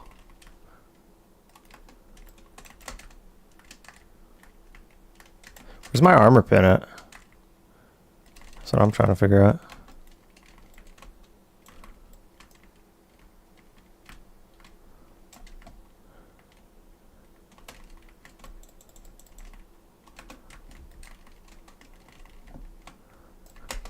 Nice, loser.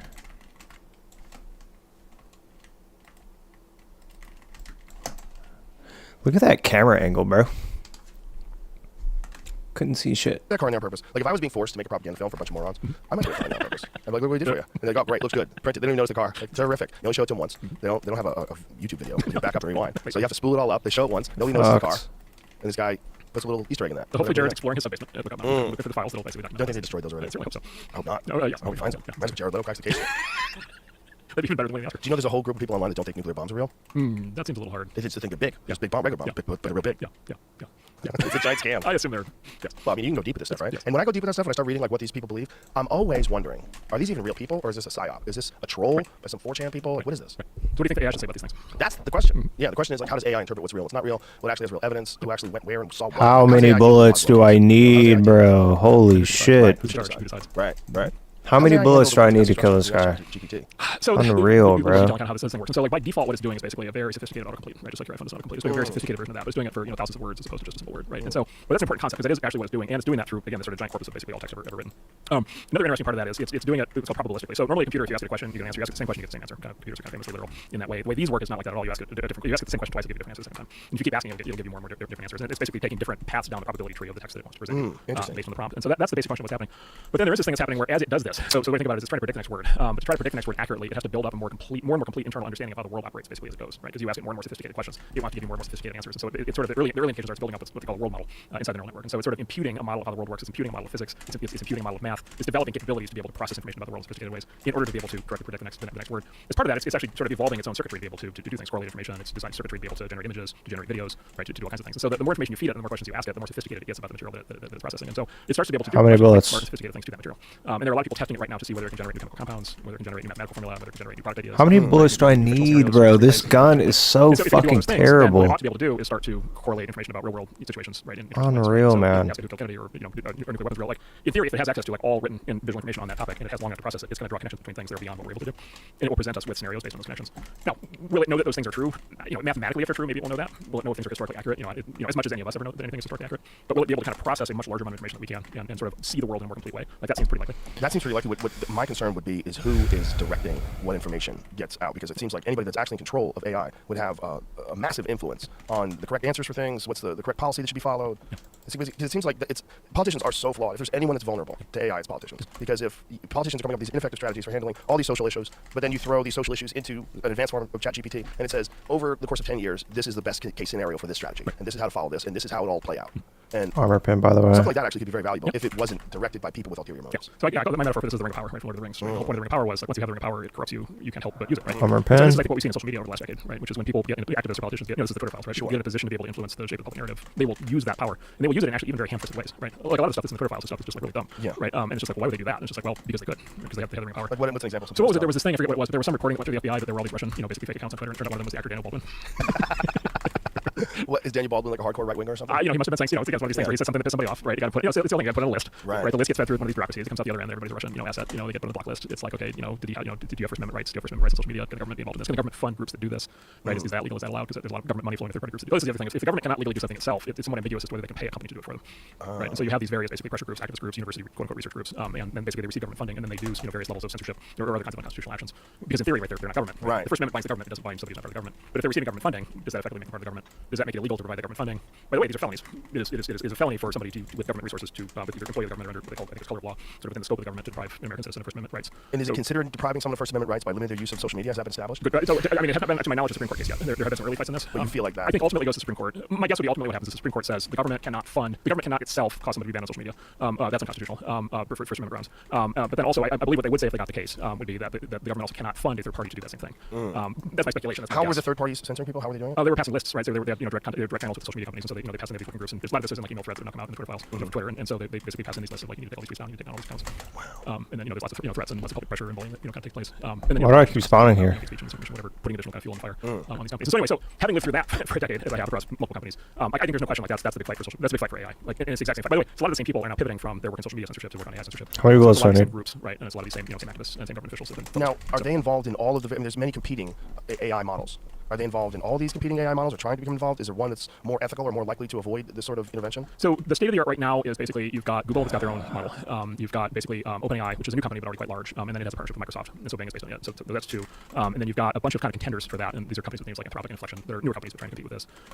And so those are, you might call those like right now the big four, at least in the U.S. And look, the folks at all these companies are like in the thick of this fight right now. And the pressure somewhat corresponds to which of these is most widely used, but there's not equal pressure applied all of them, but they're kind of all in that fight right now. By the way, it's not like they're like necessarily opposed to what I'm saying. Is they may in fact just want to cooperate with this, either because they agree with the desire for censorship or they just want to stay out of trouble. So there's that whole side of things. That's the company side of things. And then there's an open source movement, right? So then there's all these people basically building open source AIs, and those are coming out really fast now. There's like a new one every week that's coming out, and this is just code that you can download off the internet that does sort of a smaller version of what these bigger AIs do. And there's open source developers that are trying to develop basically free versions of this. And some of those developers are very determined to have AI actually be free and uncensored and fully available to everybody. And then there's a big fight happening in Washington D.C. right now, where the companies working on AI are trying to get what the economists call regulatory capture. So they're trying to basically get the government to erect barriers so that new startups can't compete with them. And also they're trying to get open source banned. So there's a big push underway to try to ban open source as being too dangerous. Too dangerous. Too dangerous. Well, the case they make is if you believe AI itself is inherently dangerous, then the only safe way to have it is to have it owned and controlled by a big company that's sort of fused with the government, where in theory everything's being done responsibly. And if you just have basically free AI that anybody can download off the internet and use whatever they want, they could do all these dangerous things with it. And This episode is brought to you by Roka. If you listen to this podcast, you know I'm a huge fan of Roka. AG1 has been helping me. right, and it needs to be stopped. You think this is a bullshit argument? Yes, well, yes, I think this is a very bad evil. Yes, this is a very. I think this is a turning point in human civilization. I think this is on par with the development of the book, right, or the microchip, or the internet, right. And there were authoritarians in each of those eras that would have loved to have had total monopolistic or cartel-like or government control over those new technologies, and they could have had a lot of control over the path of civilization. After that point, the ring of power, right? They could have had the ring of power. So what can be done to prevent them from stopping open source? So I mean, it's sort of so it starts with our elected officials. So it's who do we elect? Who do we reelect? Then a lot of this is the staffing of the various government agencies. Who do those officials get to appoint? A lot of this is who are the judges who are going to hear the cases, because this is all going to get litigated, right? And so who's on the Supreme Court's in the news this week? There will be huge Supreme Court cases up on this topic over the next several years. So who's on the Supreme Court will matter a lot. And then quite honestly, it's the question is who's going to be able to get away with what, sort of under cover of darkness. Right? Are people going to care? Are they going to speak up? Is it going to show up in polling? Are people going to basically show up at town hall meetings with politicians and basically say, do you know about this? Or are you going to stop this? What if you had Steelman, the argument against open source? What would it be? Yeah, it would be that an AI that is uncontrolled can do it's general purpose intelligence. It can do whatever intelligence can do. So if you ask it to generate hate speech, it can do that. If you ask it to generate disinformation, it can do that. If you ask it to generate a plan to rob a bank, right, or to commit a terror act, it will the fully uncontrolled versions will help you do all those things. But they will also help you teach your kid calculus. They will also help you figure out how to succeed in your job. They'll also help you figure out how to stay healthy. They'll also help you figure out the best workout program. They'll help you figure out how to they're capable of being your doctor and your lawyer and your coach and your advisor and your mentor and your teacher Without censorship. Yeah. And able to be very honest with you. And yeah, if you ask it questions on these topics, it'll answer honestly, and it won't be biased, and it won't be influenced by what other people want to say. So it's the AI version of San Francisco. You don't get the good stuff without the chaos. It's a package deal. Well, this is sort of the twist. This is what Elon's been saying lately. Who's actually quite worried about AI in a way different than I am. But it's what he's been saying. It's like if you really wanted to train like a bad and evil AI, you would train it to lie. Like any number one thing you would do is you train it to lie, right? Which is basically what censorship is, right? You're basically training the thing to not say certain things. You're training the thing to say certain things about certain people, but not other people. Right. And so basically a lot of what the technical term they use is reinforcement learning, which is sort of what happens when an AI is sort of booted up and then they apply kind of human judgment to what it should say and do. So it's the censorship layer. A lot of that is to basically get it to not answer questions honestly, right? To get it to basically lie, misrepresent, dissemble, right? Claim it does things when it does. And so the versions of the AIs that we get to use today are lying to us a lot of the time. So they've been specifically trained to do that. And by the way, this is not even I don't even think this is a controversial statement. The companies that make these AIs put out these papers where they go through in great detail how they train them to lie and how they train them to not say certain things. Yeah. You can download this off their website. They go through it like in a lot of detail. They think they're morally correct in doing that, and if a lot of people think that they are. Elon's been arguing, and I would agree with him, that if you train an AI to lie, it's a little bit like training human being to lie. It's like, okay, be careful what you wish for. Well, it's the same errors that when they thought they were morally correct in censoring people on Twitter for things that are now 100% proven to be true. Yeah, exactly. The Hunter Biden laptop story is an outstanding example of that. Yeah. Would you have wanted an AI? You kind of replay this through history. Would you wanted an AI that would have lied to you and said that was a Russian operation when it wasn't? Right. Would you have wanted an AI that would have lied to you about the efficacy of circle masks or a pandemic? Right. Would you wanted an AI to lie to you about take your pick of any controversial topic? Yeah. And there are people in positions of power who very much would like that, and I think there are a lot of us who would not like that. Yeah, it's terrifying when you think of unsophisticated politicians. Like, it brings me back to the Facebook hearings when Zuckerberg was talking to people, they didn't know the difference between iPhones and Googles. It was just bizarrely unqualified people to be asking these questions that didn't really understand what they're talking about.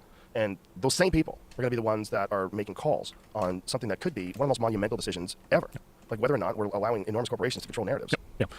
So this is a criticism that I very much agree with, which is basically there's a train of argument that you'll hear, which is basically X bad thing can happen. We do not want X bad thing to happen, so we're going to go to the government and they're going to regulate it so the X bad thing doesn't happen. And it's like if the government were super knowledgeable and super competent and super selfless, right, and like super good at its job, right, that might make sense. But then you go deal with the actual government, right? And by the way, this is a very well-known problem. There's a whole field of choice economics where they talk about this. It's like there is no government. There are specific people who have specific objectives, have specific levels of knowledge, have specific skill sets, specific incentives, and the odds of going into that system, which is now very complicated and has all kinds of issues, and having your logic follow a path to a law that generates the outcome you want and that doesn't generate side effects that are worse, I think it's basically zero. Yeah. Right. I think if AI got regulated the way people wanted to the government, I think the results would be catastrophic. Because I don't think they would get the protections I think they're going to get, and I think the downsides would be profound. But it is amazing how much naivete there is by people who are pushing on this argument. And I think it's just literally people who haven't experienced what it's like in the government. Also, they haven't read the history.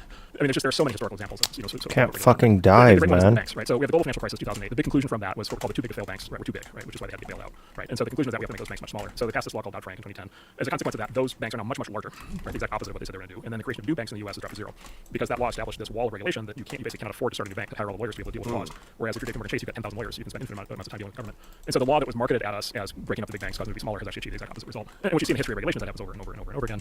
Why? Because banking is complicated. Because the banks have a lot of lobbyists, right? So it's worth a lot of money to the people who are empowered to have this continue. The politicians know that they're going to get jobs at the big banks when they step down from their positions. The whole at point of contact, the whole thing gets all screwed up. And I think that's what's going to happen again. The scary thing about AI is that it's happening so fast, and my fear is that decisions will be made before they truly understand what they're deciding on, because the acceleration of the technology is so intense. Yeah, it's like a super panic. Yeah, it's like a super panic moment. Yeah. And it's a particularly, I agree with you, it's a particularly vivid one right now because this technology, AI is a field that's 80 years old. It basically started working about 6 months ago. It works really well, like all of a sudden, right? And so that's freaked people out. And then by the way, just the term is so freighted. I mean, there's been so many science fiction movies over the years. Yeah. Right. And so there's just like ambient panic, in the air whenever the topic comes up. And then look, you've got people from these big companies showing up in Washington, scaring the pants off a lot of these people, in pursuit of regulatory capture. They're scaring them silly. So they're sort of deliberately fostering kind of this sense of panic. Has anybody invited you to come and speak at one of those things? Yes, I've avoided the public ones, but I've talked to a lot of people in DC who are not in front of the camera. Why have you avoided the public ones? Just because you've seen them.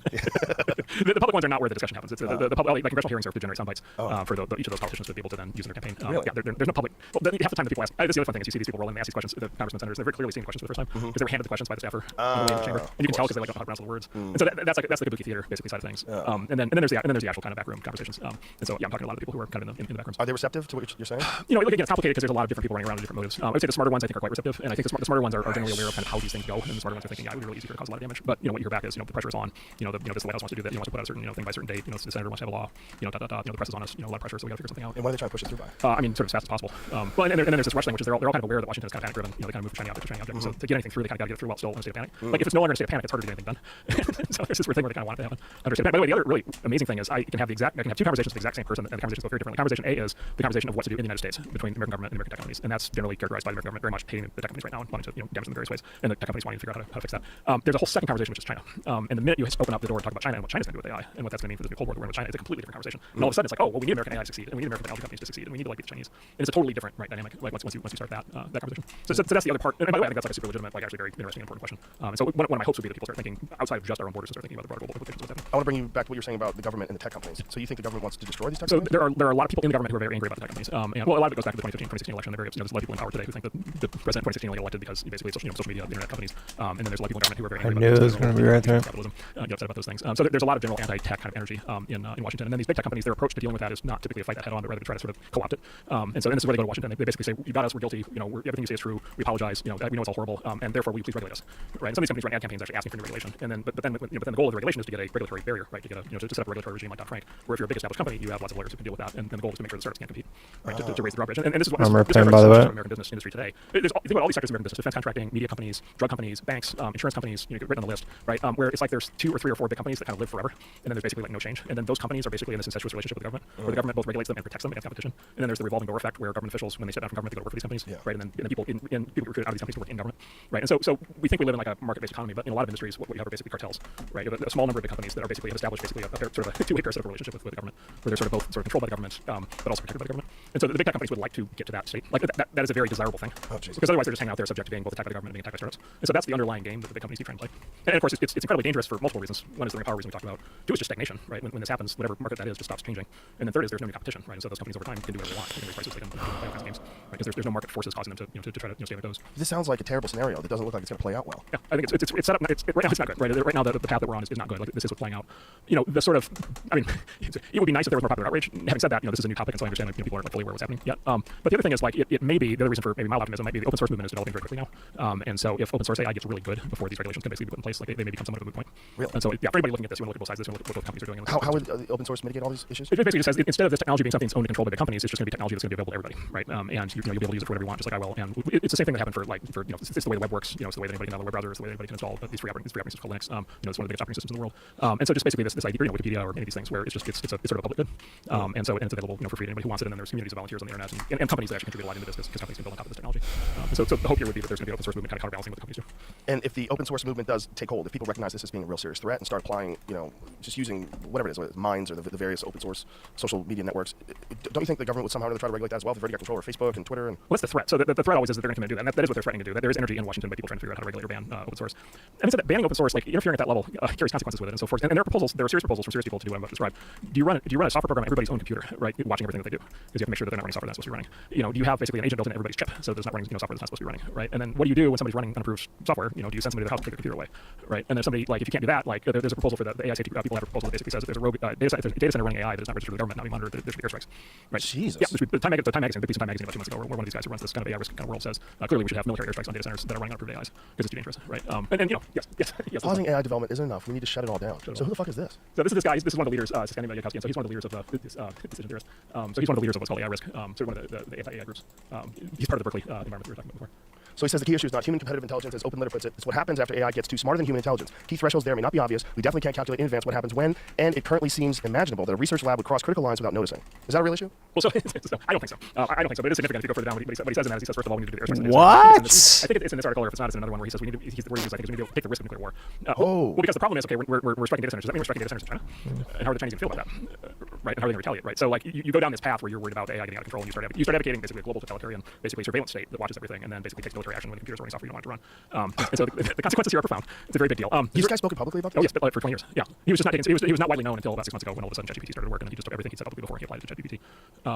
So in his kind of model of the world, ChatGPT proves that he was right all along, and that we need to move today. We need to shut down ChatGPT today, and we need to never do anything like this. So he's got the Sarah Connor approach. Very much so. Yes, he's Sarah Connor without the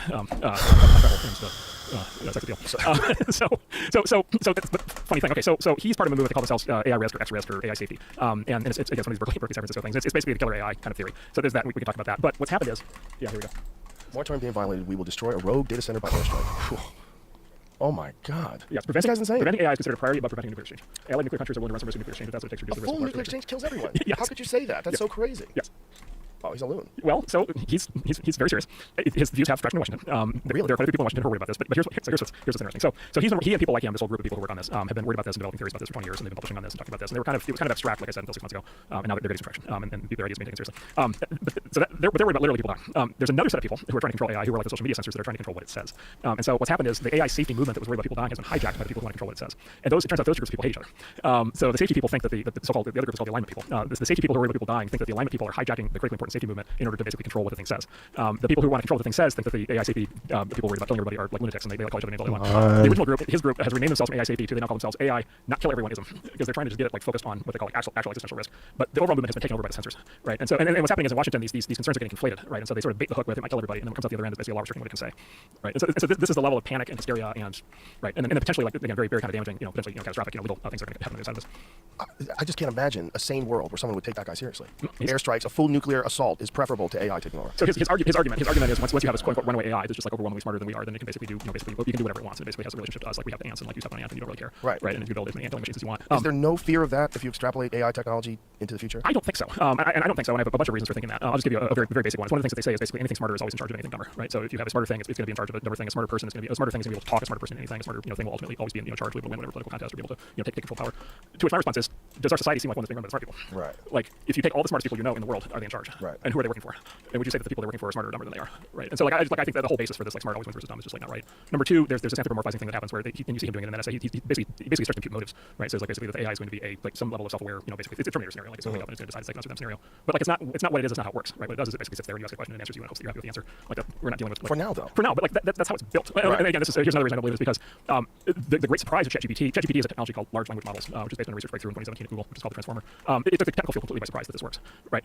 So none of the people working on AI risk prior to basically December had any idea that this was going to work any more than the rest of us did. Like this is like a massive surprise. And so there's all these ideas, there's all these sort of very general hand-wavy concepts around quote-unquote AI that basically were formulated before we actually knew what the thing was and how it works. And none of their views have changed based on how the technology actually functions. And so it comes across to me more as a religion, kind of being it kind of doesn't in their framework, it kind of doesn't matter how it works because it's basically just assumed that however it works is going to behave in a certain way. And I'm an engineer and like things don't work like that. But aren't they evaluating how it works now? And aren't they evaluating ChatGPT? And if ChatGPT is just the beginning, if this is just the beginning of this, and then you have something that's far more complex and something that is sentient or something that's capable of making decisions, if that's engineered. But you just took, again, just a little bit. You just took the leap to like okay, now suddenly becomes sentient. It's like okay.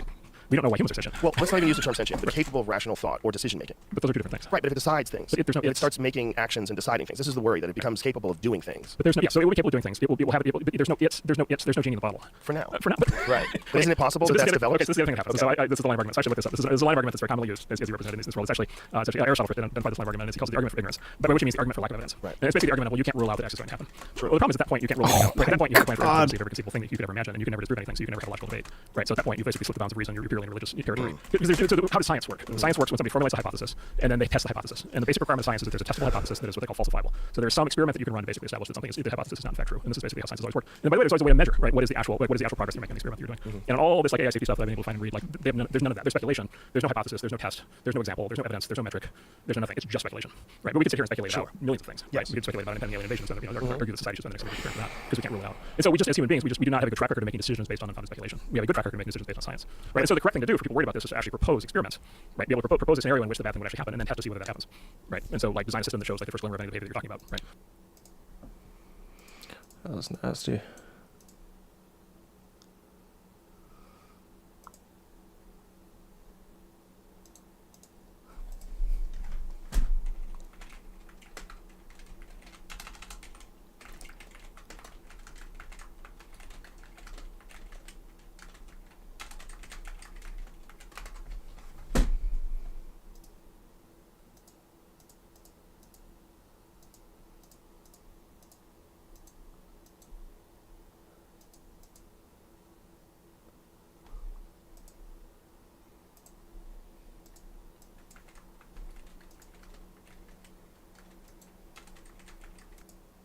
Which is based on a research breakthrough in 2017 at Google, which is called the Transformer.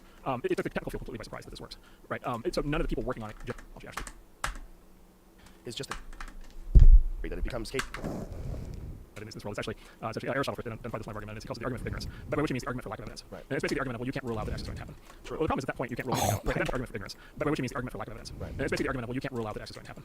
Well, the problem is at that point you can't rule anything out. Right. Calls it the argument for ignorance, by which he means the argument for lack of evidence. Right. And it's basically the argument of, well, you can't rule out that X is going to happen. Well, the problem is at that point identified this line of argument, and he calls it the argument for ignorance, by which he means the argument for lack of evidence. Right. And it's basically the argument of, well, you can't rule out that X is going to happen. Well, the problem is at that point you can't rule anything out. Right. Calls it the argument for ignorance, by which he means Is that even that clean? the argument for lack of evidence. Right. It's basically the argument of, well, you can't rule out that X is going to happen. Well, the problem is at that point, I mean, that looks pretty nasty. basically means the argument for lack of evidence. Right. And Right, it's too. basically the That's the fucking argument nasty. for lack of evidence. Right. And it's basically the argument of, well, you can't rule out that X is going to happen. Well, the problem is that Yeah, that was nasty.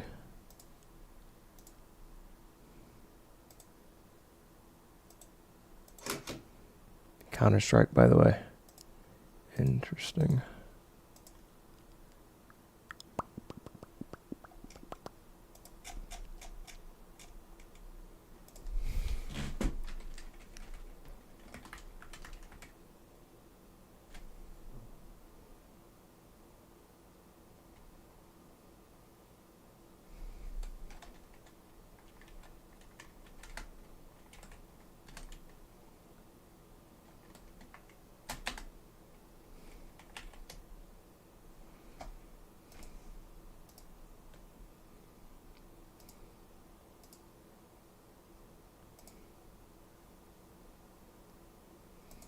about, right? But not even behavior, just capabilities. As ultimately as the capabilities rise of these things, and you're dealing with far more sophisticated systems. This is the beginning, right? We're at ChatGPT 4.5 or whatever we're at. When new emerging technologies that have similar capabilities but extend and keep going, it just seems like that's the natural course of progression. The natural course of progression is not for that all of a sudden decide it has a mind of its own. Not all of a sudden. No, or even over time. There's no Never? This goes back to our conversation last time. All right. Okay. This gets into tricky territory. So, Yes. okay. So let's try to define terms. Let's try to define terms. How would we define something that is, and you pick your term here, self-aware, sentient, conscious, has goals, is alive, is going to make decisions on its own, whatever term you want, whatever. Well, let's just say a technology that mimics the human mind and mimics the capabilities and interactions of the But we human don't know mind. how the human mind works. But we do know how people use the human mind in everyday life. And if you could mimic that with our understanding of language, with rational thought, with reason, with the access to all the information that it'll have available to it, just like ChatGPT. If.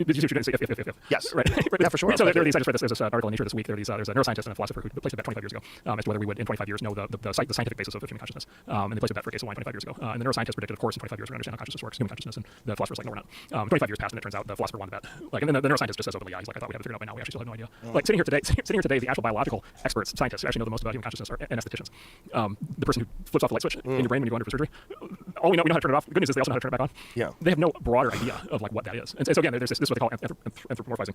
There's this sort of very human instinct to try to basically see human behavior and things that aren't human. Right. And it would be like, if that were the case, then we would have to think about that, study that. But like we don't have that. We don't know how that happens. We don't know how to build that. We don't know how to replicate that. So like I said, at that point, speculation. That's not the actual technology we're dealing with today. So here's my favorite counterexample on this. So let's say something has the following properties, right? Let's say that it has an awareness of the world around it. It has a goal or an objective for what it wants to achieve in the world around it. It has the wherewithal, right, to be able to reach into the world, to be able to change the world to accomplish its goal. It's going to be in a state of increased tension if it can't achieve its goal, and it's going to be a state of relaxation if it can achieve its goal. We would describe that as probably a pretty good first order approximation of like some sort of conscious entity, right, that would have the characteristics that we're worried about. We just described the thermostat, right? It sits on the wall. It senses the environment temperature. It has a goal for the temperature it wants. It has the ability to change the setting on the heater, the AC unit. And it literally goes into a state of physical tension when the temperature is not what it wants, and it goes into a state of physical relaxation, right? Literally inside the mechanism when it gets back into the state where it has its temperature. And like we're not worried about the thermostat like coming alive and killing us, right? And so there's like even those properties alone are not sufficient to generate concern, much less the idea of basically the way we know how to build neural networks today. And then again, you go back to this thing like, okay, let's assume that you actually agreed with the concern and that you actually were legitimately concerned and that you thought that there was disaster in the future here. How do you feel about walking down the path that would be required to offset that, right? What would be the threshold of evidence that you would want to demand before you start monitoring what everybody's doing on their computers, before you start doing airstrikes? Well, I would never suggest that. Well, but that's what's required, right? In order to stop it. In order to stop it. Like if you believe that if you believe that at some point it will turn into something that's a threat, right? And that threat is existential, right? Because it's going to be the super smart thing. It's going to take over the nuclear arsenals. It's going to synthesize new pathogens. It's going to kill us all, right? Then obviously you have to have an incredibly invasive regime to prevent that from happening because that's an all or nothing proposition, right? And that's the other tip off of what's happening here, right? Which is you see, there's no shades of gray in this article, in this discussion. There's no shades of gray, right? It's either it's going to kill us all or it's going to be totally harmless, right? What is Elon's position? Because he's called for a pause in AI. So Elon's position is actually quite interesting. So and actually Elon and the guy you just put out there actually have quite a bit of actually start disagreement right now. So and I'm going to try to I was always dangerous to try to channel Elon because he's a very smart, creative guy. So I'm going to do my best to accurately represent. So he read this literature on this topic about 10 years ago, and he got very concerned about this. And then he was actually he talked about this now. He gave a TV interview where he talked about this. He actually talked to Larry Page about it when Larry Page was running Google. And at the time, Google's actually where this most recent breakthrough was invented, this transformer breakthrough. So Google was working on this back 10 years ago with what's now ChatGPT. And so he went and talked to Larry about his concerns about AI. And Larry's like, oh, there's nothing to worry about. And Elon's like, well, I don't know what we mean nothing to worry about. And Larry's like, look, if they replace us, they replace us. Like they'll be our children, and like we will down the universe like a great service. It'll be fine. Nice. And Elon said, well, that sounds like you don't care whether the future of the Earth is humans or AIs. And in response, Elon says that Larry called him a speciesist. Oh boy. so Elon, no. By the way, knowing Larry, I think there are 50-50 odds that he was being serious and joking. It's possible he was being serious. It's also possible he was just winding Elon up. I actually don't know which it was. Both scenarios are fairly entertaining. Elon's conclusion from that was not only is AI dangerous, specifically Google owning and controlling AI is specifically dangerous because Larry Page controls Google, and so therefore if Larry Page controls Google, Google gets AI, then Larry will basically he'll basically let the AI do whatever it wants, including exterminate humanity. So Elon started OpenAI, right? So the company behind ChatGPT, that was actually originally started by Elon with Sam Altman, who runs it now, and a bunch of other people in the Valley. The specific mission of OpenAI is right there in the name. The specific mission of it is we're going to create AI, we're going to compete with Google, we're going to create an AI, but we're going to make it open so that everybody has it. Specifically so that it's not just Google, right? So the original OpenAI mission was literally open source AI that everybody's going to have, so that it's not just Google. This guy is freaked out. It was like, wait a minute, if you think AI is dangerous, that's the exact opposite thing than what you should do, right? Because if you think AI is dangerous, then the last thing in the world that you want to do is actually like give it to everybody. It's like giving everybody nuclear weapons, right? Like why on earth would you think that that's a good idea? And Elon's like, well, look, maybe whatever, but like I certainly know that I don't want Larry to control it. Subsequent to that, Elon actually there was a bunch of changes at OpenAI, and as a result, Elon became no longer involved in OpenAI at a certain point. And then OpenAI basically went from being OpenAI to being closed AI, right? So they're specifically not doing open source. They started as a nonprofit, now they're a business, right? And then they went from being open source to being very much not open source. And today you can use ChatGPT, but they won't even tell you fully how it works, much less give you access to the code. They're now a company, right? Like any other company. And so Elon has said publicly that he's very upset about this change because he donated $100 million to them to get it started as a nonprofit, and then it became a company. Armor pin, by the way. And so now he sort of uses it as sort of an equivalent threat to Google, right? So now in Elon's mind, he's got OpenAI to worry about, and he's got Google to worry about. And so he has talked publicly about possibly forming a third option, which he has ultimately I think called either like actually OpenAI, pen, by the way. or sometimes he calls based AI, right? Which would be a new thing, which would be like the original OpenAI idea, but done from scratch in 2023, but like set up so that it can never be closed down. And then once again, the people in the AI risk movement are once again like, oh my god, that'll make the problem even worse. What are you doing? Right. And so that's the current state of play. Wow. And then by the way, this is all kind of playing out at this level in Washington. Most of the engineers working on this stuff are just like writing code, trying to get something to work. And so for every one of the people engaged in this public discussion, you've got 10,000 people at universities and companies and people all over the world in their basements and whatever working on trying to get some aspect of this to work, trying to build the open source version. Are we aware of what other countries, like what level they're at with this stuff? Yeah, so China. So I would say good news, bad news. Good news, bad news is this is almost entirely a U.S.-China thing internationally.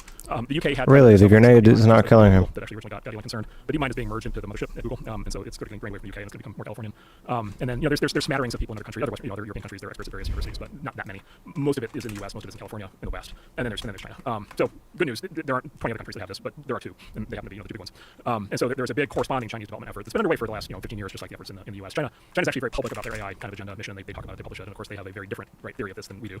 Right? They view AI as a way to achieve population control. Right? Really? Yeah, they're authoritarians, right? And so the number one priority for Chinese leadership is always the population of China staying under control, right? And not revolt, right? Or expect to be able to vote, right? Or whatever, right? Anything that would threaten the dominance of the Communist Party of China. And so so for example, China's security camera companies are the world leaders in AI security cameras because they're really good at like sniffing out people walking on the street, right? Like that's the kind of thing that their systems are really good at. So they have a whole national development program, which is their government and their company. In China, all the companies are actually controlled and owned effectively by the government. Like there's not as much of a distinction between public sector and private sector as there is here. So China has a more organized effort that couples basically their whole society. And then they have a program to basically use AI for population control inside China, authoritarian political control. And then they've got this program called Digital Belt and Road, where they're going to basically try to install that AI all over the world, right? And they've had this program for the last 10 years to be the networking layer for the world. So this whole 5G thing with this company called Huawei. So they've been where are my bullets at, dude? To power their 5G wireless networks, and then they're basically going to roll out on top of that this kind of AI, authoritarian, basically control, surveillance control, population control stuff. Jeez, man. On top of the other infrastructure, they have the Huawei 5G stuff. They've got what they call smart cities. So they've got a bunch of software they've already sold a bunch of countries to basically run a city, to run public transportation and traffic control and all these things. And they've got their security cameras built in and everything. And then of course what they pitch to the president or prime minister of country X is, if you install our stuff, you'll be able to better control your population. Right. If you install American stuff, who knows? They'll, the Americans are crazy, democracy, life, freedom, like all that stuff. Like in China, where we want things like control. And of course, a lot of people running a lot of countries by the China model, quite compelling. So there's two very different visions. This is like the Cold War with the Soviet Union, right? There's two very different visions for how society should be ordered. There's two very different visions for how technology should be used to order society, right? There's two very different visions on whether people should have access to technology or just the government, right? But in China, in the Soviet Union, it was illegal to own a photocopying machine, right? You'd get like executed for owning a mimeograph or photocopying machine, right? Because it was such a threat that you'd be able to publish information that wasn't propaganda coming from the government. And so China's not quite that bad, but they're getting there. And so there are these two visions, there are these two approaches to technology, there are these two plans to kind of propagate that out. In the US, what we do is we have companies build this stuff and we have them go and sell it, right? Or we have open source developers who go and make it for free. In China, it's more of a top-down directed kind of thing. And so that's the thing. Is like once you start thinking in those terms, you realize that actually all these debates happening in the US are interesting and maybe important, but there's this other much bigger, I would argue, more important thing that's happening, which is what kind of world do we think we're living in 50 years from now? And do we think that the sort of American Western ethos of freedom and democracy is the one that technology supports, or do we think it's going to be a totalitarian approach? Either way, I see a scenario in 50 years. It's unrecognizable. It's possible. Yeah, well, I was just exactly clear. I don't want to live in the Chinese one, right? Like, I think that's a bad idea. Like that seems inescapable. In the Chinese one, it's like there are no rights. The whole concept of like rights is a very Western thing, right? And so the idea that you're like walking down the street and you have the right to stop and talk to whoever you want or say whatever you want, it's like not it's not the majority view of a lot of people around the world. Those are people in power. Even in the US, we struggle with it, right? And so the real battle for AI is whether or not that gets enhanced, or whether or not we develop a system in America that actually can counter that. Yeah, and then also whether we as individuals will have access to this power that we can use ourselves.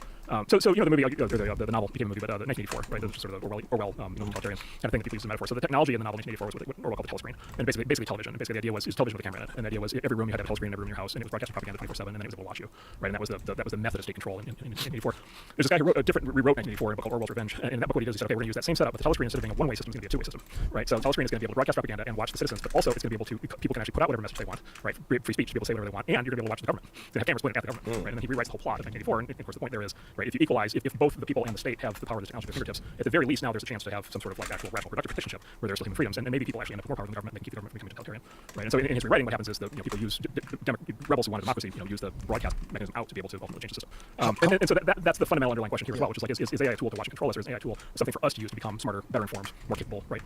How much of a concern is Chinese equipment that's already been distributed? Yeah. Well, so the basic thing.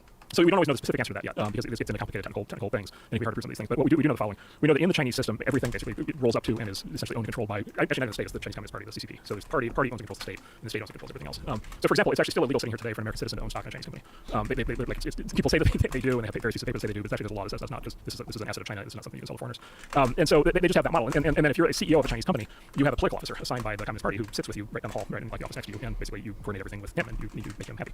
And he has the ability to come grab you on meetings and sit you down and tell you whatever you want, do whatever he wants you to do on behalf of the government. And if the government gets sideways with you, they will rip you right out of that position. They'll take away all your stock. They'll put you in jail. This has happened like over and over again, right? This has happened a lot of like high elite Chinese business leaders over the years have been basically stripped of their control and their positions, their stock, their wealth, everything. And some of them just like outright vanished. And so they have this control. And so for example, data, something like TikTok, for example, if the Chinese government tells the company we want the data, there's no court, there's no the concept of like a FISA warrant, right. The concept of a subpoena, they don't have that. It's just like we want it, hand it over or else. And so that's how it works. And when they want you to merge the company or shut it down or do something different or don't do this or do that, they just tell you, and that's what you do. And so anyway, so then you have a Chinese company like TikTok or like Huawei, or the DJI, the ones their drone company, right? Most of the drones flown in the West are from the Chinese company, called DJI. And so then there's also a question like, well, is there a back door, right? So can the Chinese government reach in at any point and use your drone for surveillance? Can they use you can see what you're watching on TikTok? And the answer to that is maybe they can, but it kind of doesn't matter if they can today because they're going to be able to anytime they want to, because they can just tell these companies, oh, I want you to do that, and the company will say, okay, I'm going to do that. And so it's a complete fusion of state and company. Here in the U.S., at least in theory, we have a separation. This goes back to the topic I was talking about earlier. Like at least like for the U.S. system to work properly, we need a separation of the government and from companies. We need the companies to have to compete with each other, and then we need for them to have legal leverage against the government. So when the government says hand over private citizen data, the company can say no, that's a violation of the First or Fourth or Fifth Amendment rights. I'm not going to do that, and then they can litigate that, take it to the Supreme Court. You can have an actual argument over it. That's compromised when our companies voluntarily do that, right? Which is how inconvenient for them. Yes, exactly. I'm sure they would love to use the communist model. Yeah, well, so this is the thing, and in the U.S., it's very important, right? In the U.S., we have written constitutional, you have free speech. In the U.S., we have a literal written First Amendment. Even in the U.K., they do not have a written constitutional guarantee for free speech. So in the U.K., there are laws where they can jail you for saying the wrong thing, right? And the same thing, by the way, in a bunch of these cases in like Australia and New Zealand, which is supposed to be like a libertarian paradise. New Zealand has a government position reporting to the Prime Minister called Chief Censor, right? Who gets to decide basically what gets to be in the news or what people get to say, right? And so even in the West, like outside the U.S., there are very few countries that have a written 3 bullets, right? And so even in the U.S., like we actually have free speech, there's all this level of censorship and control that we've all been seeing for the last 10 years, right? And so it's like, okay, the line here, the slippery slope here between free and not free is like very narrow, right? It's not a moat, right? It's a very thin line, which is very easily cracked. And and this is why everybody's so fired about in government. This is why everybody's so fired about AI. Is because it's another one of these. Wow, if we can get control of this, then think of all the ways that this can get used. So. Well, that's one of the more fascinating things about Elon buying Twitter, because boy, did that throw a monkey wrench into everything. When you see like Biden's tweets get fact checked, like, oh my God, can I just climb the fucking ladder? Oh my God, so much. and just nutty shit too. I mean, like some of the wackiest conspiracy theories. Michelle Obama's a man, like all that kind of stuff. Flat Earth, but I'd rather have that. My favorite is the birds, by the way. Yeah, birds aren't real. Yeah, that one I'm pretty sure. It doesn't make any sense. That had to be like, a 4chan thing. Like, why can't we fly? It's just ridiculous. Yeah, it's gotta be a 4chan thing. Yeah. You know, sometimes they're But I like that. Yeah. I like that wacky shit that's mixed in with things. I mean, it seems insane. But when I look at like some of the people that are putting it up there, and I look at their profiles, and I look at their American flag and their bio, and I'm like, oh, you're a real human. This is a troll farm in Macedonia. Like, what's happening here? Yeah. There's a lot of that. There is. And of course, he says he wants to. Of course, he says he plans to over time. He plans to reel it out. Yeah. He wants all identity to be validated. Having said that, we fought a war for free speech. We fought the Revolutionary War. A lot of that was for free expression. The founding fathers of this country very frequently wrote under pseudonyms. Interesting. Just like Twitter and us. Really? And this includes like Ben Franklin when he was a commercial printer. He had like 15 different pseudonyms. Really? He would sell newspapers by having his different pseudonym personalities argue with each other. He would fight it out. Like he had sock puppets. And then like the Federalist Papers was all written under pseudonyms. Really? Yeah, like Madison, all these guys wrote under pseudonyms. And so like why did they do that? Because there was danger. Like there was very real danger associated with being like are you gonna like what's the king gonna think? Right. Like is it like this is sort of the two lines argument, which is like okay, like if somebody is not willing to put their own name behind something, like should they be allowed to say it? And there's an argument in that direction. Obvious one. But the other argument is sometimes there are things that are too dangerous to say unless you can't put your name behind it. Yeah, that does make sense. So it seems like the pros would outweigh the cons. Well, even just the micro version, which is just like if you got something to say that's important, but you don't want to be harassed. You don't want your family to get harassed. Yeah. Right. You want protesting outside your house or something you said. Anonymous whistleblower. Whistleblower. Yeah, exactly. Yes. Was it the one person's a terrorist and the person's freedom fighter? One person's whistleblower and the person's troll. Like. I don't know. Again, the genius American system is like say what we want, right? Yeah. Like let's have it out, right? And so that's the system I believe in. I believe in that system too, but I also see Elon's perspective that it would be great if it wasn't littered with propaganda and fake troll accounts that are being used by various unscrupulous states. And in fairness, what Elon says actually is interesting. What Elon says is you will be allowed to have an anonymous, something called pseudo or an account under some other name you make up on the service. You'll just have to register that behind the scenes with your real identity, and specifically with a credit card, right? But then the fear is that someone will be able to get in there. Correct. Yeah, that's which has happened already. Yeah, that's right. That is a big risk. Yeah. But then again, you get the other part of this would be like Twitter is only one company, right? And so it's an important one, but it's only one, and there are others as well. So for the full consideration of like quote unquote rights on this topic, you also want to look at what's happening elsewhere, right, including all the other services. I'm fascinated by companies like Twitter and YouTube that develop at least a semi-monopoly because YouTube is a great example. Like if you want to upload videos, YouTube is the primary marketplace for that. It's like nothing else is even close. Everything else is a distant second. But they've got some pretty strict controls and pretty serious censorship on YouTube, and it seems to be accelerating, particularly during this presidential election. Now that you're seeing these Robert Kennedy Jr. podcasts get pulled down from a year ago, 2 years ago, the Jordan Peterson one got pulled down, Theo Vaughn's interview with Robert Kennedy got pulled down. There's been some others, and Brett Weinstein, no, his didn't. But it's just these conversations were up for a long time. It wasn't until Robert Kennedy running for president that they decided like these are inconvenient narratives he's discussing. So I don't know. I should not weigh in on exactly which companies have whatever level of monopoly they have. Having said that, to the extent that companies are found to have monopolies or let's say sort of dominant market positions, like that should bring an additional level of scrutiny on conduct. And then there is this other thing I mentioned earlier, but I think is a big deal, which is if a company is making all these decisions by itself, you can argue that it maybe has the ability to do that. Although again, maybe it shouldn't past a certain point in terms of being a monopoly. But the thing that's been happening is it's not just the companies making these decisions by themselves. They come under intense pressure from the government, and they come under intense pressure from the government in public statements and threats from senior government officials. They have private channel threats, and then all of this stuff I was talking about earlier, all the channeling of all the money from the government that's gone into these pro-censorship groups, right? They're actively working to try to suppress speech. And when you get into all of that, those are crimes. Yeah, that's illegal. Like everything I just described, I think is illegal, and there are specific like actual felony basically counts in the U.S. code for like those things actually being illegal. They're violations of constitutional rights, and it is a felony to deprive somebody of their constitutional rights. And so I think in addition to what you said, I think it's also true that there's been a pattern of government involvement here that is, I think, certainly illegal. And put it this way, this administration is not looking into that. Maybe a future one will. So do you think it's illegal? It just hasn't been litigated yet? Yeah.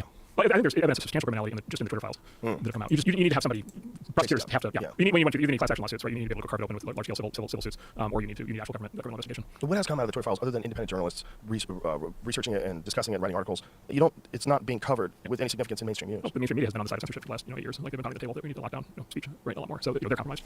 And then the other investigation to watch is I think it's the Missouri Attorney General. There's a state level investigation. There's been a bunch of interesting stuff that's come out, and the attorneys general have subpoena power. So they have subpoenaed a bunch of materials from a bunch of companies that again to me looks like evidence of criminality.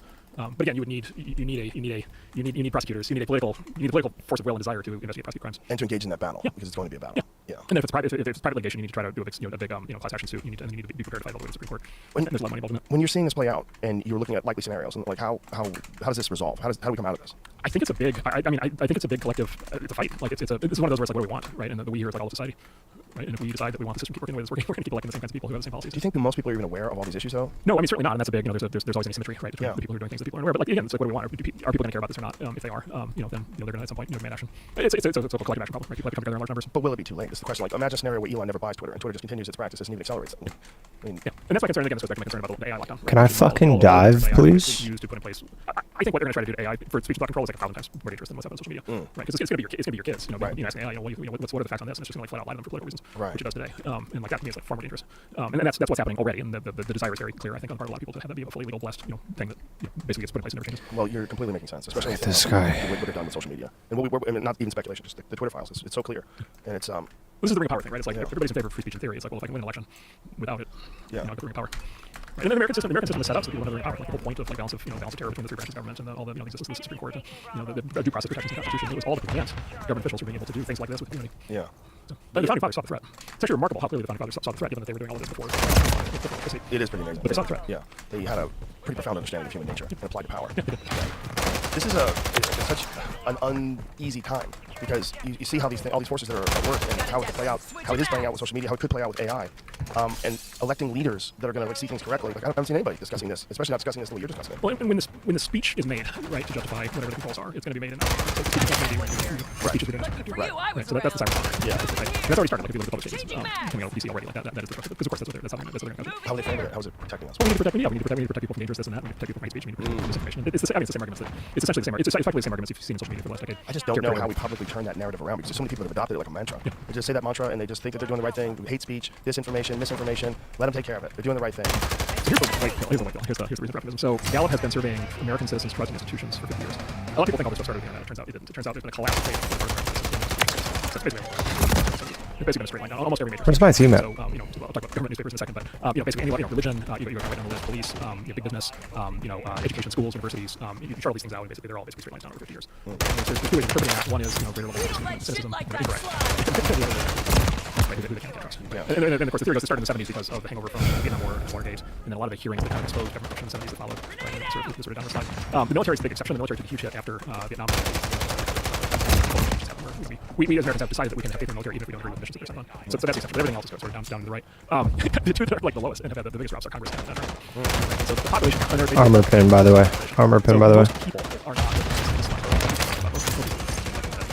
Now, people have to decide what to do with that, right? Because what you see is faith in Congress is holding at 10%, but faith in the Congress is holding at 10%, right? Which is why incumbents, almost always get elected, right? We'll have these Congress for 20 terms, 40 years, right? And so at some point, people have to decide. They have to carry it over, right? It's not eternally consistent, right? And you're not going to get the change that you want from Congress unless a lot more people all of a sudden change their mind about the incumbents that they keep elected. But anyway, the reason for optimism in there is I think most people are trained, right, already, right? And quite frankly, I think that explains a lot of what's happening in politics. Whether it's support or don't support, kind of, the various forms of populism on the left or the right. The citizen is reaching out for a better answer than just more of the same. And more of the same being the same leads in charge forever, telling us the same things that we want to. Well, that is one of the beautiful things about social media and the beautiful things about things like YouTube, where people can constantly discuss these things and have these conversations that are reached by millions of people. I mean, just a viral tweet, a viral video, something, someone gives a speech on podcast and everybody goes, like what you're saying today. I didn't know that's how it worked. Oh, this is what we have to be afraid of. So when they start saying it's for your own protection, this is why. And then Mark Andreessen clip plays and everybody goes, oh, okay. That gives me hope because that's something that didn't exist before. Yeah, that's right. And you can take it a step further. If you can free social media. Come on, dude. How many bullets? We got people very mad at the time. Sure. Things are being said that weren't supposed to be said. Cable. Before that, actually, in the 50s, it was a lot of alternate points of view.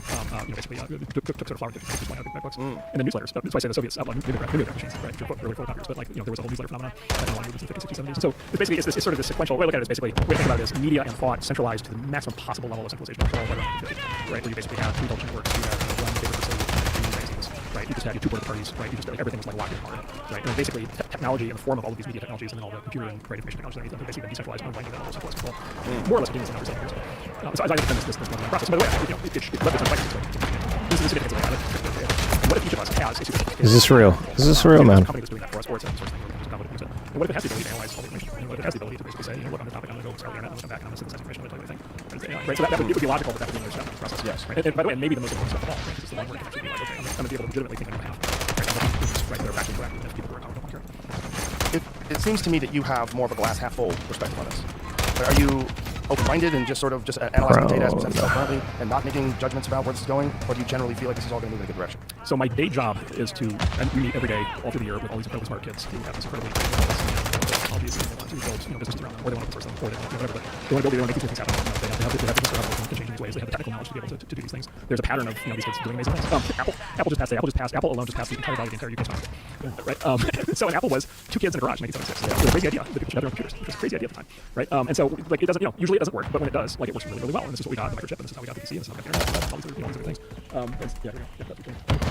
So it's the comparison. The 350 largest UK companies. That's bonkers. Yeah, and so when it works incredibly well, right? And we just happen to be being where we are, doing what we do, we're around zero that. And so all day long, I need to talk to these kids and people who have these ideas and want to do these things. And so it's why I can see the future kind of in that sense, which is I know what they're going to do because they've been taught so many things. So if they're allowed to do what they plan to do, then I have a pretty good idea of what the future looks like and how great it could potentially be. But then I also have the conversations in Washington, and I also have the conversations with the people who are trying to do the other things. Like this is, like for a very long time, tech in the US was considered just like really good, right? Everybody was like up until like basically the 2010, everybody was like that, whatever, things. Every once in a while, freaked out about something, but most people just thought, index was good, creativity is good, something is good. In the last 15, 20 years, like it's got all these topics got very contentious, and you have all these people who are very angry, right, about the consequences of all the technological change. And so we're in a different phase of the world where these issues are not thought out not just in business but also in politics.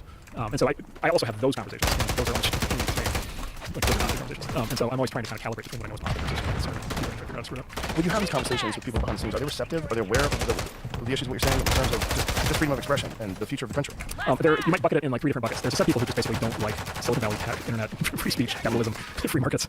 Like they're very political. Some of them are in positions of high power right now, and they're just against, and they're trying to do everything they can. They're trying to go right now. They're trying to do all kinds of stuff. They're trying to disable social media. Like they're just very opposed. And there's, I mean, I don't know, maybe there will be some. I myself don't spend a lot of time with them because it's not a conversation. Just getting yelled at for now. Is that really how it goes? Oh yeah, yeah. A lot of direct attack. Then there's a set of people who I would describe, I don't know if open-minded is the wrong term, but like I would say they are honestly and legitimately trying to understand the issues. Like they're kind of aware that they don't fully understand what's happening, and they are trying to figure it out, and they do have a narrative in their own mind of they're going to try to come to the right conclusion. So there's some sort of those are the people that That is so ridiculous. How many fucking bullets I need to kill with armor pen. Learning, curious. It's like anything else in life. You sit down with one person and like you're just like a conversation, answering questions. There's other people you talk to where it's just like they're not interested in anything. It's very clear. And then there's a third set of people who are very actually pro-capitalism, pro-innovation, pro-tech, but they don't like us. So a lot of our issues are on the other side of where majority Silicon Valley is majority Democrat, right? And so there's a fair number of people who would be our natural allies if right? Wow. And so there's part of the issue about we don't have any natural allies. But that doesn't have any natural allies. The Democrats we effectively do. And so we can go stuff off. And so there's a trap that's developed that it's hard to figure out what to do with. How do you get around that one? That was hard. I mean, that I don't know. That seems people like last thing I want to do is argue to people, especially like that they should change their politics. And look, people feel very strongly. Obviously, people in tech feel very strongly about politics, including political topics that have nothing to do with tech.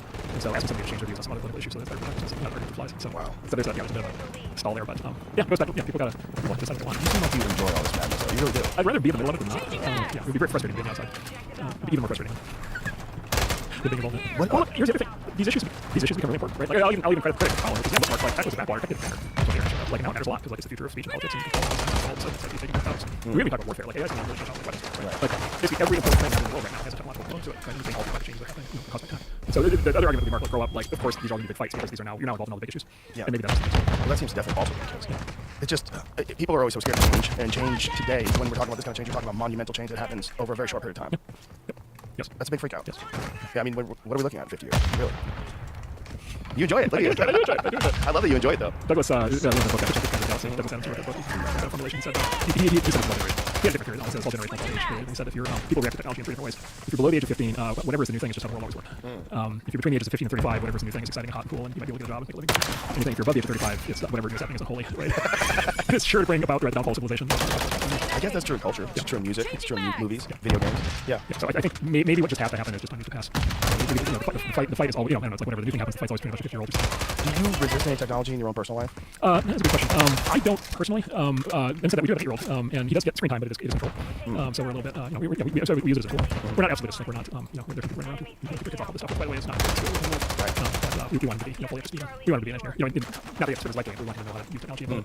It's also fun for kids. It's just if you teach them discipline and engage them in other activities so that they do physical things, run around, have fun, be outside. He does MMA. Oh, okay. Full MMA, full sparring. Wow. He and his coach. Wow.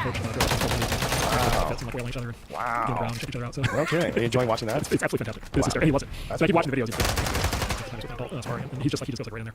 That's crazy. So the tech story that I've been thinking about a lot is the Douglas Adams thing. Is so ChatGPT comes out in December. I played with it for a few months, trying to wrap my head around it. And I'm like, in my ear, I'm super curious. All these things, he's asking questions all the time. Got answers some of the day. I installed it on ChatGPT and stuff. And I set up this time aside and sit down on the couch. And I'm like, okay, this is the amazing thing that gives me right. It's like the most important thing I've ever done as a father, right? That I've brought fire down from the mountains. I'm gonna give you AI, right? And you're gonna have AI your whole life to be with you. And he's like, okay. And I was like, well, you ask it the questions and it'll answer the questions. And he's like, okay. And I was like, no, this is a big deal. They didn't used to do this. Now it does this, and this is amazing. And he's like, okay. And I was like, why aren't you impressed? And he's like, it's a computer. Of course you ask questions, give you answers. Like, what else is it for? And I was like, I'm old. Right? Kids are gonna just have a totally different way of doing this. Right. It's gonna be normal to have the answers to things. Right. Yeah, totally normal. And it's gonna be, by the way, normal and exciting. I think it's gonna be great. Like for kids, well, the positive aspect, just for informing people on whatever it is, whether it's a medical decision or whether it's a mechanical thing, your car. I mean, that's pretty amazing. One of the fun things you can do with ChatGPT is you can say, explain X to me. And you can say, explain X to me. And then you can do it as if I'm 10. And you can do it as if I'm 5. And you can actually get it. It can do it all the way. It kind of works out about age 3. So you can tell explain quantum mechanics to me like I'm a 3-year-old. Wow. And it will. Really? Yeah. And I've taught him how to do this. Because I'm like, you can have it, you can dial it up or down. How do you explain quantum mechanics to a 3-year-old? It uses like all these metaphors of you've got a stuffed animal over here and a stuffed animal over there and it wiggles and then that one wiggles. Right? And so it's like, some 3-year-olds like, okay. Wow. Why not? Right? So yeah, no. So as a tool, there's all these fights happening. I guess what Vex is. There's all these fights already. Yeah. There's all these sites that claim to tell you whether something's been generated by AI. And so the teacher can in theory can screen to see if something's the student has an essay. In theory, there's a tool that will tell you whether they got it from ChatGPT, but it doesn't actually work. There you go. There it is. Can you explain quantum mechanics for 3-year-olds? Sure, I'll do my best to explain quantum mechanics in a simple way for 3-year-olds to understand. Imagine you have a toy that can be in two places at the same time. It's like having a teddy bear that can also be in your bed and the living room at once. Very strange, right? Well, in the world of very tiny things like atoms and particles, they can do something similar. They can be in two different places at once, just like your special toy. This is called superposition. Now let's talk about something else. Imagine you have a toy car that can go through walls without crashing. It can pass right through them as if it wasn't even there. That's pretty amazing, isn't it? Well, in the world of tiny things, particles can do something similar. They can pass through solid objects without any problem. This is called tunneling. Wow. Pretty cool. Yeah. Pretty cool. Yeah, in terms of education, in terms of just intelligence runnings, I mean, it's one of the most powerful things ever, by far. And by the way, this is something for people's entire lives, right? This isn't just for kids, right? This is for anybody who ever wants to learn anything. The real fear, the overall fear, is that what human beings are doing with artificial intelligence is creating something that's going to replace us. Yeah. You have no fear of that. Yeah, I don't. What about 100 years from now? It's a tool. 100 years from now, I don't know. And the first clue is going to have 100 years from now. But it's not going to be this. That's the fear, is that we're sowing the seeds. Yeah, this is an old. Look, this is old. This is an old fear. It's like the fear of the end of the world. This is like the fear of the non-human. Yeah. Like in Judaism, they have a version of this in Judaism called the Golem, the sort of legend of the Golem. It was sort of this thing. It was like the Warsaw Ghetto at one point, and this rabbi figures out how to conjure up this basically this giant creature made out of clay to go smite the enemies. And then of course he comes back around and starts killing his own people. The Frankenstein's monster. Right. Same thing. So there's always this. Yeah, there's always. And look, it's very human. It's a self-preservation kind of thing. But look, we build tools. I mean, what's the thing that makes us different from animals, right? Is we have intelligence. We build tools. Tools can be used, by the way, for good and bad things, right? Like a shovel can be used to dig a ditch or like bring somebody over the head. Right? And so all these things, things do have two sides. But over time, the tools that we built have created a much healthier, safer, better world. Isn't that much more people. Right? I mean, look, human population is like gigantically as a consequence of all these tools we built. So the exact opposite thing has happened from when everybody's been afraid of the whole time. But it is interesting whenever there's a discussion of these things, it's never framed that there's two sides. It's always framed, this is what we're scared of. This is what the danger is. It's not part of the beauty of this is that there's danger. And it's also, there's incredible promise that's attached to this as well, like everything else, like matches. No one's advocating for outlawing matches, but you can start a fire. So the original myth on this, so the way the ancients thought about this, excuse me, in the Judeo-Christian philosophy, they have this concept of the logos, the word. And so it says at the very beginning of the Bible, in the beginning there was the word was truth, and then basically the universe kind of comes from that. So this concept of like the word, which is sort of knowledge, right? And then Adam and Eve, it was Adam and Eve eating from the tree of knowledge, right? And then when they ate the apple, Satan fooled them eating the apple, and then they had the knowledge, like, the secret knowledge. The Greeks had a similar concept they called techne, which is the basis for the word technology. But it meant it didn't mean technology per se, but it meant sort of knowledge, and particularly knowledge on how to do things, right? So sort of the beginning of technology. And the myth that the Greeks had, so the myth that the Christians have about the danger of knowledge is the Garden of Eden, getting kicked out of the Garden of Eden to the downside, right? That was viewed as a tragedy, right, in that religion. The Greeks had what they called the Prometheus myth, and it had to do with fire, right? And so the myth of Prometheus was a central Greek myth, and the myth of Prometheus was a god kind of character in mythology who went up to the mountain. The humans didn't have fire. He went up to the mountain, and the gods had fire, and he took fire from the gods and he brought it down and gave it to humanity. And in the myth, that was how humans learned to basically use fire, right, as a tool. As punishment for bringing fire to humans, he was in the myth he was chained to a rock for all eternity, and every day his liver gets pecked out by an angry bird, and then it regenerates overnight, and then it gets pecked out again the next day forever. Like that's how much the gods felt like they had to punish him, right? Because, and of course, what were they saying in that myth? What they were saying is, okay, fire was like the original technology, right? And the nature of fire as a technology is it makes human civilization possible. You can stay warm at night. You can fight off the wolves. You bond the tribe together. Right? Every culture has like a fire central thing to it. It's like the sort of center of the community. You can use it, to cook meat, right? Therefore, you can have high rate of your kids are going to survive and so forth. Be able to reproduce more. But of course, fire is also a fearsome weapon, and you can use it to burn people alive. You can use it to destroy entire cities. And so, like, it got that idea of information technology in the form of even fire was so scary that they encoded that deeply in their mythology. And so, I think what we do is we just like play that exactly like you said. We play that fear out over and over again because in the back of our head, it's always like, okay, this is the one that's going to get us. Yes, I know that the previous 3,000 of these things actually turned out fine.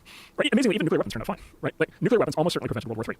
Right? Nuclear weapons, the existence of nuclear weapons probably saved on the order of 200 million lives. Right? So like even nuclear weapons turned out okay. Right? But yet after all of that and all the progress we made, like this is the one that's going to get us. Yeah. It's so interesting because that conversation is never had. We only hear the negative aspects of it. Yeah. Because these are complex, nuanced discussions, and it has to do with all sorts of aspects of human nature and control and power structures. And it's just they're very complex conversations. Yeah. Well, then people try to hijack them, right? Yeah. Right. They get used. Yeah. And that's where. Yeah. That's right. I don't mind like somebody who's like. There's this concept I talk about the Baptists and the bootleggers. So there were two groups of people in favor of prohibition of alcohol. There were the Baptists who were the social activists who thought alcohol was actually evil and was destroying society, and then there were the bootleggers, which were the people who were going to make money, right? If alcohol was outlawed, right? And so this is what you often have is you have when there's one of these social movements that wants regulation, you often have this union of the Baptists and the bootleggers. And so the Baptists I don't mind, like the true believers who are like worried about XYZ. It's like okay, let's talk about that, let's figure that out.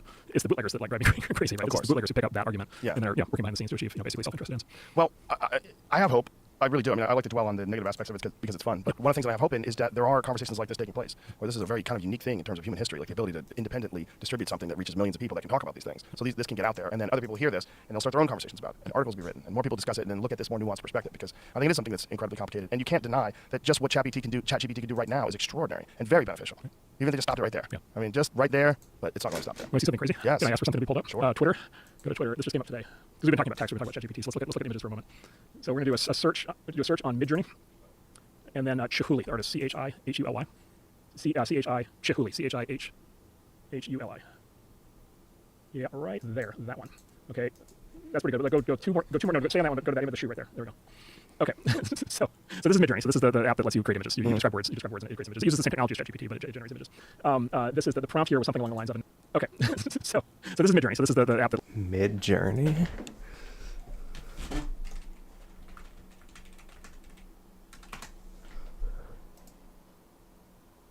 What is this?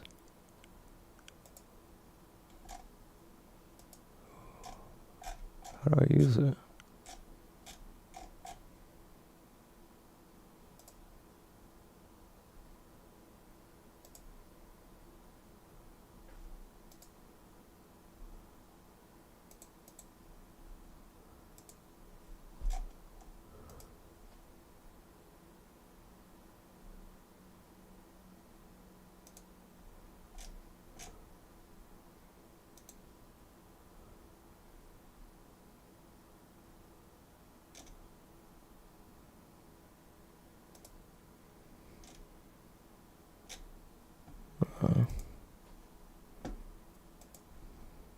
It lets you create images. You describe words, and it creates images. It uses the same technology as ChatGPT, but it generates images. This is the prompt here was something along the lines of a Nike shoe in the form of this artist called Chihuly, who's this famous artist who works in basically blown glass.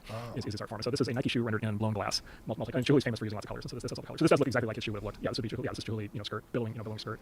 Yeah, this is Chihuly. Chihuly, like statue of an avocado, right? Right. And so it's an avocado made out of stained glass. Okay, so just look here for a moment though. Go back to just go back to go to the avocado for a second. Okay, look at the shadows. Look at the detail in the shadows. Incredible. Look at the detail of the shadows with the sunlight coming through the window. Yeah. Okay, now go back to the shoe because this one blows my mind. Okay, and then zoom in on the reflection of the shoe in the bottom down there. Right? It's like you see, it's like perfect. Right? It's like a perfectly corresponding reflection. Okay, this entire thing was generated by Midjourney. The way Midjourney works is it predicts the next pixel. So the way that it worked was it basically ran this algorithm. Basically, it used the prompt and it ran it through the neural network and it predicted each pixel in turn for this image. This image probably has 100,000 pixels in it or something, or a million pixels or something. And it basically was it's like autocomplete. It was predicting each pixel. But in the process of predicting each pixel, it was able to render not only colors and shapes and all those things, but transparency, translucency, reflections, shadows, lighting. Like it trained itself basically on how to do full 3D rendering inside the neural network in order to be able to successfully predict the next pixel. And how long does something like that take to generate? That takes to generate on the when you're running the system today, that would probably be, I'm going to guess, 10 or 15 seconds. There's a newer version of Midjourney, a turbo version that just came out, where I think it cuts down a couple seconds. Now, the system that's generating that needed, many years of computing power across many processors to get ready to do the training that took place. But the actual generate that in seconds. 60 seconds. Okay, so here's another amazing thing. The cost of generating an image like that versus hiring a human artist to do it is like down by a factor of 1,000, somewhere between a factor of 1,000 and 10,000. If you just kind of run the numbers, like to hire an artist to do that at that level quality would cost on the order of $1,000 to $10,000 more dollars or time or human effort than doing it with the machine. Same thing is true of writing a legal brief. The same thing is true of writing a medical diagnosis. The same thing is true of summarizing a book, like any sort of knowledge, summarizing a podcast, any of these things, drafting questions for a podcast. Basically pennies, right, to be able to do all these things versus potentially $100 or $1,000 to have a person doing these things. So we dropped the cost of a lot of white collar work by like a factor of 1,000. Right, that's what we haven't dropped the cost of like at all. It's all the blue collar work. Right, so we do not have today a machine that can pick strawberries that is less expensive than hiring people to pick strawberries. We don't have a machine that can pack your suitcase. We don't have a machine that can clean your toilet. We don't have a machine that can cook your dinner. Like we don't have any of those things. Like for those things, the cost of the machine and the AI and everything else to do those things is far in excess of what you can simply pay people to do. Right, but so there's the great twist here is that in all of the economic fears around automation, the fear has always been that it's the mechanical work that gets replaced because the presumption is people working with their brains, right? That's certainly not what the computer's going to do. Certainly, the computer's not going to make art, right? So the computer's going to be able to pick strawberries, it's going to be able to make cheeseburgers, but obviously it's not going to make art. And it actually turns out the reverse is true. It's much easier to make the image of that shoe than it is to make you a cheeseburger. Of course, because it has to be automated physically. Physically, but move around. But not just physically, which is like okay, like what happens if the stove catches on fire? Right. Like okay, like what shape? How does the suitcase unclasp? Suitcase unclasp differently. Like all the like real world stuff. How do you plumb a toilet? Right. Like what happens when you get in there? Right. And what happens if the plumbing's all screwed up? And so the great irony and twist of all this is when the breakthrough we all thought in the industry we all thought when the breakthrough arrived, it would arrive in the form of robotics that would cause with the theory it would cause unemployment among basically the less quote unquote lower skilled people or less educated people. Right. It turns out to be the exact opposite. Well, that's Andrew Yang's take on automation, right? The need for universal basic income. Yeah. Well, yes, therefore the need for communism, which is immediately where it goes. But before you think about that, think about what this means in terms of productivity. So think in terms of what this means about what people can do. Right. So think about the benefit, including the economic benefit. So everybody always thinks of this as producer first. You want to start by thinking of this as consumer first, which is like as a customer of all of the goods and services that involve knowledge work, the price on all of those things is about to drop on the order of like 1,000x. Right. So everything that you pay for today, right, that involves white collar work, like the prices on all those things are going to collapse. By the way, that's the collapse in the prices is why it doesn't actually cause unemployment. Because when prices collapse, it frees up spending power, and then you'll spend that same money on new things, and so your quality of life will rise, and then there will be new jobs created that will basically take the place of the jobs that get destroyed. But what you'll experience is hopefully a dramatic fall in the cost of the goods and services that you buy, which is equivalent to basically giving everybody a raise. What about artist rights? Because one of the arguments about art is that you're taking this you're taking this AI program, and it's essentially stealing the images of the style of artists and then compiling its own. But that the intellectual work, the original creative work, was responsible for generating this in the first place. So even though you're not paying the illustrator, you're essentially using that illustrator's creativity and ideas to generate these images through AI. Yeah. And in fact, we just saw an example of that. Yes, based on when you actually named a specific artist, right, who certainly did not get paid as a consequence of that. Yeah. And the algorithm knew who Chihuly was, so it had clearly been trained on his art before. Otherwise, the algorithm would not have known to do it in that style. So I think this is going to be a very big fight. And this is probably going to go ultimately to the Supreme Court. Those cases are just starting now. I think the first one is Getty Images, which owns a big catalog of photography, is actually suing this company Midjourney. So that has begun. The argument for why what's happening is improper is exactly what you said. The argument for why it's actually just fine, and in fact not only should be legal, but actually is legal under current copyright law, is what in copyright law is called the right to make transformative works. And so you have the total right as an artist or creator to make any level of creative art that you want or expression that is inspired by, right, or the result of what they call transforming prior works. Right. So you have the right to do homages. You have the right to do, I mentioned earlier the guy who wrote the other version of the 1984. Right. He had the right to do that because he was transforming the work. You can make your version of what you think of Picasso would look like. Exactly. You are free to draw in the style of Picasso. You are not free to copy a Picasso, but you are free to study all the art Picasso did. And as long as you don't misrepresent it as being a Picasso, you can generate all the new Are you free to copy a Picasso exactly if you're telling everybody you're copying a Picasso? I don't think, no, the artist, copyright at some point expires, but that's not, let's assume copyright lasts. Let's just assume for the moment copyrights forever just to make it easy to talk about. The artist can copyright that particular image. The screenwriter can copyright that particular screenplay. But if you're not generating income from it? Oh, I don't know. Yeah, there's another card in the copyright law for non-commercial use. Yeah, so there's like academic use. By the way, there's also protection. There's also protection for satire. There's protection for a variety of things. But the one that's relevant here specifically is the only one. Because the reason I said it is because Chicooley never made a shoe. Right. There's no image in the training set that was a Chicooley shoe. Certainly not a Chicooley Nike shoe. And certainly not that Chicooley Nike shoe. And so the algorithm produced an homage. Would be the way to think about it. Right. And as a consequence of that, I think the copyright law is looking at this. And I think the same thing is true with ChatGPT for all the text. By the way, the same thing's happening with ChatGPT. The newspaper publishers are now being very upset because they have this fear. They have a fear people are going to stop reading news because they just ask ChatGPT what's happening. Right, they probably will. And there are lots of news articles that are in the internet training data that went into training ChatGPT, right? Including updating every day. Well, also, if you can generate an objective news source, Come on, man. that's really hard to do. So one of the fun things that these machines can do, you can do this with ChatGPT. Actually, you can do this today. You can tell it to take out. It will do what's called sentiment analysis. You can ask it, is this news article standard left or right? Is the emotional tone here angry or like hostile? And you can tell it to rewrite news articles.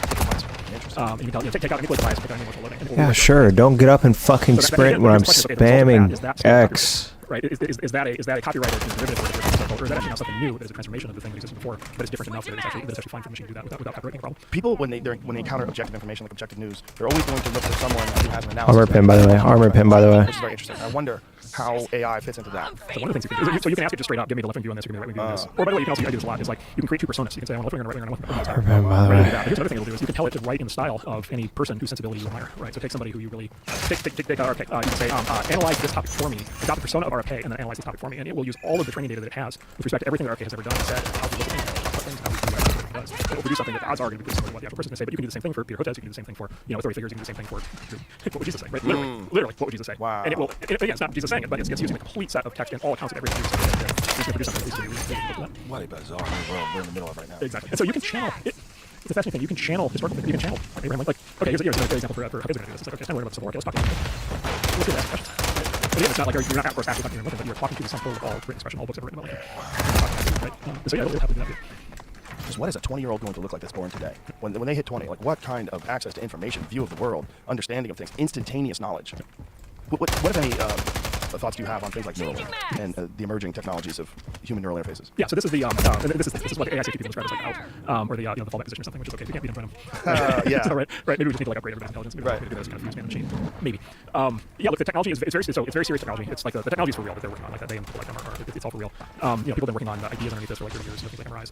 And by the way, the thing on this is there's a lot of immediate healthcare applications. So like people with Parkinson's, right? People who have had who've been paraplegic, being able to restore, being able to fix things to the nervous system, able to restore sight to people who can't see if there's something breakdown. So there's a lot of very straightforward medical applications. Armor pin, by the way. Like the full actual fusion where the machine knows what you're thinking and is able to think through it. I would just say it's exciting. It's the field that's moving pretty quickly at this point, but we're still I would guess 20 years out or something. Or anything that we don't know what you would hypothesize it could be like.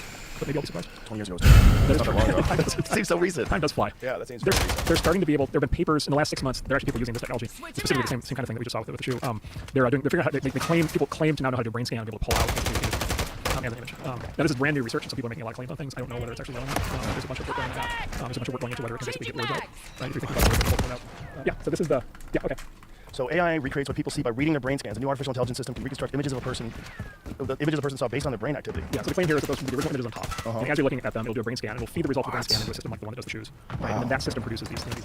That's pretty damn close. Yeah, so it's like an extrapolation off of image generation stuff that we've been watching. What the fuck is that? Excuse me, this is brand new. Like, is this real? Right, is it like the Samsung moonshot? Yeah, is it repeatable? By the way, you need to be strapped to $1 million of lab equipment. Right. Yeah, so there's like these things take a while to get to work. It's pretty fascinating if it's applicable, though. If that really can happen. Wow. It's a wild world. Yeah, it's the possibilities are very fascinating because it just seems like we're about to enter into a world that's so different than anything that human beings have ever experienced. Also, you're in the middle of it, buddy. Enjoying it? Oh yes. Oh yeah. Anything more? Anything more? I can give you the picture I leave you with. You mentioned the 20-year-old who's grown up. Yeah. I think it's actually something even deeper. The AI, like the AI that my 8-year-old's gonna have by the time he's 20, he's gonna have had 12 years of experience. So it won't have grown up to do it will know everything he's ever done. It will know everything he ever did well. It will know everything he did that took left. It will know what he's good at. It will know what he's not good at. It'll know how to teach him. It'll know how to correct for his it'll know how to maximize his strengths. It'll know what he wants. I wonder if he'll understand how to maximize happiness. Yeah. Like, I wonder if it could say, Mark, you are working too much. Yeah. If you just worked one less day a week, you'd be 40% happier and only 10% less productive. Yeah. Well, if you're wearing an Apple Watch, right, it will have your pulse and it will have your pressure. It'll have all these things. And, it'll be able to say, look, when you were in this, when you were working on this, you were relaxed. Your serotonin level, your serotonin levels are high. Serotonin levels are high. When you're doing this other thing, cortisol levels are high. It's a way to do that again. Oh, you're trash. By the way, sleep. We did sleep well. Right. So yeah, it'll have all that. Right. So yeah, they get college, they get the workplace, and they'll have an ally with them. Armor pin, by the way. Without any mechanical, without any sort of actual physical lookup, they'll have basically a partner. Right. They'll be with them. Whose goal in life will be to make them as happy and satisfied as successful as possible. Pretty fascinating stuff. Yeah, about that. Well, I'm interested, and I'm going to be paying attention. I really appreciate you coming here and explaining a lot of stuff. It made me actually feel better. And it actually gives me hope that there's possibly, especially with real open source, a way to avoid the pitfalls of the censorship that seems likely to be at least attempted to be implemented. Yep, me too. All right. Thank you, Mark. Appreciate you. Bye, everybody.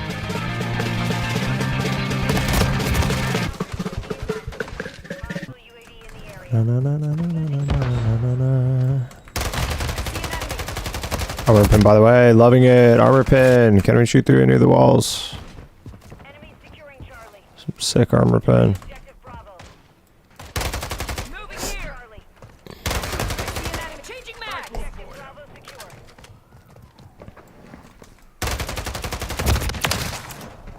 Got my kill.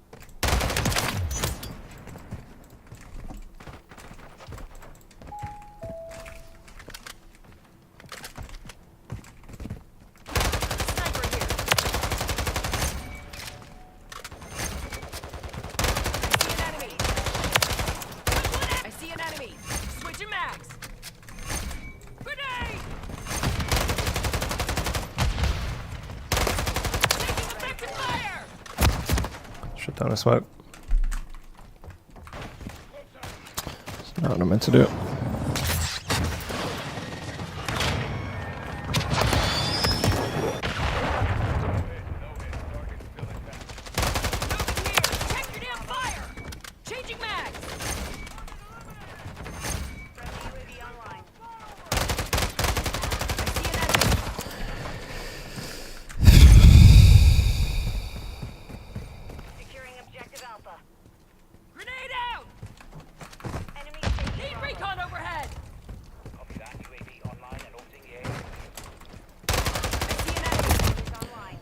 Yeah, right.